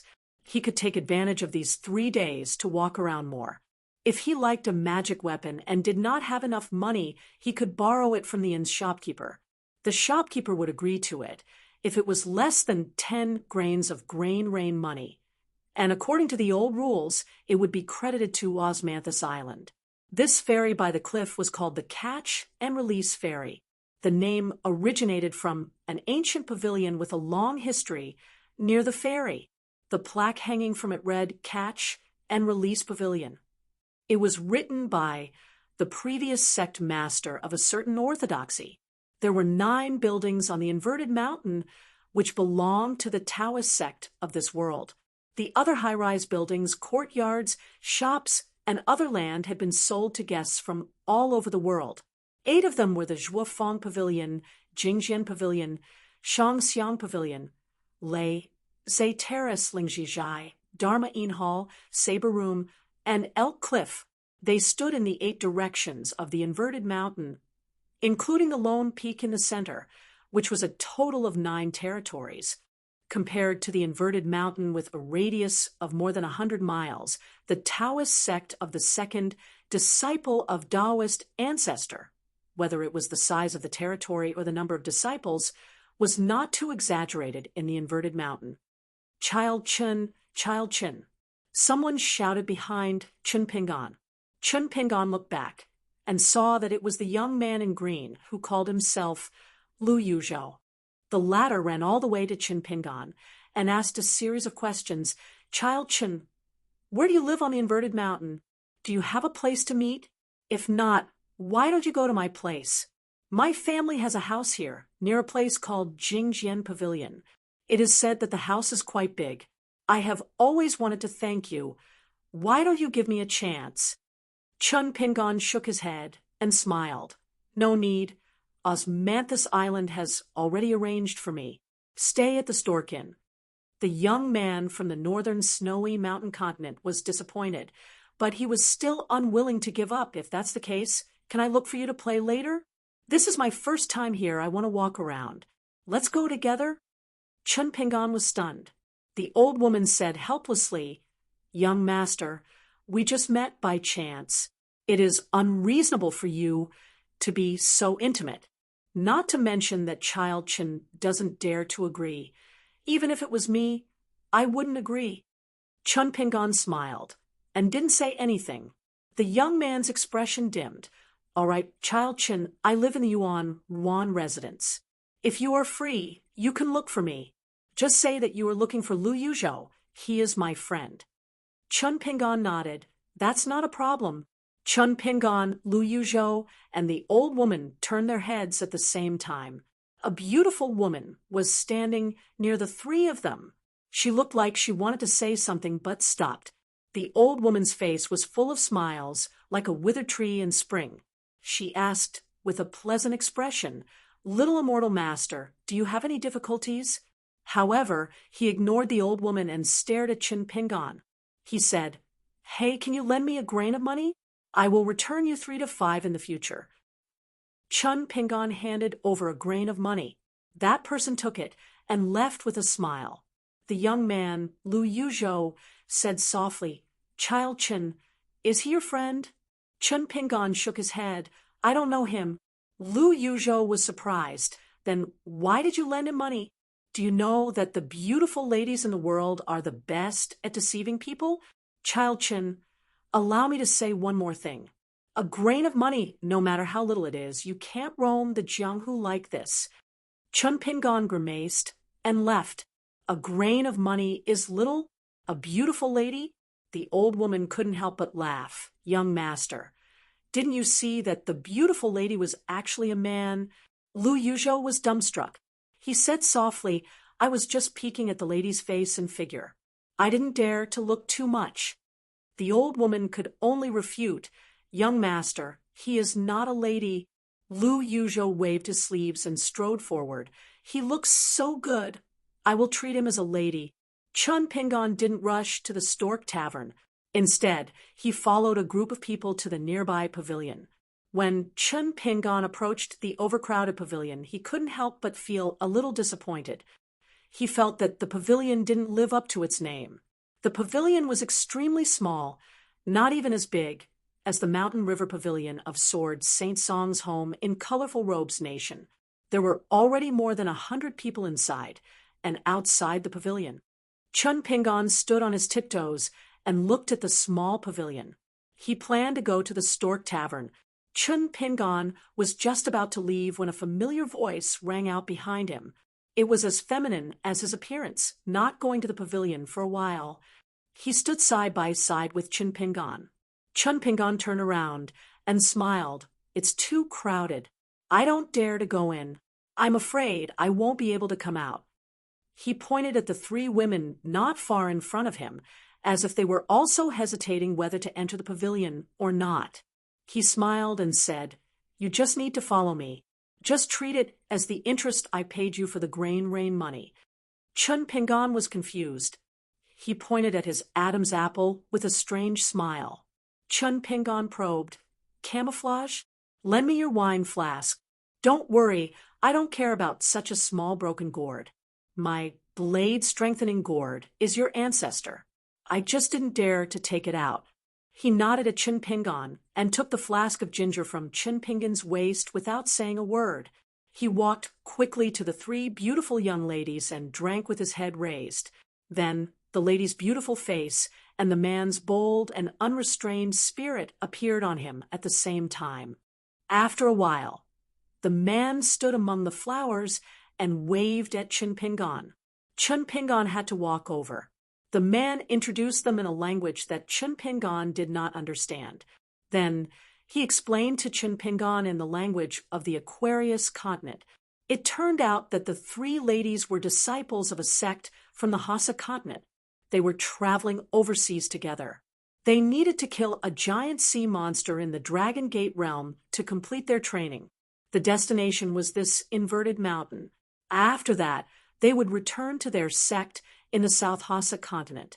After that, he grabbed Chun Pingan's arm without any explanation and led the three Hassa continent fairies to the Catch-Release Pavilion. The Catch-Release Pavilion was said to be the orthodox Taoist sect in the Qingming world. It was one of the three sect masters, Invincible Zhan, the second disciple of the Taoist ancestor. After leaving the largest mountain seal, he came here in person. A big demon at the peak of the 12th realm somehow sneaked through the many restrictions of the Great Wall of Sword Chi and came to the inverted mountain. The first person he met happened to be the sect master. At that time, the area around the inverted mountain was a barbarian place. The big demon thought that he could fly freely in the sky. When he saw the Taoist, he naturally spoke rudely and wanted to eat him. As for the ending, there was no suspense. The Taoist sect master slapped the big demon half to death. But in the end, no one knew what happened. The old Taoist, who was known as the best fighter in the four worlds, threw the big demon back to the south of the Great Wall of Sword Chi. Later, the inverted mountain Taoist built this pavilion to show that the sect master's Taoist power was very high. During this trip to the Catch-Release Pavilion, Chun Pingan was so tired that he was sweating because of the three fairies and the girl who was more beautiful than them. Everyone inside and outside the pavilion brushed against each other. Some of them bumped into each other unintentionally, and some of them took advantage of each other intentionally. Chun Pingan had to try his best to protect them. He also had to make sure that he did not steal what he was guarding. Naturally, he was mentally and physically exhausted, and there were subtle schemes everywhere. Fortunately, the first rule of the inverted mountain was that those who hurt others would die. So Chun Pingan, who was at the fourth realm of martial arts, managed to deal with it successfully. After successfully getting out of the pavilion, Chun Pingan and the girl parted ways with the three fairies. They still had to go to the nearest scenic spot, the Elk Cliff. Chun Pingan took back the blade-strengthening gourd and pinned it to his waist. He said helplessly, "Don't do this kind of thing again in the future." He rolled his eyes at Chun Pingan. "Boring. I'll go play with the fairies." Chun Pingan felt as if a heavy burden had been lifted from his shoulders, and he bid farewell and left. That person glanced at Chun Pingan's receding figure and muttered, "He's too serious. He's actually not pretending.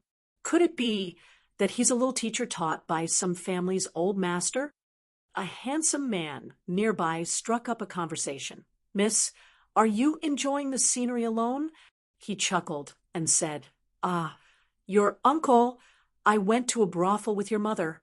The man with the dignified appearance quickly waved his hand, indicating that the retainer beside him should not act rashly. Finally, he smiled brightly and gave a thumbs up. "I like this girl's personality." He left the Catch-Release Pavilion directly, Hesitating on whether to go to the Jingjian Pavilion or the Shangxiang Pavilion first, the man looked at the beauty with the ribbon around her waist and sighed. Only on the mountain can there be such a beautiful girl. Cultivation is good. No matter how beautiful a girl at the foot of the mountain is, she only has a short 10 to 20 years. Your Majesty, we can head to the Lei Tower now. Don't let the imperial advisor wait for too long.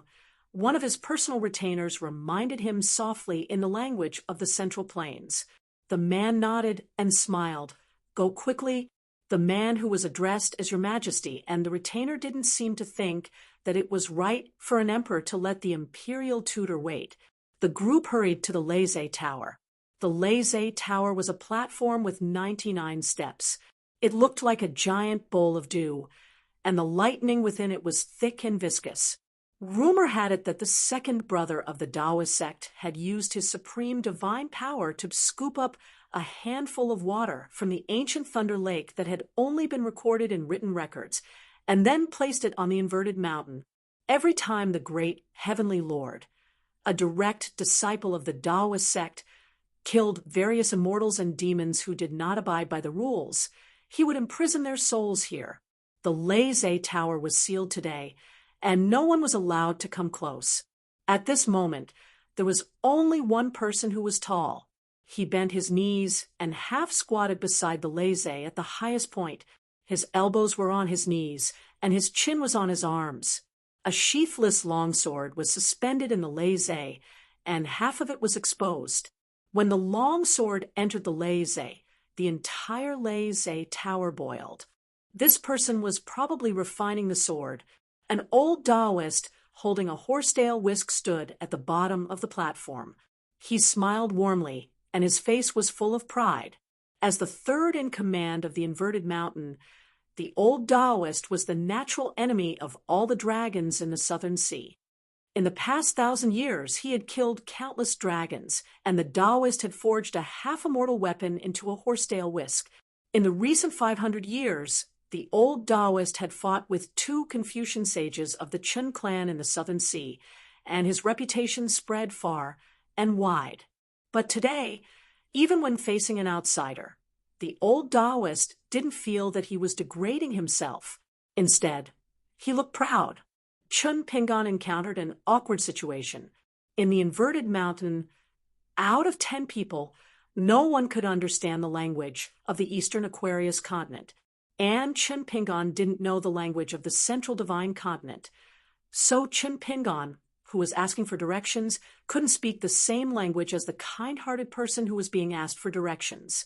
In the end, Chun Pingon bit the bullet and asked more than 30 people tirelessly. Finally, he found a passerby who understood the language of the Aquarius continent, but he didn't know where the Storken was. Chun Pingon stood on the bustling street and looked around. He took down the blade-strengthening gourd and stood there to drown his sorrows.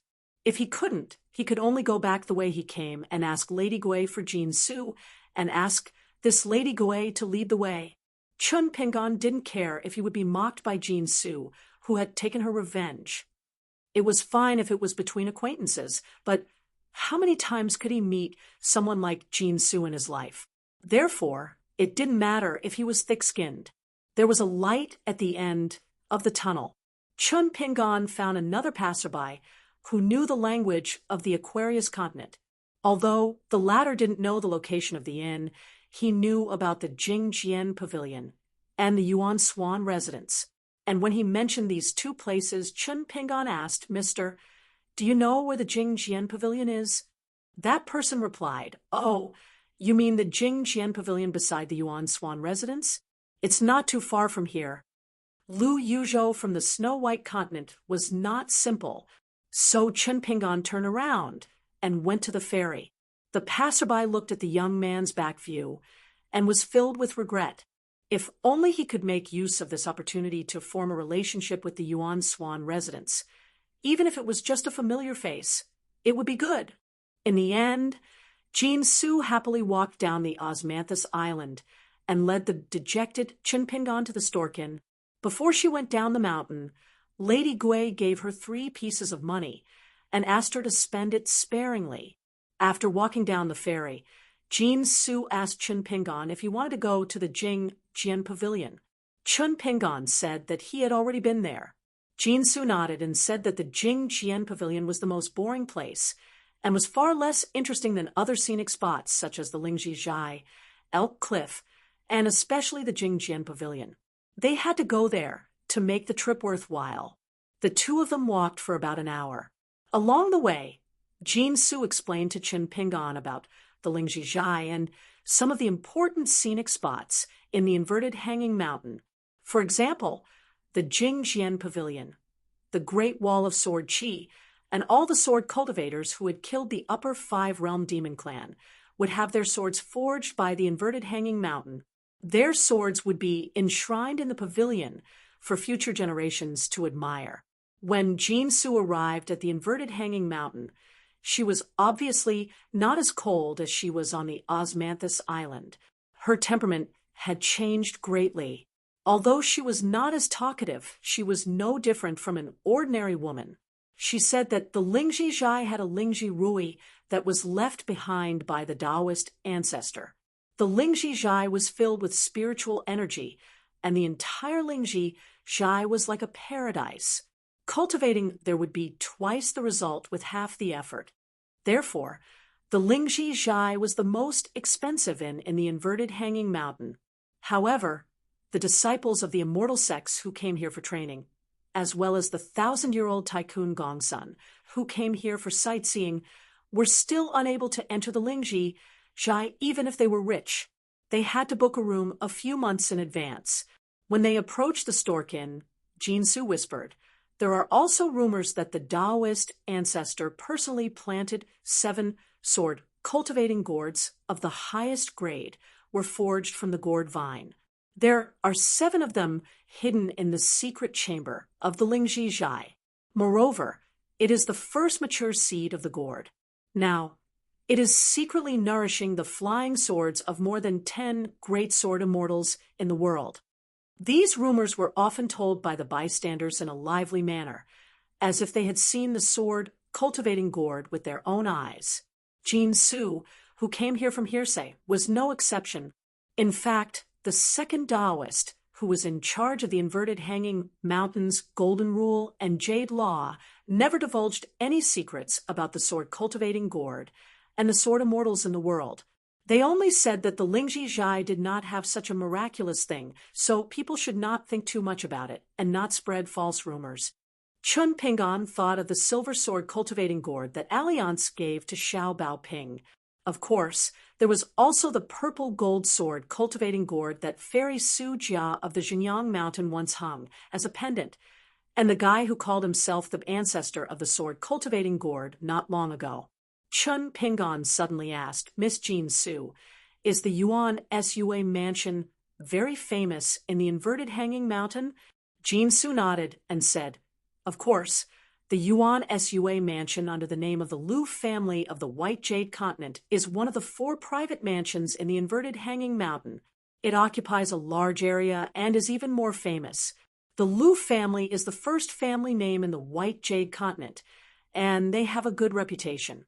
Almost all the monarchs and emperors of the White Jade Continent and the Earth Immortals cultivators of the White Jade Continent want to have a good relationship with the Lu family. Moreover, the snow money that we Qi cultivators use the most is made according to the money model made by the Lu family." Chun Pingon was a little shocked. No wonder a grain of rain money was called, no matter how little the money is. Lu Yuzhou was really not boasting. Jean Su's eyes were a little absent-minded. The descendants of the Lu family are really the lucky ones who are sitting on mountains of gold and silver when they are born. They can buy whatever they want with money. There is no treasure in the world that the Lu family can't afford. These words were personally told to her by Old Dragon City's Sun Jiashu. At that time, Jean Su saw a trace of longing in the eyes of the little god of wealth, Sun Jiashu. Therefore, it left a deep impression on her. Chun Pingon was more and more determined not to deliberately get acquainted with Lu Yuzhou. That young man was like a fairy on Osmanthus Island. No matter what kind of storm he raised, it was not something that the current him could contend against. When Chun Pingon thought of this, his heart was a little gloomy, as if there was wind and snow beating on his heart. How many mountain water seals could he squander? Now, there was only one water seal left. No matter how many reasons he had to do so, no matter if he met with the same situation, Chun Pingon would still step forward bravely. Losing a mountain seal, Chun Pingon still could not let go of it. It was just that Chun Pingon could now completely put away these negative emotions. He would no longer be like that time when they parted at the temple in the mountains, where he was so silent that the bearded man and the young Daoist sensed his abnormality and worried them all the way. The stork inn was at the end of an alley. The innkeeper was a young man who did not smile. Even when facing Jin Su, who he had seen several times, he did not smile. After arranging 2 rooms for the 2 of them, he did not pay any attention to them. Jin Su explained in a small voice, "The innkeeper is a son who inherited his father's business. In the past, the stork inn was very big. Half of the alley belonged to the inn. In the area of catching and releasing people, it had some fame. Later on, there was an accident. At that time, our Osmanthus Island seemed to have helped, but the innkeeper's father still passed away. It can be said that the family has fallen, and only the current situation is left." Chun Pingon silently remembered this in his heart, compared to the owner of the dusty medicine shop, Zheng Dafeng. The innkeeper in the world could actually be considered a good innkeeper. The innkeeper's house in the inverted mountain was no different from the town inns Chun Pingon had visited when he was traveling the mountains and rivers. It was just plain and clean. Jin Su knocked on the door and entered. After sitting down, she began to plan the itinerary for the next 2 days with Chun Pingon. She already had a well-thought-out plan. Tomorrow, she would first go to the Dharma Glabella Hall, Jingjian Pavilion, Lingjizhai, and Sherdao Room. The day after tomorrow, she would go to Shangxianglu, Elk Cliff, and Lazy Terrace. The lonely peak in the center was a forbidden area. Although she would pass by it, she could only take a few glances from afar. Chun Pingon asked if there were any shops that traded rare and exotic items. Jin Su said that Lingjizhai was one. There was also a Baozhai that opened on the opposite side to compete for business. These 2 places were rolling in money every day. They only recognized the goods and not the people. It was very stable. Therefore, the vicious mountain and lake cultivators liked to come to the inverted mountain as long as they had a harvest. Not only could they avoid being hunted by all parties, but they could also openly sell their treasures in exchange for money and a good life. On the several islands near the inverted mountain, there were many decent cultivators stationed all year round. They kept a close eye on the inverted mountain in order to observe some of the bandits hiding in the inverted mountain. These people who took refuge under the rules of the inverted mountain were, without exception, heterodox cultivators whose hands were stained with the blood of countless people. They had made a name for themselves in various continents. Chun Pingon asked about the exact location of the inverted mountain that led to the Great Wall of Sword Chi. Although Jin Su was curious about why Chun Pingon would do something superfluous when they were going to set off in 3 days, she still told him that it was just beside the lonely peak in the central area of the inverted mountain. There was a gate that imitated the immortal ascension platform in ancient times. If one wore a jade token with the word horizon, one could visit it nearby. Now, the 13th level of the ascension realm was like the 10th level of a pure martial artist. It was the limit of the human world. After that, it was the 2nd level that was lost. In the ancient times, when the sage of Dao walked around and helped the common people, it seemed that there were many immortal ascension platforms in the world. It was easy for Qi cultivators to ascend. They could ascend in the daytime, raise the clouds, ride dragons, or ride cranes. In the sky, there would be fairies scattering flowers, colorful clouds, and colorful lights overflowing. It was fascinating. Chun Pingon and Jin Su agreed on the time to set off tomorrow morning. Then he left the inn alone and went to the foot of the lonely peak where the great Lord of Heaven cultivated. Chun Pingon pondered about 9 places along the way: Catch and Release Pavilion, Worship Sword Pavilion, Shangxiang House, Thunder Terrace, Lingji House, Dharma Glabella Hall, Saber Room, Elk Cliff, and the Lonely Peak. The number was the same as the Xiong Town Tower, 9. Maybe it was also a formation that the sage used to suppress fate. At the foot of the Lone Peak, there was a divine path that could allow 3 carriages to travel side by side. Not far away, there was a square made of white jade. Outside the square, there was only an iron chain railing. It was less than 2 feet high, and anyone could step over it. In the middle of the square, there were 2 white jade pillars that were more than 100 feet high. In the middle of the pillars, there were ripples on the surface of the water that was as calm as a mirror. There were not many people in the square. There were only 20 to 30 people. Regardless of age, gender, or age, they all had a jade token with the word Yib on their waists. Many naughty children passed through the square and ran around, playing with each other. There was no Taoist in charge of guarding the square. Chun Pingon hesitated for a moment and carefully stepped over the railing. There was no movement. Then he was slightly relieved and slowly walked to the 2 pillars. Chun Pingon found that with every step he took, there would be flowing lights under his feet. When he looked up, he found a little Taoist boy in a loose Taoist robe sitting on a futon next to one of the pillars. He was reading a book. If there were children of similar age to him, the little Taoist boy with a fishtail crown on his head would wave his sleeves, and the children would float away as if they were riding on clouds. The children were never tired of it, and the little Taoist boy was never annoyed and kept waving his sleeves. Chun Pingon did not dare to imitate the children and break into the mirror without permission. Instead, he walked around the big pillar and found that there was a small pillar next to the big pillar. On the stone pillar that looked like a hitching post, there was a middle-aged swordsman in ragged clothes sitting cross-legged with a sword in his arms. He was sleeping soundly with his eyes closed. At first glance, it was obvious that he was a peerless master. Chun Pingon did not dare to disturb his sleep. He subconsciously lightened his footsteps and was about to turn back to the other side. The swordsman who was sleeping with his sword knocked his head and suddenly woke up. His eyes were a little dull. He looked left and right and then looked up. Finally, he looked at the back of the swordsman and muttered to himself. It seemed to be 3 words, and then he went back to sleep. Chun Pingon stood near the mirror on the other side and stared blankly for a long time.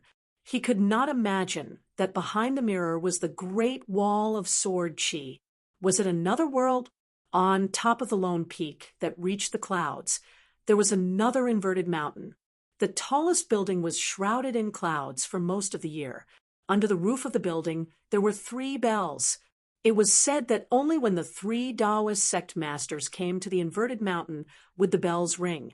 A Taoist sect master of heaven was on the roof, looking down at the square, through the clouds. The swordsman was as small as a mustard seed. Chun Pingon returned to the Storkin and continued to practice the 6-step boxing stance and the sword furnace stance. In the middle of the night, he took off his clothes and lay down with a smile. The next day, at dawn, Jin Su knocked on the door 15 minutes earlier. Chun Pingon stopped his silent practice and opened the door. He left the inn with Jin Su and went to the Dharma Glabella Hall. This hall was also known as the Hall of Missing One. It was said that it had collected all kinds of Dharma seals in the world except for the Shan seal. There was an unwritten rule that the mountain cannot be seen. After all, the inverted mountain was a Shan seal.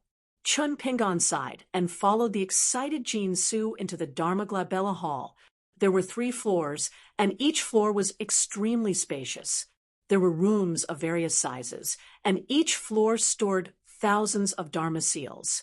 They were suspended in the rows of glass cabinets. Some of the Dharma seals were full of spirituality, and they were constantly moving and hitting the glass cabinets, making banging sounds. There were even spirits that were born from the condensation of the Dharma seal's spiritual energy, and they would boldly look at people behind the transparent glass cabinets. Chun Pingan stayed in a water seal room on the second floor for a long time and was unwilling to leave. Jean Su went elsewhere and agreed to meet him at the entrance of the Dharma Glabella Hall in 2 hours. Chun Pingan was looking at a water seal room.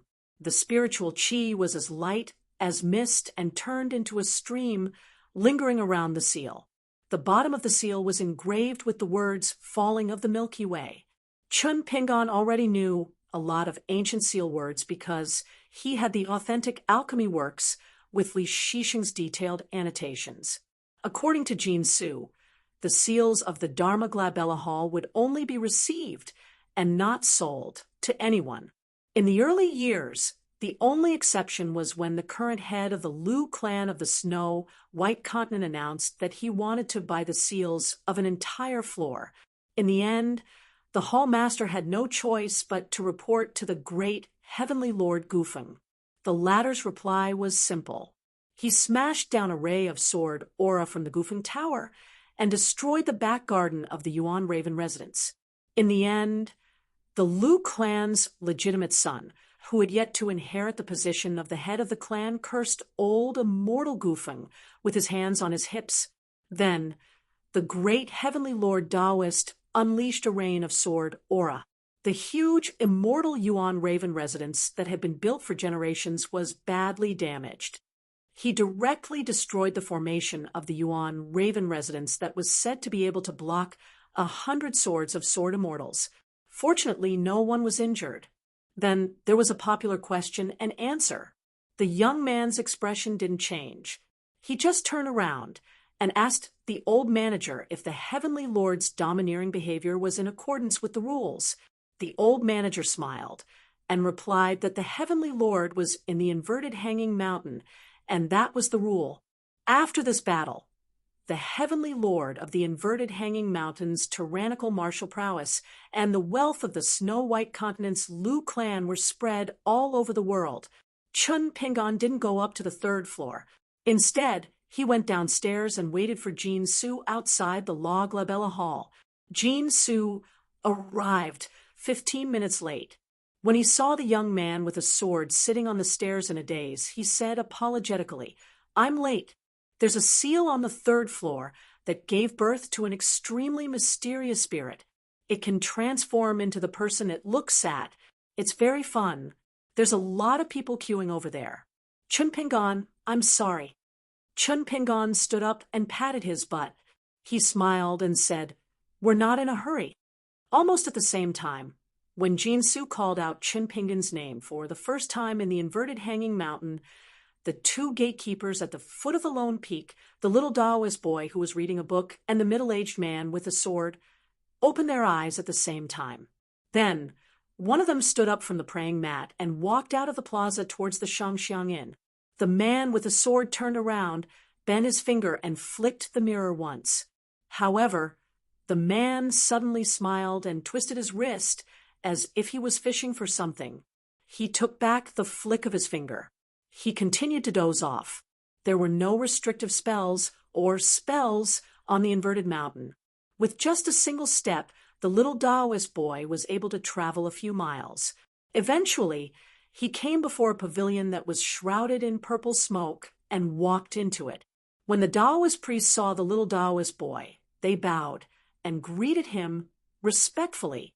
Some even addressed him as Grand Uncle Master or even Grand Uncle Master.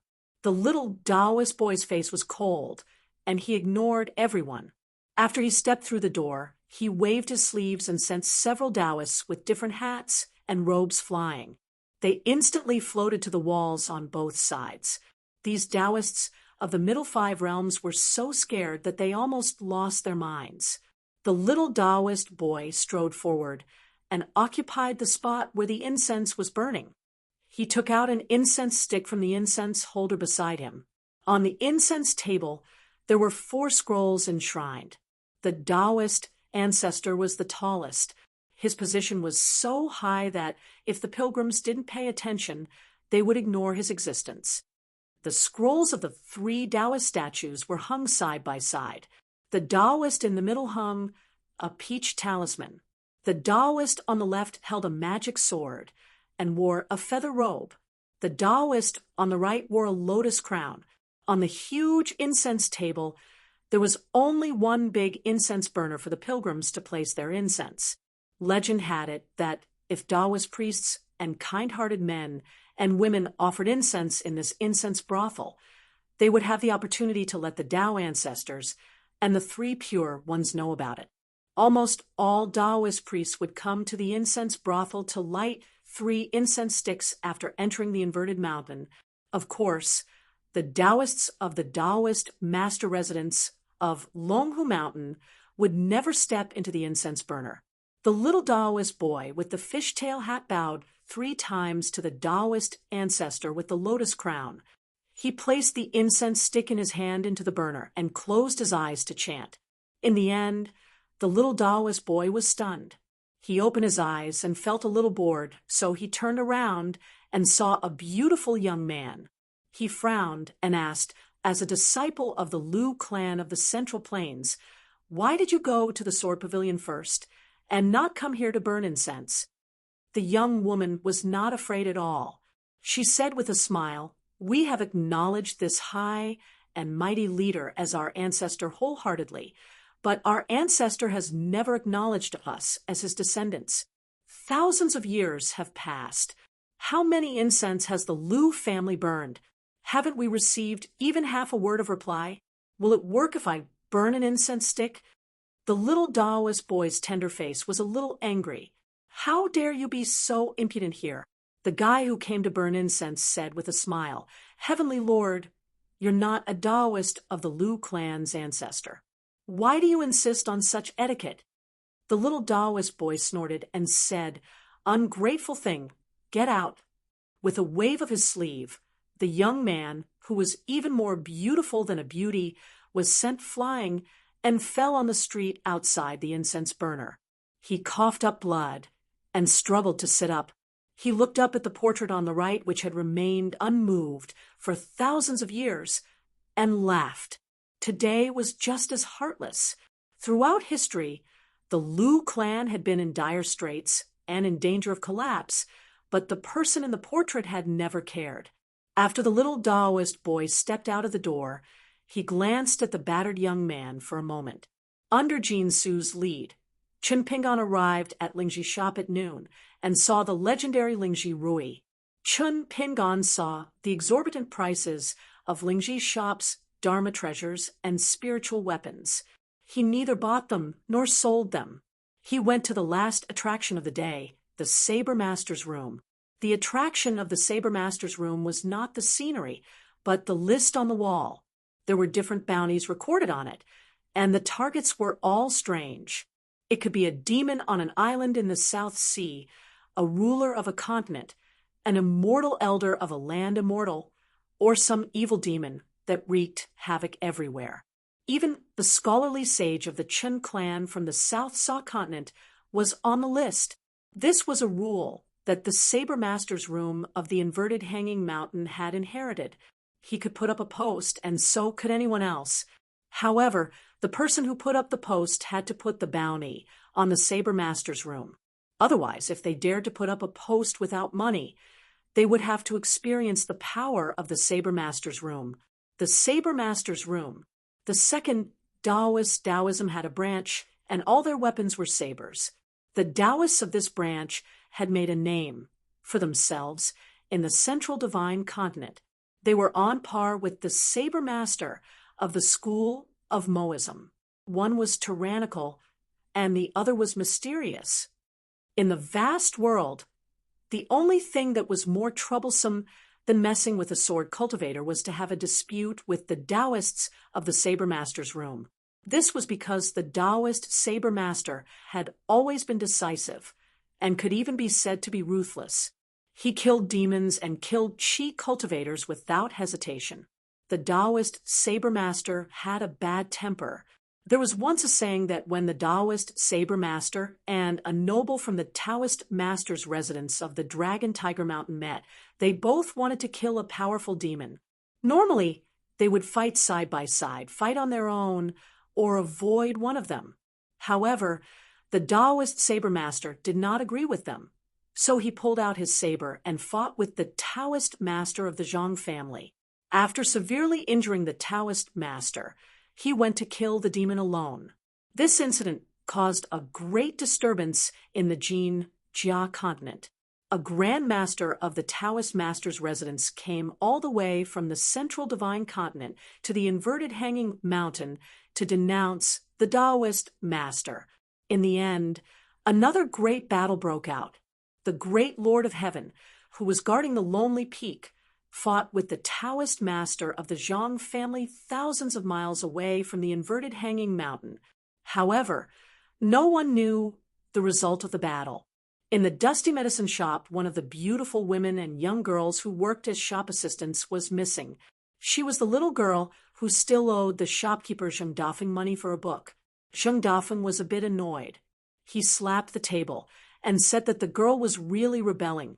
She dared to act so lawlessly just because she was beautiful. The shopkeeper threatened that if she didn't ask for leave and didn't say anything, she wouldn't come to work in the shop. She simply didn't put him, the handsome shopkeeper, in her eyes. He wanted to deduct 30 to 40 copper coins from her book. The nagging man was angry, but unfortunately, the women and girls in the shop didn't take him seriously. Those who were eating melon seeds continued to chat.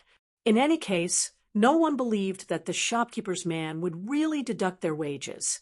Then, a trembling old ancestor of the Fan family came to the door of the medicine shop in person. He looked apologetic and fearful. Zheng Dafeng's expression changed slightly. He immediately put away his grumbling that was even more wordy than a woman's. He walked around the counter and to the door. He said softly, "Let's talk here." The real person in charge of the Fan family ancestral hall felt helpless. Today, for a little girl from the marketplace who had nothing to do with the Fan family clearly did not do anything wrong. Yet they had to come here to apologize. Moreover, the entire family had a stomach full of uneasiness. They were afraid of being implicated by the anger. The old man sighed. "Mr. Zheng, the little girl who did not come to the medicine shop today is dead." Zheng Dafeng made an "oh" sound, his face expressionless. The old man mistakenly thought that this martial arts grandmaster of the 10 realms did not take it to heart. He let out a sigh of relief. Zheng Dafeng waved his hand, indicating that the old man could leave. The man sat on the threshold and did not say anything else. The women and young girls in the medicine shop had sharp intuition. They all sensed that the atmosphere at the door was strange. For a moment, no one dared to make a ruckus. They even dared not to jest with the shopkeeper. The man said, "Ha, this time I really don't have to pay back the money." But in reality, there was not a hint of a smile on his face. He looked at a shadow in the alley. "I don't trust the Fan family. I don't trust their character or ability. Old Zhao, you personally go and investigate. I'll wait for your news." Zheng Dafeng stood up and waited patiently.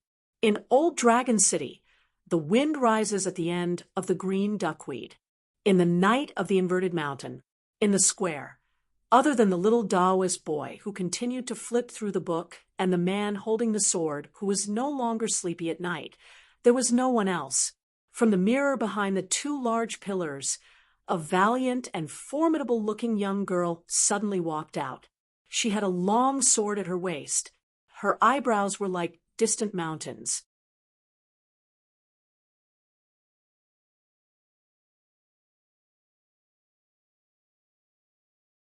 "270. After visiting the Saber Master Room, Chen Pingon and Jin Su finally went to the Jingjian Pavilion. This way, they did not have to take too many detours and did not have to take too many unnecessary detours. Previously, at the Saber Master Room, the screen wall was filled with lists. Chen Pingon found 3 familiar names: Cui Dong, Su Ruo, and Song Zhengqiang. Among them, Chui Dong had the most number of listings, as many as 6. The people who posted the listings came from 4 different continents. It was not hard to imagine how unpopular this former first disciple of the literary saint was in the vast world. Su Ruo from the Mo clan and the vassal of Dali each had won. The reason was very strange. The person who posted the bounty on Su Ruo was a lady named Jade Water, Primordial Lady of Lofty Lake, Lu Roshi. Her words were full of hatred and affection. As for the person who posted the bounty on Song Jiangqiang, his name was Han Wanzhan of the Gold Armor Continent. This person probably had too much money and nowhere to spend it. His reason was that he felt that the small Aquarius continent was not worthy of having a martial arts grandmaster. When Chun Pingan and Jean Su turned to leave, they passed by a group of 3 people on the other side of the street. Chun Pingan couldn't help but take another look because the woman was too tall. Her hair was tied into a ponytail, and her figure was well proportioned. There was a sheathless, long sword hanging from her waist, as if it was a freshly made sword. Under the sunlight, as the tall woman walked, the long sword reflected waves of snow-white rays of light. In fact, it was not only Chun Pingan. The people on both sides of the street, without exception, were all looking at this strange lady. A handsome man was walking side by side with her, whispering to each other. The lady nodded occasionally and said very little. Behind the 2 of them was a middle-aged retainer. He had a strong murderous aura that was difficult to conceal. Either he was a pure martial artist below level 7 and had not formed a golden body, so he could not hide his aura. If he was above level 7 and still had such a presence, then it was a little scary. Among the thousands of sword cultivators in the vast world, the one in the central divine continent was the most extreme example. Even though Jean Su had walked far away, he could not help but turn back to look at the woman's back, reluctant to part with her. Although the woman didn't say anything, didn't wear luxurious clothes, and didn't even have a devastatingly beautiful face, Jean Su was envious of such a woman. He couldn't explain it clearly. Some people were always so different. One look at them, and they would be remembered for many years.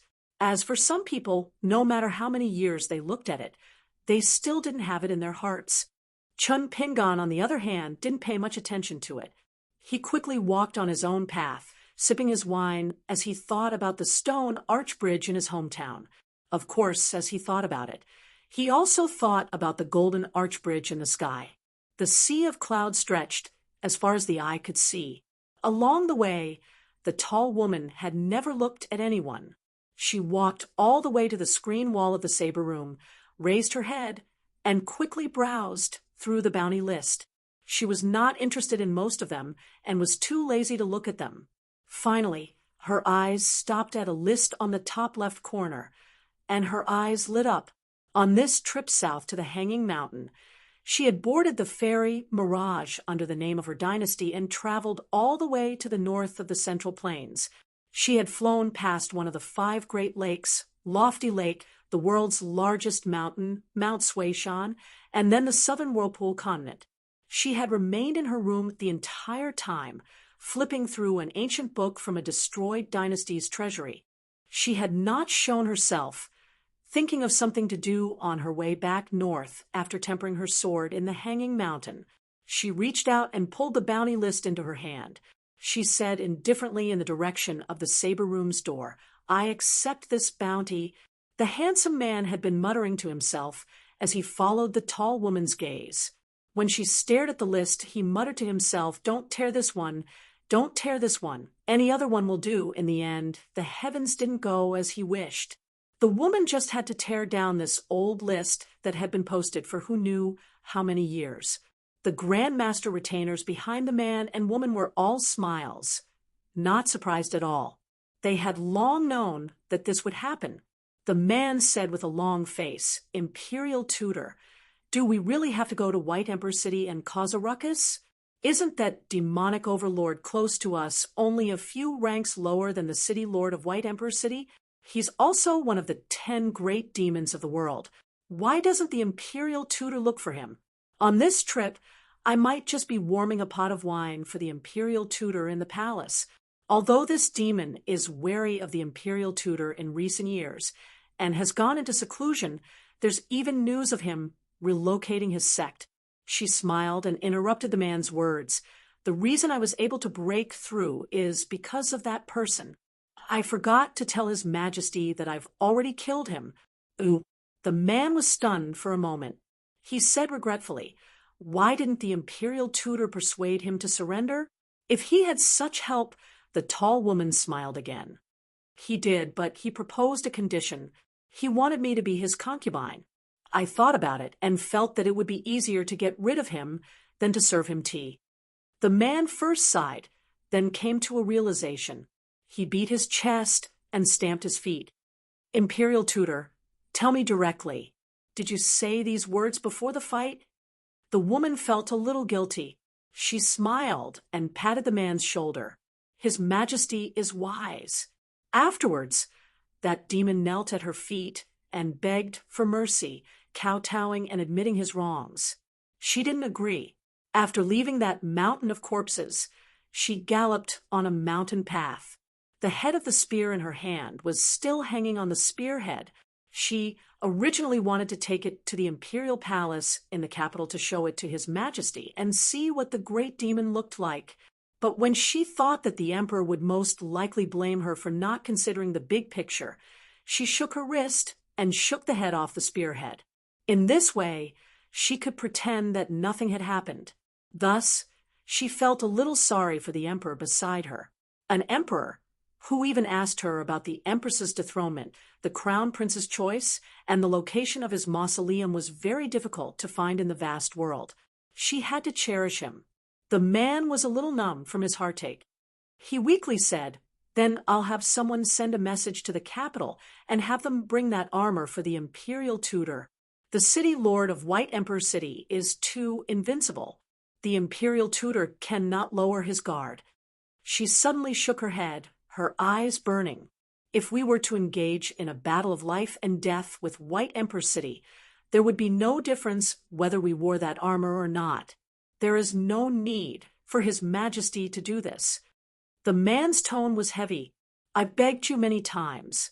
I'll beg you one more time. Don't fight to the death. Just decide victory and defeat. Then you can look at the rosy clouds with the city lord of White Emperor City, play chess, and take a stroll by the river." The tall woman glanced at him and smiled.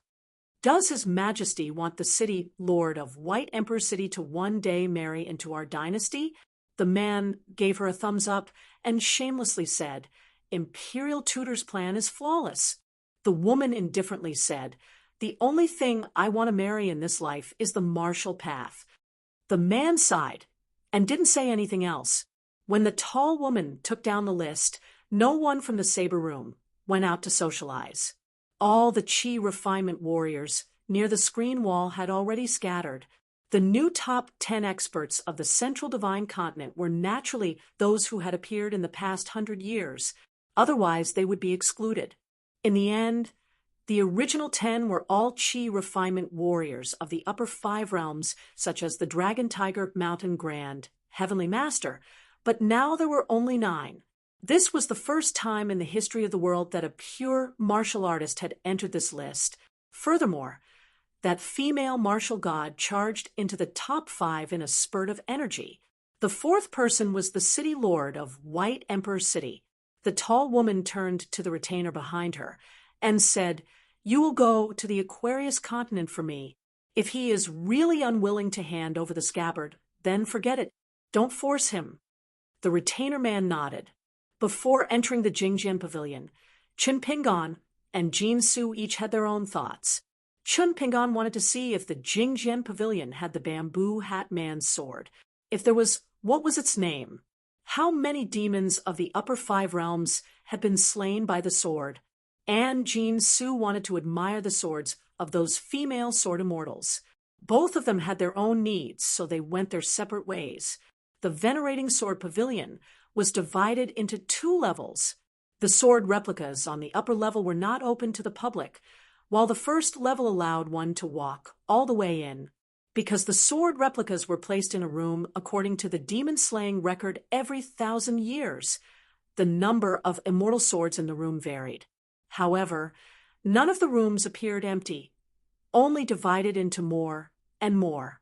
Chun Pingan looked around, memorizing the ancient names one by one, and then came to a conclusion. The people who could carve words on the Great Wall of Sword Chi, and their swords should be secretly enshrined on the second level. The design of the Jingjian Pavilion was extremely meticulous. Every sword imitations, other than being placed on a sword rack with their own characteristics, behind the sword rack there would be a painting of a sword immortal that was half the height of a person.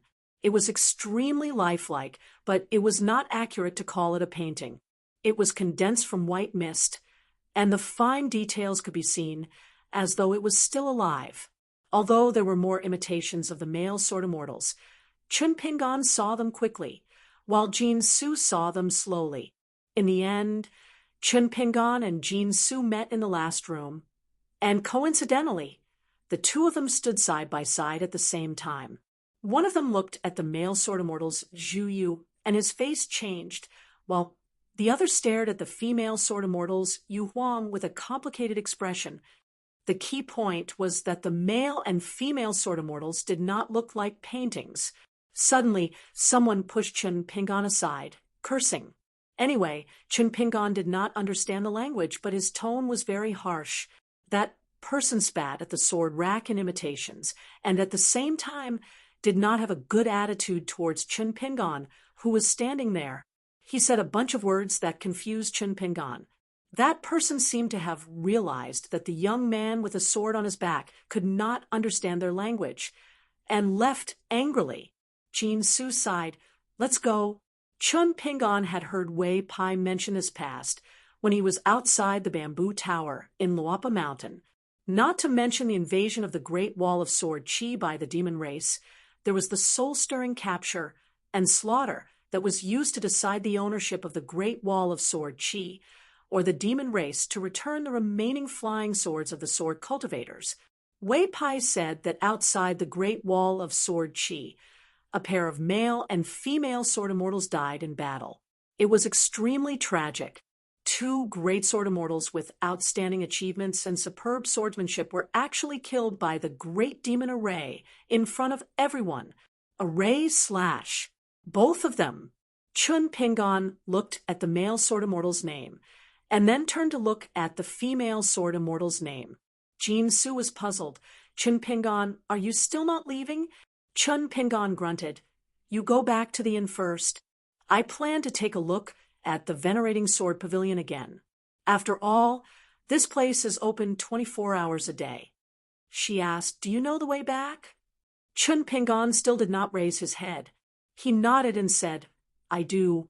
Jin Su felt a little strange, but she only thought that the young man who carried the sword case all day long was too longing for the sword immortals in the world, and was reluctant to leave.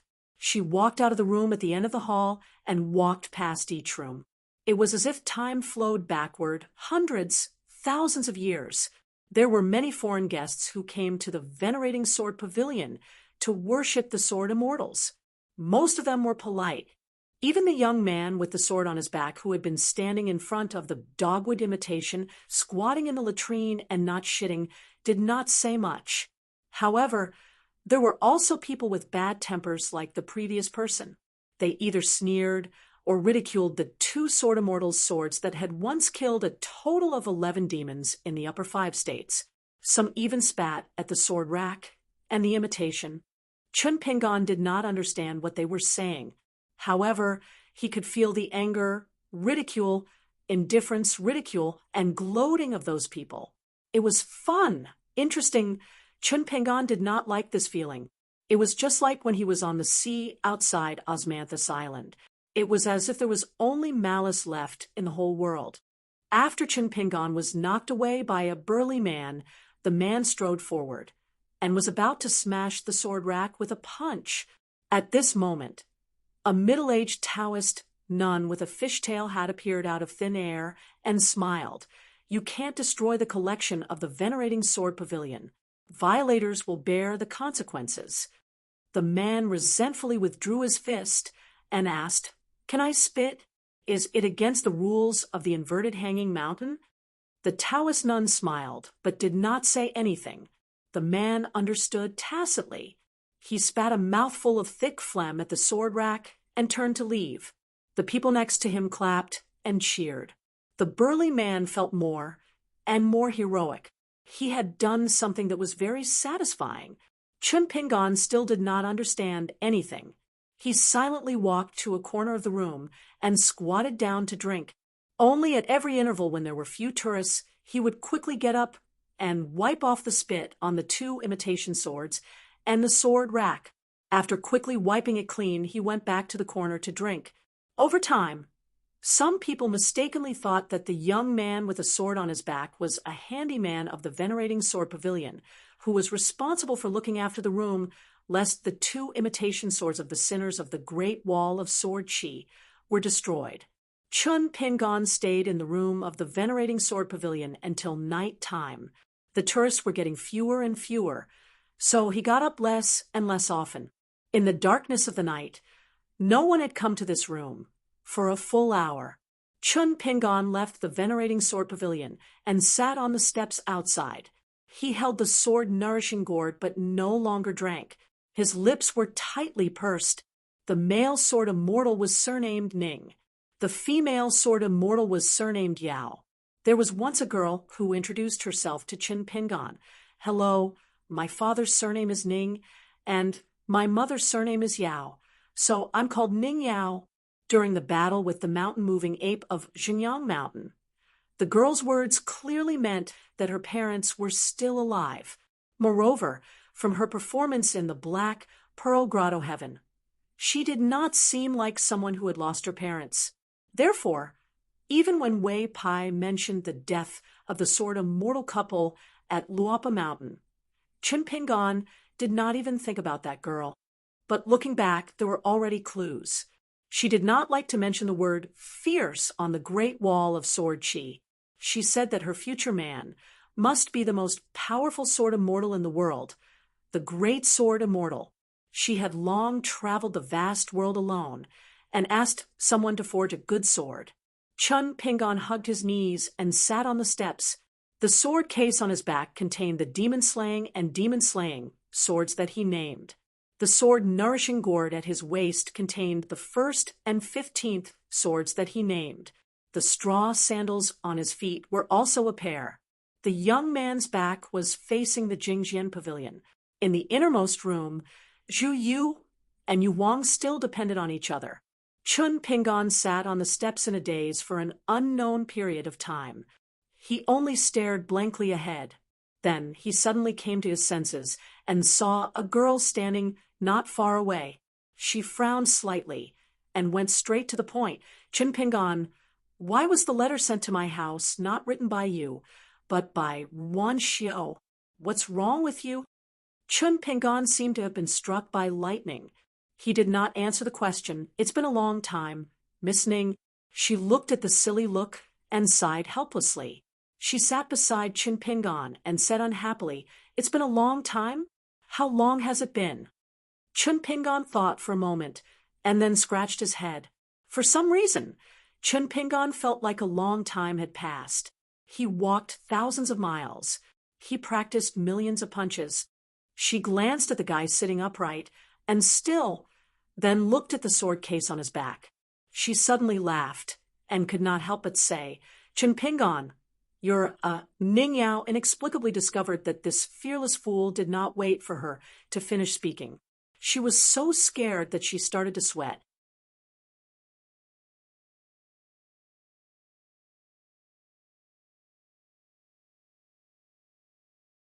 "271. Chun Pingan didn't wait for Ning Yao to finish speaking. He hurriedly said, "Miss Ning, please wait a moment." Then Chun Pingan turned his head, took off the blade's strengthening gourd, and secretly drank a mouthful of wine. Ning Yao was a little confused. Could it be that this guy had done something wrong to her? For example, he had rushed all the way from the Pearl Grotto Heaven to the inverted hanging mountain and owed a huge debt to her. For example, he had thrown away the mountain-shaking fist manual long ago. After practicing a few thousand moves, he felt that it was useless. So now that he carried the sword case and started practicing the sword, he felt that it was useless to practice the fist and the sword. Or perhaps Qin Pingan had wandered the Jianghu and was surrounded by a large group of foolish confidants who were now waiting for him at the inn. Ning Yao thought about all sorts of things. The only thing she didn't think about was whether Qin Pingan had lost the sword forged by Wan Tong. How could this be possible? Through the endless mountains and rivers, spring, summer, autumn, and winter, he would definitely deliver the sword. After drinking, Qin Pingan suddenly stood up and walked to the bottom of the steps to face Ning Yao. Behind Ning Yao was the Jingjian Pavilion, as if it was the place where the spirit of the Great Wall of Sword Qi was located for 10,000 years. Qin Pingan had squatted at the foot of the wall and thought about many random things. For example, in the poems recorded in the book, there was one less person stuck in the woods, there was one sitting alone in the woods, there was alliance and the word Meng, and there were words carved in the thunder pool that had a longer history. Qin Pingan even imagined the scene of their first reunion. It definitely wouldn't be sitting foolishly on the steps of the inverted hanging mountain. And then he saw her. Ning Yao sat on the steps calmly and leaned back. Languid elbows were pressed against the steps. She narrowed her eyes, and her pair of narrow eyebrows looked even more slender and moving. After seeing this scene, Qin Pingan couldn't say a word. He turned his head and drank another mouthful of wine. Qin Pingan just opened his mouth to speak. Ning Yao suddenly raised an eyebrow and sat up straight, asking, "Qin Pingan, when did you become an alcoholic?" The words that they had mustered up their courage with great difficulty, as if they were climbing a mountain with great difficulty, were all scared back into their stomachs. It was as if they had fallen off a cliff to their deaths, each and every one of them smashed to pieces. Qin Pingan sighed and squatted on the ground, silently scratching his head with both hands. Ning Yao stood up and smiled. "Qin Pingan, you seem to have grown taller." Qin Pingan abruptly stood up and gestured to Ning Yao not to walk down the stairs. "Miss Ning, wait for me to finish my sentence." The young man raised his head high and puffed out his chest. He gripped the wine pot tightly and looked at the young lady in a dark green robe. Ning Yao blinked, seemingly unable to guess what Qin Pingan was up to. Qin Pingan said, "Miss Ning." He quickly shook his head and changed the way he addressed her. "Ning Yao, I like you." Ning Yao sat back down on the stairs. "If you have the guts, say it louder." Qin Pingan then shouted at the top of his lungs, "Ning Yao, I like you." Ning Yao asked, "Who are you?" Qin Pingan smiled brightly, no longer reserved. He said heroically, "Dali Longquan Qin Pingan." Qin Pingan knew that after giving the sword to Miss Ning, it would be best if he could spend some time with her. It would be best if he could see Miss Ning's hometown and her friends at the Great Wall of Sword Qi. At that time, he could decide whether or not to tell her. That would be the safest thing to do. In the worst-case scenario, Ning Yao wouldn't like him. However, they might still be friends. However, Qin Pingan didn't want that to happen. Ning Yao stood up again with a strange expression. She asked Qin Pingan, "Is it that great to like someone?" Qin Pingan was confused and didn't know how to answer. After being confessed to, did all girls in the world ask such a question? Qin Pingan couldn't help but complain about the masters of sword sage song and Osmanthus Island's old boat master. One was a jinx, while the other refused to impart his experience in the pugilistic world. Ning Yao stepped down the stairs and arrived in front of Qin Pingan. She stretched out her hand. "Give it to me." Qin Pingan grunted. He untied the knot and took off the wooden box on his back. He took out the sword forged by Saint Wancheng and handed it to the girl in front of him. After Ning Yao received the sword, she didn't unsheath it to check its edge. She hung it on the right side of her waist and walked straight ahead, brushing past Qin Pingan. When Qin Pingan abruptly turned his head to look, He only saw her raising an arm and gently waving goodbye. Chun Pingan's lips moved, but he couldn't say anything. This was because all his strength and courage had been used to say those words. For a long time, he didn't want to turn his head or look away. She walked further and further away, her figure gradually disappearing into the night. Chun Pingan turned his head and walked to his original seat on the stairs. He began to mumble the words that he didn't have time to say. "Miss Ning, how have you been recently? Miss Ning, I've seen a lot of interesting things on this trip. Can I tell you about them? Miss Ning, you must have never imagined that I promised you that I would practice 1,000,000 times. Now, I'm only 20,000 away. Miss Ning, do you know that when we were at the ancestral home in Mud Bottle Alley, when you smiled, I felt that I was the richest person in the world? Ning Yao, I saw Alliance, but Mr. Chi left. Ning Yao, I've been to Wangting Country, Great Sway Kingdom, Tsai Country, Combe Country, Old Dragon City, and many other places. I've seen a lot of girls, but they're not as beautiful as you. Miss Ning, you used to ask me if I liked you. I said no, and you didn't seem unhappy. But now that I like you so much, you don't seem very happy. I'm sorry. Miss Ning, I'm very happy to have met you." On the white jade square at the foot of Lonely Peak, the little Taoist boy with a fishtail crown continued to sit on the futon and flip through his book. These few days were important fasting days in Qingming world. Inverted Hanging Mountain had never considered itself as the ruler of the world. Therefore, the gate to the Great Wall of Sword Aura would only reopen after the emperor. Otherwise, this place would be one of the busiest areas in Inverted Hanging Mountain. This was because only people passed through here, not goods. The real transfer hub was in the belly of Inverted Hanging Mountain. There were 8 ferries in the vicinity, including the Upper Incense Pavilion. Each of them had an inclined road that led downwards to the belly of the mountain. In the early years, they had a dispute over whether they should ask the master of Qingming world if they needed to dig through the mountain wall and build a new ferry in the belly of the mountain. The great lord of Inverted Hanging Mountain felt that it was inevitable. Why didn't Inverted Hanging Mountain earn the incense money? Other than being the gatekeeper, the little Taoist boy was also the second in command of Inverted Hanging Mountain. He felt that as long as the construction of Inverted Hanging Mountain involved the mountain seal, even a little bit, it would be a great disrespect to his master. At that time, the two of them could not come up with an answer and did not hesitate to fight. After that, they each lit 3 incense sticks in the Upper Incense Pavilion, which alarmed the master who stayed in the sky beyond heaven all year round. The master first returned to the Baek Okekyung building in Qingming world and personally issued a decree. Only then did the 2 brothers stop fighting. However, after that, the little Taoist boy, who originally held great power and was not inferior to his senior brother, no longer handled any affairs of Inverted Hanging Mountain in a fit of anger.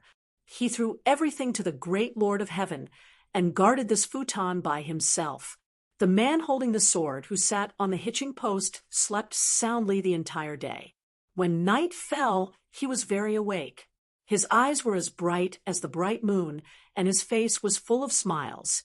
He looked around as if he was waiting for someone. After waiting for a long time, he did not see the person he expected. He became impatient and jumped off the hitching post. He went around the mirror door and squatted beside the little Taoist boy. Only the sound of the little Taoist boy flipping the pages of a book could be heard. The little Taoist boy had been in a bad mood recently. Although he was a Taoist of the great Lord of Heaven's lineage, he was close to the 3rd Supreme Leader Lu Chen. Whenever he saw that sissy with the surname Lu, he would feel annoyed. The little lady was very arrogant and was even more annoyed. His senior brother, the great Lord of Heaven, lost a fight with someone and was still annoyed. Why were there so many troublesome things in the world? Previously, when he was not tricked by the little Supreme Leader Lu Chen into coming to the Inverted Hanging Mountain and staying in the Baek Okekyung building, he did not have so many troublesome things. Every day, he would accompany the Supreme Leader Lu for a stroll on the top floor and wait for his master to return to the Baek Ok-kyung building from the heavens beyond to recuperate. Occasionally, if he was lucky, he would even meet the Taoist master, who was a once-in-a-century occurrence. The Taoist master was a busy man and rarely appeared in the Baek Ok-kyung building. He would either wander in some unknown arcane realm to help stabilize fate and build a cave for cultivators to live in, or observe Tao in the Little Lotus Cave. Of course, the Taoist master did not need to comprehend Tao. The so-called observing Tao, according to his master, was just observing other people's Tao. The little Taoist boy could not stand the man holding the sword beside him. At the end of the day, you're just a little girl. What's there to see? The man holding the sword laughed. You don't understand. I'm a sinner, and I'm being punished here. It's rare for me to be a little interested. The little Taoist boy closed the book and grinned. Oh, you're just a door away, and you're in the vast world. You even have a great sword immortal in the immortal realm. A little interest? How little interest? The middle-aged man shook his head and sighed. There's no point in chatting with people like you. The man added, it's still the couple next door who get along better than us. They've already started gambling for fun. The little Taoist boy's interest was piqued. What are we gambling on? The man holding the sword asked tentatively, can you lend me half of the praying mat? The little Taoist boy did not move and sneered. What do you think? The man did not harp on this point and continued, old Yao next door is betting with the saber-wielding Taoist nun on whether the little girl will return to the Great Wall of Sword Chi alone or with two people. The little Taoist boy asked, can't she not return at all? The man holding the sword shook his head and looked into the distance. She will definitely return to the Great Wall of Sword Chi. The little Taoist boy asked, because of the glory of the Ning and Yao surnames. The man sighed and had a complicated expression. The little Taoist boy's eyes lit up. He waved his sleeves and chanted the two names in the Eastern Aquarius continent's accent. Two green talismans were drawn and disappeared in a flash. The man holding the sword flicked his finger, and the two talismans that were fainter than green smoke were shattered. He said angrily, see no evil, hear no evil. The two talismans, one was the heaven and earth echo talisman, and the other was the breeze talisman. The former could travel quickly between the heaven and earth, as long as there was a conversation that involved the words chanted by the person who drew the talisman. The talisman would begin to work and record the conversation. The latter was the breeze talisman, which allowed one to find the person drawn by the talisman and send back images. The two talismans were of high quality and were extremely difficult to draw. However, they were of little value to the Taoist talisman on the mountain. Be it the echo talisman or the breeze talisman, they would rapidly deplete the talisman's spiritual energy when used in places that were filled with restrictions and evil spirits. For example, the mansion of the crashing deity, the Wunwu temple, the city god's pavilion, the mass grave, etc. Even if the talisman paper was of good quality, it would cause a huge backlash. If the commotion was too big, it would be noticed by the cultivators and they would naturally see it as a provocation. Following the clues, it would be easy to find the person who drew the talisman and eventually cause a dispute. Therefore, the two talismans were only suitable for roaming and scouting in lawless places. However, the little Taoist boy had no problem controlling the two talismans in his own territory on the inverted hanging mountain. It was a pity that the inverted hanging mountain sword deity broke it with a flick of his finger. The sword-hugging man asked, do you want to bet? The little Taoist boy was uninterested and shook his head. No, you're a gambling addict, and your gambling habits are terrible. You can be ranked in the top 3 in the inverted hanging mountain. I'll bet with you. If I lose, I'll definitely give you something. If I win, I won't get anything. What's there to bet on? No way. The man's attitude was bleak. I don't have much to look forward to in this life. I can't even be ranked first as a gambling addict." The little Taoist boy thought of something interesting and laughed. "You're considered good. Look at those two broken swords in the venerated sword pavilion, and then look at yourself. All the people who pass by here, whether they're from the Great Wall of Sword Aura or the vast world, who doesn't respect you? In their eyes, even a fart from a living great sword immortal is fragrant." The sword-hugging man was not angry and said self-mockingly, "If that's the case, I really shouldn't have any complaints about being a guard here." The little Taoist boy put down his book and held the back of his head with both hands, looking up at the sky.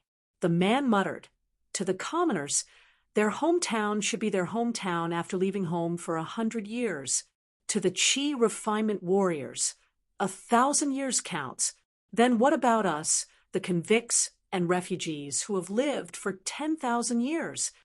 The little Taoist boy did not answer this question. He could not answer it. It was deep in the night on the inverted hanging mountain. On the other side of the gate, the scorching sun was hanging high.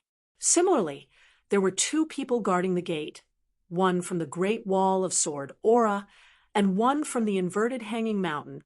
An old sword cultivator in gray was refining his natal flying sword openly. Beside him stood a middle-aged Taoist nun with a Dharma saber. The nun frowned. Little Ming went to the inverted hanging mountain without permission. "It's against the rules. If the great heavenly Lord questions me, I'll tell him the truth." The old sword cultivator nodded. "Just tell him the truth. I'll take responsibility." A group of young boys and girls walked over from afar. They were all famous children of the Great Wall of Sword Aura.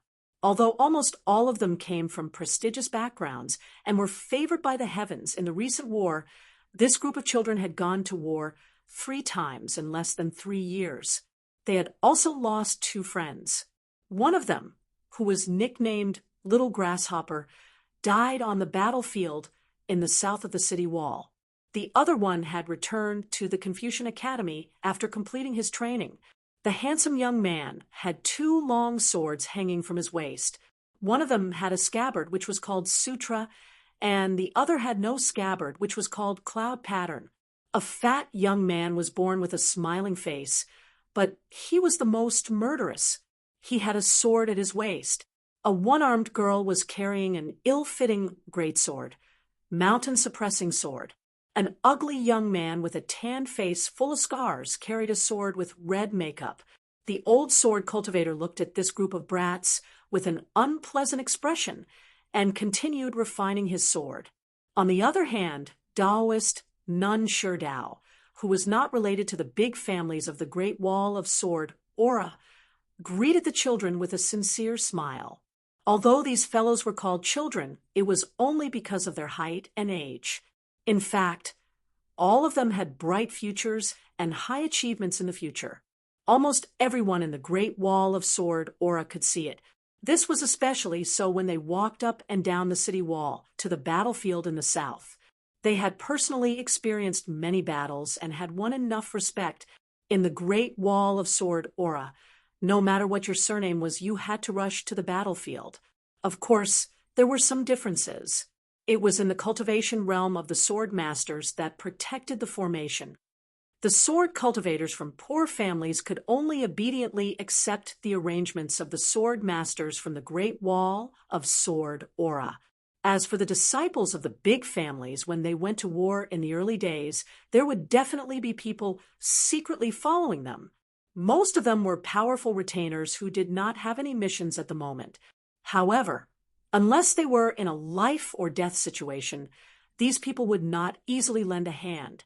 In the north of the Great Wall of Sword Aura, every inch of the soil was soaked with sword aura that had been passed down from generation to generation. In the south, every inch of the soil was soaked with the blood of the ancestors. The fatty pestered Taoist Nun Sherdao and imitated a certain person's vulgar words. In the end, he was called a fool by the Taoist nun, who was hanging upside down. The one-armed girl stared at the old sword cultivator's sword refining technique. The handsome young man had a displeased expression. The tanned young man stared blankly at the gate. It was said that another world was just a stone's throw away. Moreover, there was only one sun and moon over there. The scenery over there was beautiful, and the young man could not imagine what beautiful mountains and clear waters were. The handsome young man kept patting the sword hilt with his palms.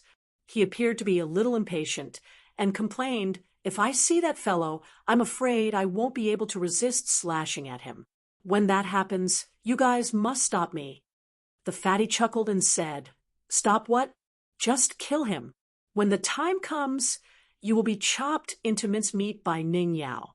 Wouldn't it be killing two birds with one stone? Don't worry, I will keep the scripture and the cloud-patterned sword for you." After joking, the fat young man was a little helpless. About that fellow, Ning Yao didn't want to say much. She only said a few words. The fool of the Pearl Grotto Heaven, the good guy, the miser. Why do I feel that if I have to choose, the bookworm of the school is more likable? In any case, he has fought side by side with us many times. He even saved Dong Haiten once. He is barely worthy of Ning Yao. The ugly young man glared at the fat young man. How could the latter be afraid? He threw a flirtatious glance back. The handsome young man asked, "Could it be that we are thinking too much? With Ning Yao's personality, who can she like in this life?" The one-armed girl thought about it. Seriously. She was a woman of few words. She concluded, "It's difficult." In the middle of the night, a heroic girl in a dark green robe with two swords at her waist appeared, near the foot of the lonely peak. She did not even look at the man holding the sword, and the little Taoist nun. She walked straight into the mirror. In an instant, she walked out of the mirror again. The scorching sun was in the sky. She raised her head and squinted her eyes, subconsciously. Inside and outside the gate, the man holding the sword, the little Taoist nun with the swimming fish crown, the gray-robed old sword cultivator, and the Taoist nun Sherdao looked at each other. As for the girl's peers, her friends who were full of admiration and respect for her, they were all relieved. They felt that the weather was really good today, since Ning Yao was the only one returning to the Great Wall of Sword Chi. As they walked, the charcoal-like young man with the surname Dong turned his head and said, "Sister Ning?" Ning Yao nodded and quickened her pace to catch up with them. She passed by them again. The four people who were laughing and chatting became silent.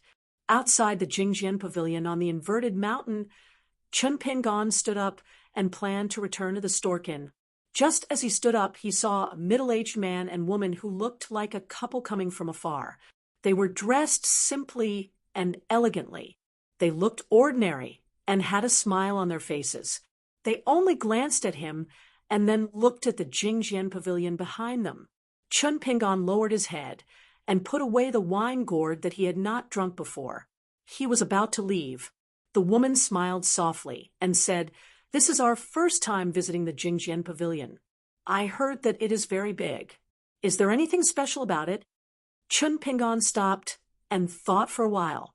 He nodded and said, "Why don't I show you around?" The man and woman looked at each other and smiled. They nodded and said, "Okay."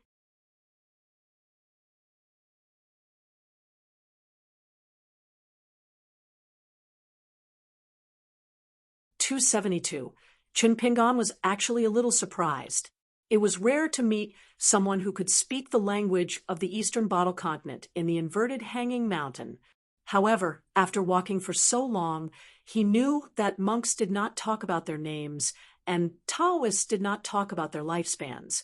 It did not seem appropriate to ask strangers about their origins. Chun Pingon then led the couple into Jingjian Pavilion and told them everything that Jin Su had told him.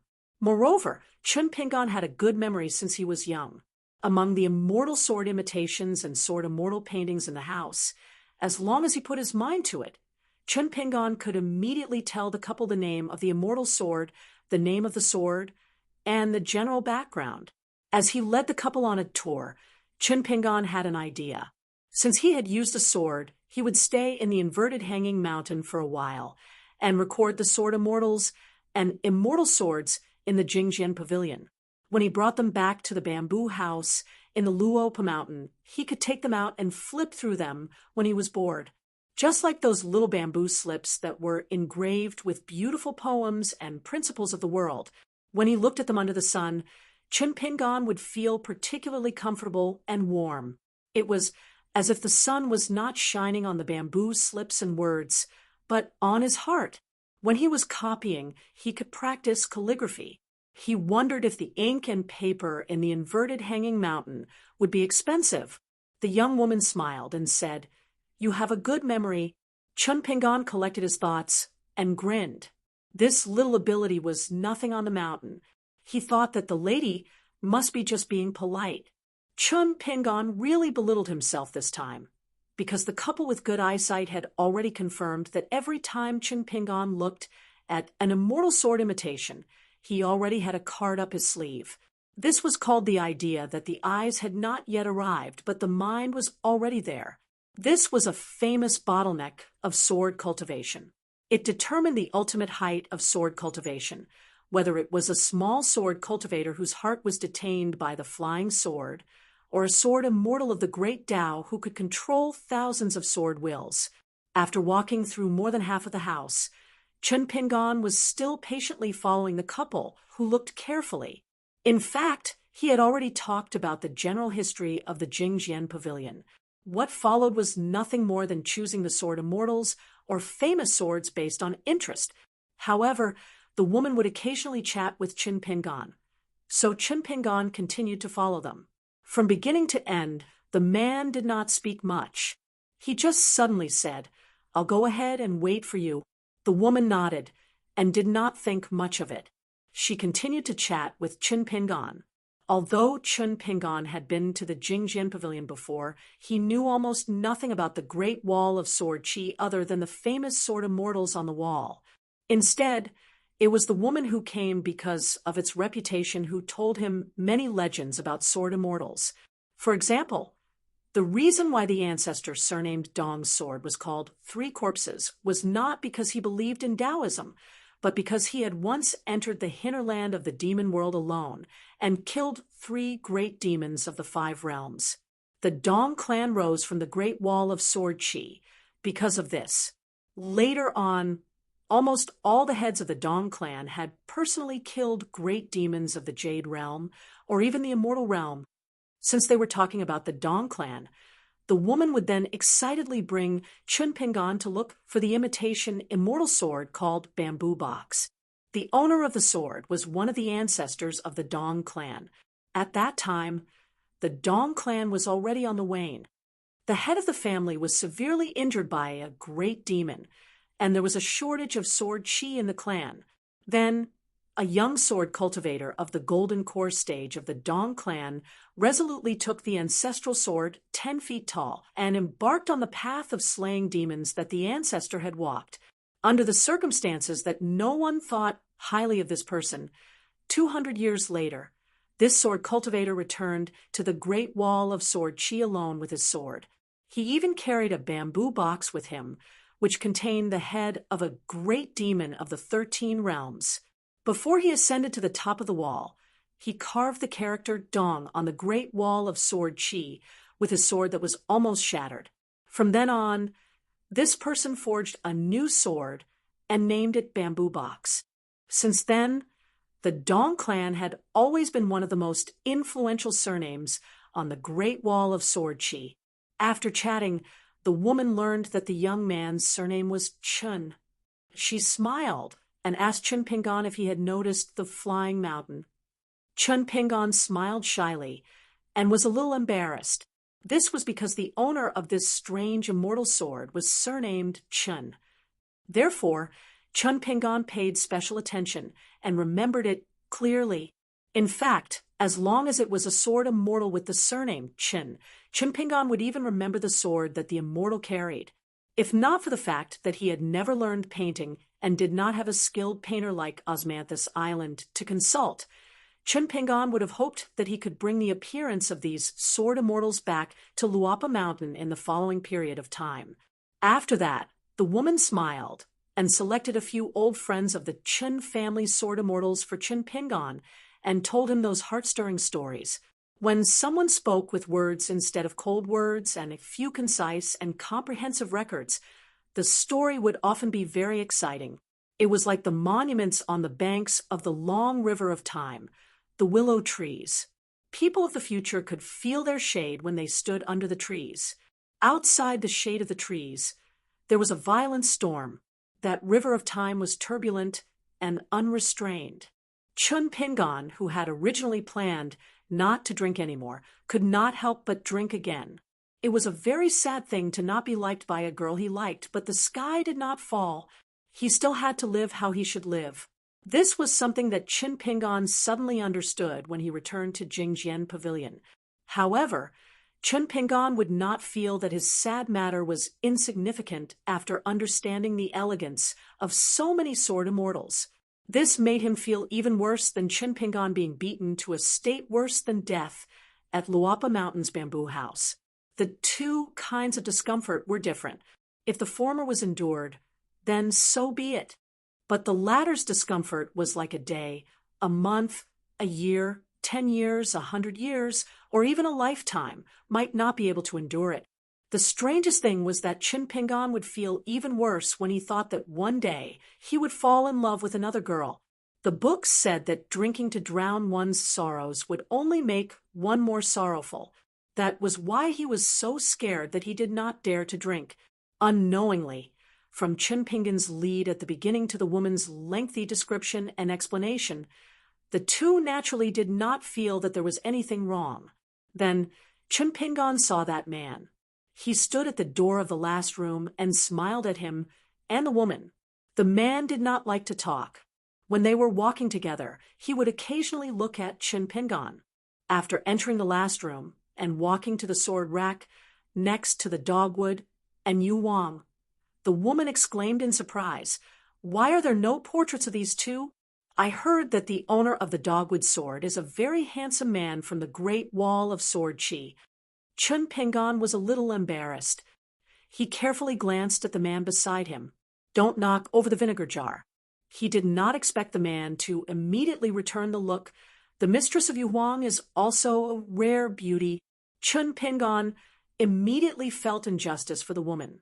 So what if the woman was joking? As a man, you should be more magnanimous. How can you be so tit-for-tat? The woman rolled her eyes at her man and smiled at Chun Pingon. "Thank you for leading me to Jingjian Pavilion this time." Chun Pingon waved his hand. "It's okay. I like to walk around here myself. I will come again in the next few days." The man narrowed his eyes. "I heard that there is a little fool in Jingjian Pavilion who likes to wipe the saliva on these two swords and the sword rack. Could it be you?" Chun Pingon did not want to complicate matters.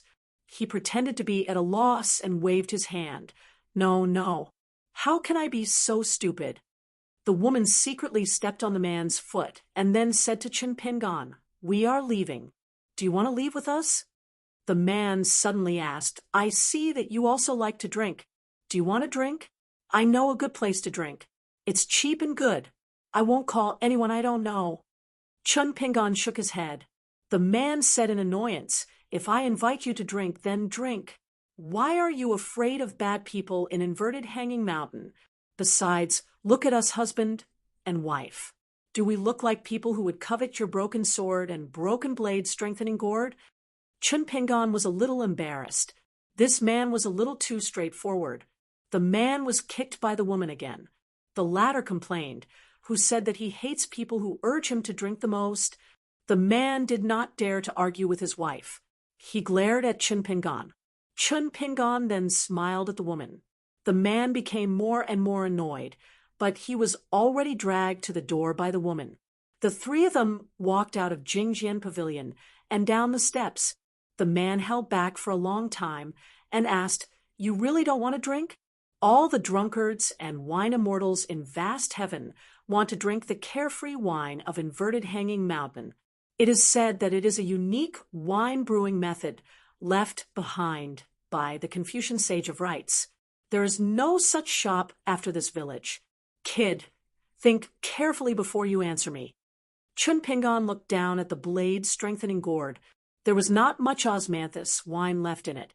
The man clicked his tongue and said, "Kid, with your wishy-washy temper, it will be difficult for you to find a wife." This knife stabbed Chunpingan's heart. He thought to himself, "I'm just too wishy-washy. Now, I'm like a lonely ghost wandering around Inverted Hanging Mountain in the middle of the night. Otherwise, I might be taking a stroll with Lady Ning to enjoy the scenery." Chunpingan snorted coldly, "I don't want to drink. If I don't have a wife, then I don't have a wife." This was rare for Chunpingan to lose his temper. Chunpingan shifted his line of sight to the woman. His expression was much better. He cupped his fists and said, "Madam, we will meet again someday." The young woman smiled and said, "You should try the carefree wine of Inverted Hanging Mountain.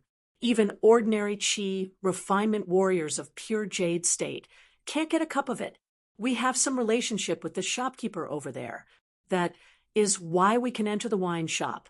If you really like to drink, don't miss it. Yes, even if you don't like to drink, it is best not to miss it." Chunpingan was a little hesitant. The man began to complain. "Look, you are so wishy-washy.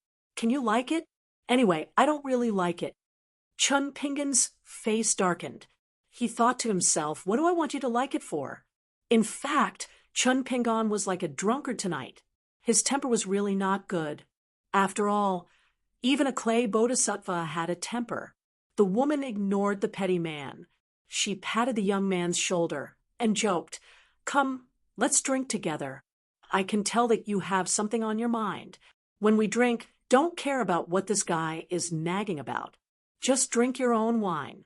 The world is big, but the wine cup is the biggest. The mountain is high and the water is far, but the wine is the deepest." Chunpingan scratched his head and followed the woman. The man followed behind the two. He looked back at Jingjian Court, and the corner of his mouth twitched. A Taoist nun from Inverted Hanging Mountain, who was in charge of guarding Jingjian Court, was thrown out of Jingjian Court. She came to the square at the foot of Lonely Peak and wept in front of the little Taoist child, who was flipping through books. She complained about the man's crimes to her master. The little Taoist child listened to the angry words of the Taoist nun absent-mindedly and asked, "You still don't know who he is, right?" The Taoist nun of Golden Core Realm shook her head blankly. The little Taoist child nodded. "Then the ignorant are innocent. You can go." The Taoist nun became more and more confused.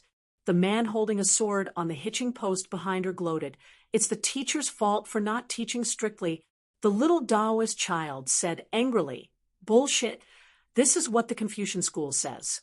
My school has never advocated this. Since when is being a human and cultivating Tao not a matter of one's own?" The Taoist nun was so scared that she trembled. She stayed where she was and lowered her eyes, not daring to move at all. The man holding the sword did not stop while he was ahead. Instead, he added fuel to the fire. He laughed and said, "No wonder the portrait of your Taoist ancestor is hung so high in the fragrant brothel. It's thousands of miles away from your three masters." The little Taoist child jumped up. "Are you looking for a beating?" The man holding the sword laughed. "Fortunately, you didn't say you're looking for a beating. Otherwise, I would have criticized you for talking nonsense. I don't have any other good points. Just like Alliance said, I'm a straightforward person.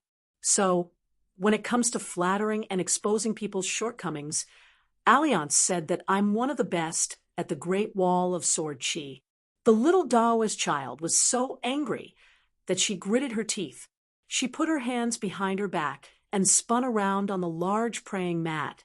She muttered to herself, "Do you think you're the Alliance here? You're just a refugee born and raised there.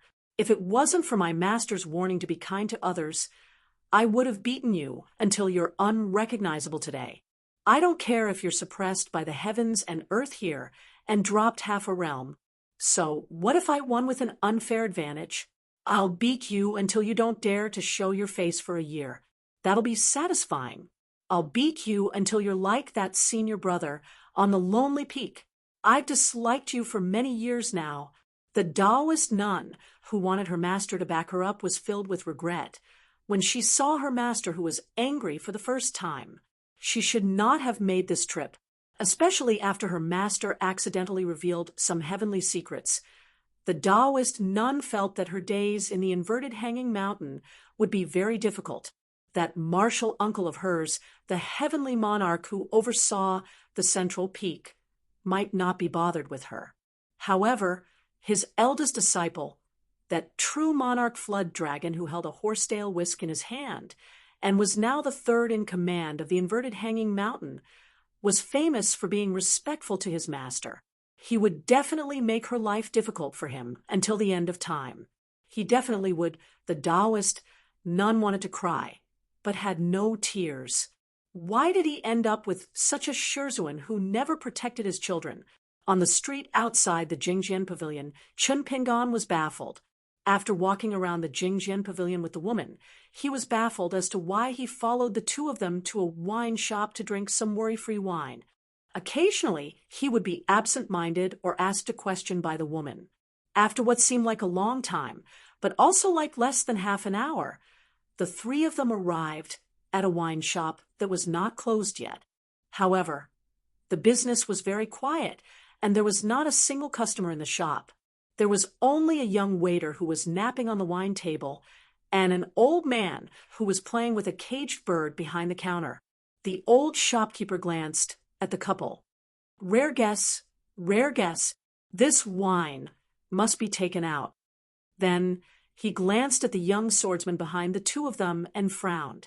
However, he sighed and did not say anything. It was as if he was turning a blind eye because of their relationship.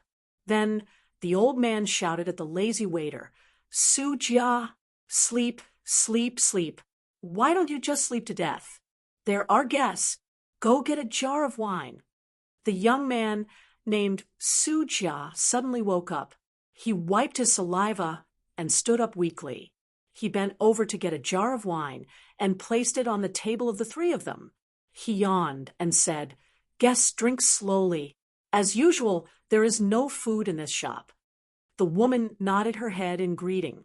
Then she smiled at Chun Pingan, who was sitting opposite her, and said there was a very powerful monk who once wandered here and drank the worry-free wine.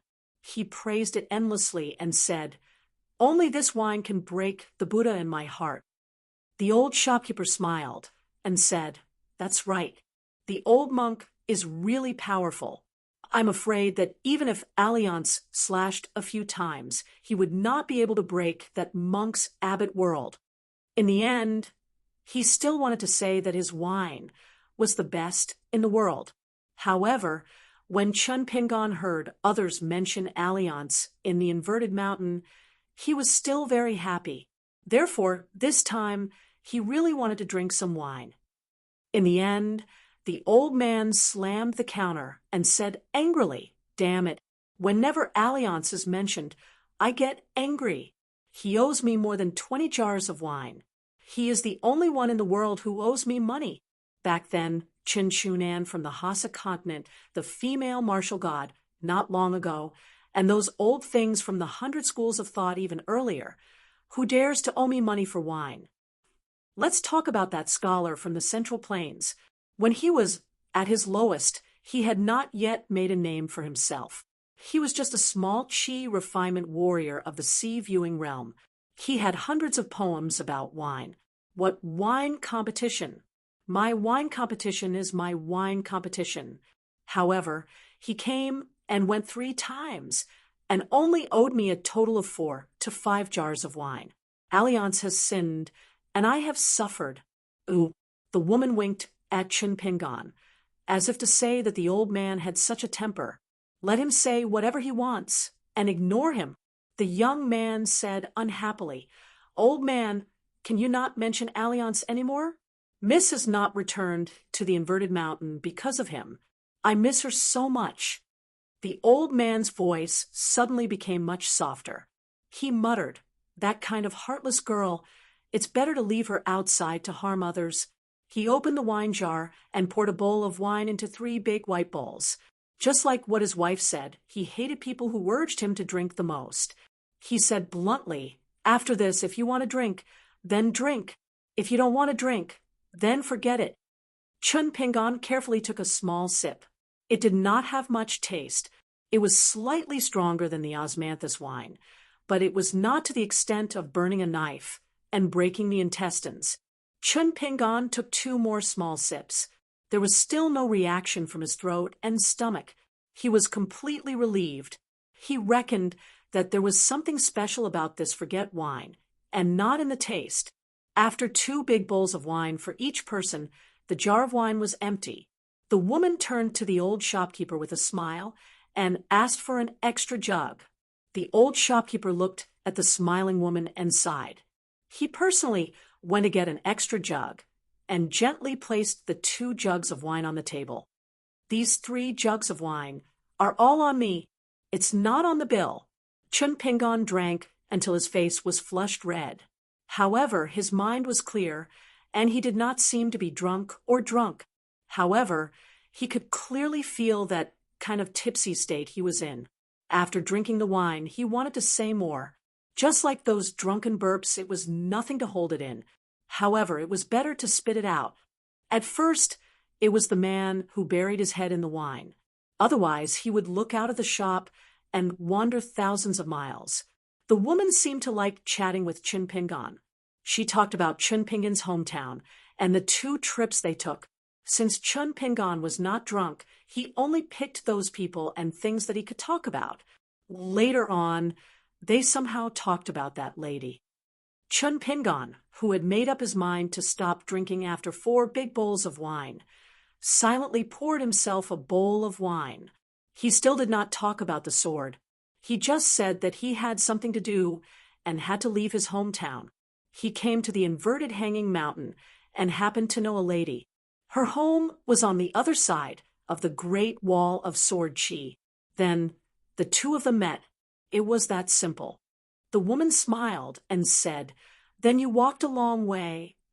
Chun Pingon held the bowl and thought for a while. He shook his head and said, "Not far.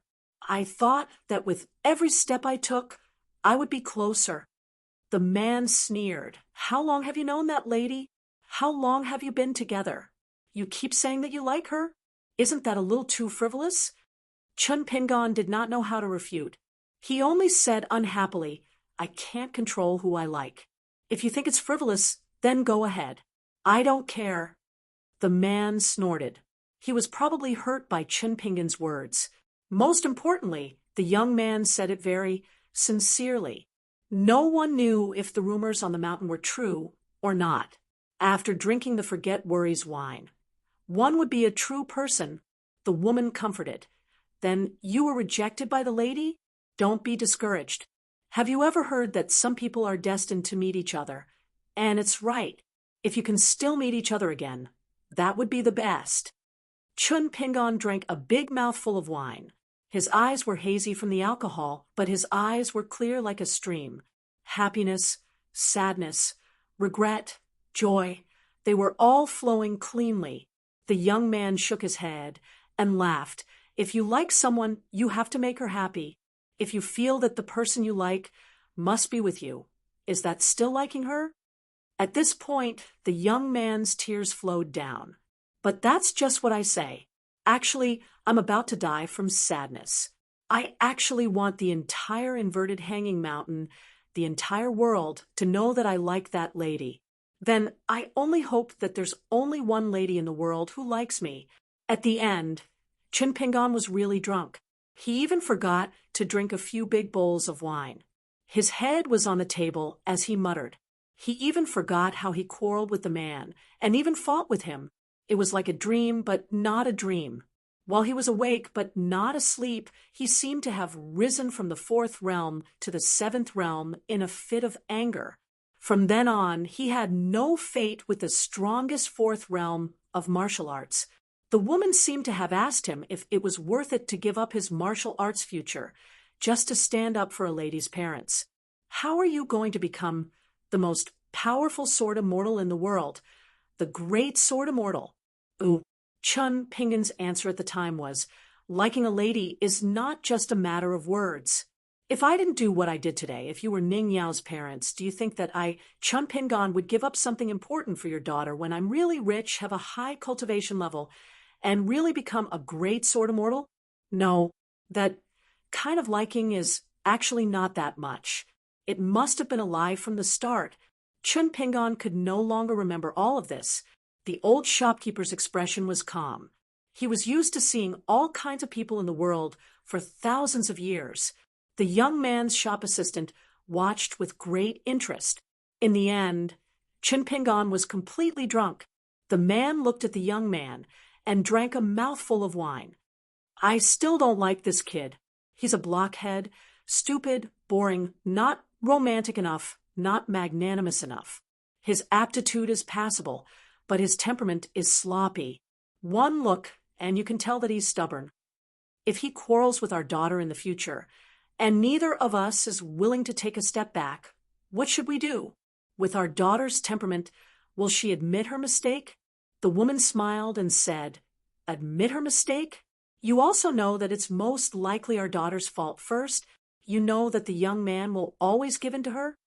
The man felt a little guilty and resentfully stopped talking. The woman suddenly smiled and said, "I remember.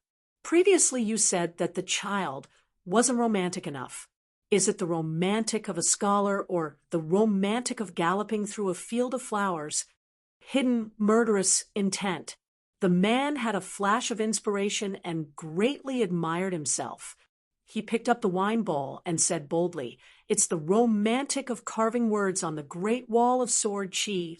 The woman smiled. The man laughed dryly and found a way out for himself. "Actually, this silly boy is quite good. Our daughter really needs to find someone like him." The woman smiled warmly and looked out of the shop. She muttered to herself for no reason, "I'm sorry." The man beside her, her daughter Ning Yao, the great wall of sword chi, and the vast world. She was sorry for the woman. After Chun Pingon got drunk and passed out, the camouflage that the man and the woman had used had all disappeared. The girl that Chun Pingon liked was like him and also like her. The man sitting beside her gently held the woman's hand. "We only let our daughter down. We don't let anyone else down." The man suddenly smiled brightly and looked at Chun Pingon. "Our daughter's taste is very impressive." The woman smiled and nodded. "Follow me." The man suddenly said helplessly, "This silly girl." Is it that difficult to say that sentence? The woman nodded and said, "Of course, it's very difficult. Which man who likes another girl hopes that the young man who likes him will fall in love with a girl who will die on the battlefield?" The man touched his forehead. "It's over. I'm going to die." The great wall of sword chi on the stone cliff of the dragon beheading platform. She lay there and said softly, "Chun Pingon, listen to me. It's not that I don't like you. First set a small goal, such as 1 second to remember. Book Guest House mobile version reading website. You're tuning into the Mystic Fist YouTube channel. Don't forget to subscribe and join us on this journey to catch the most captivating stories.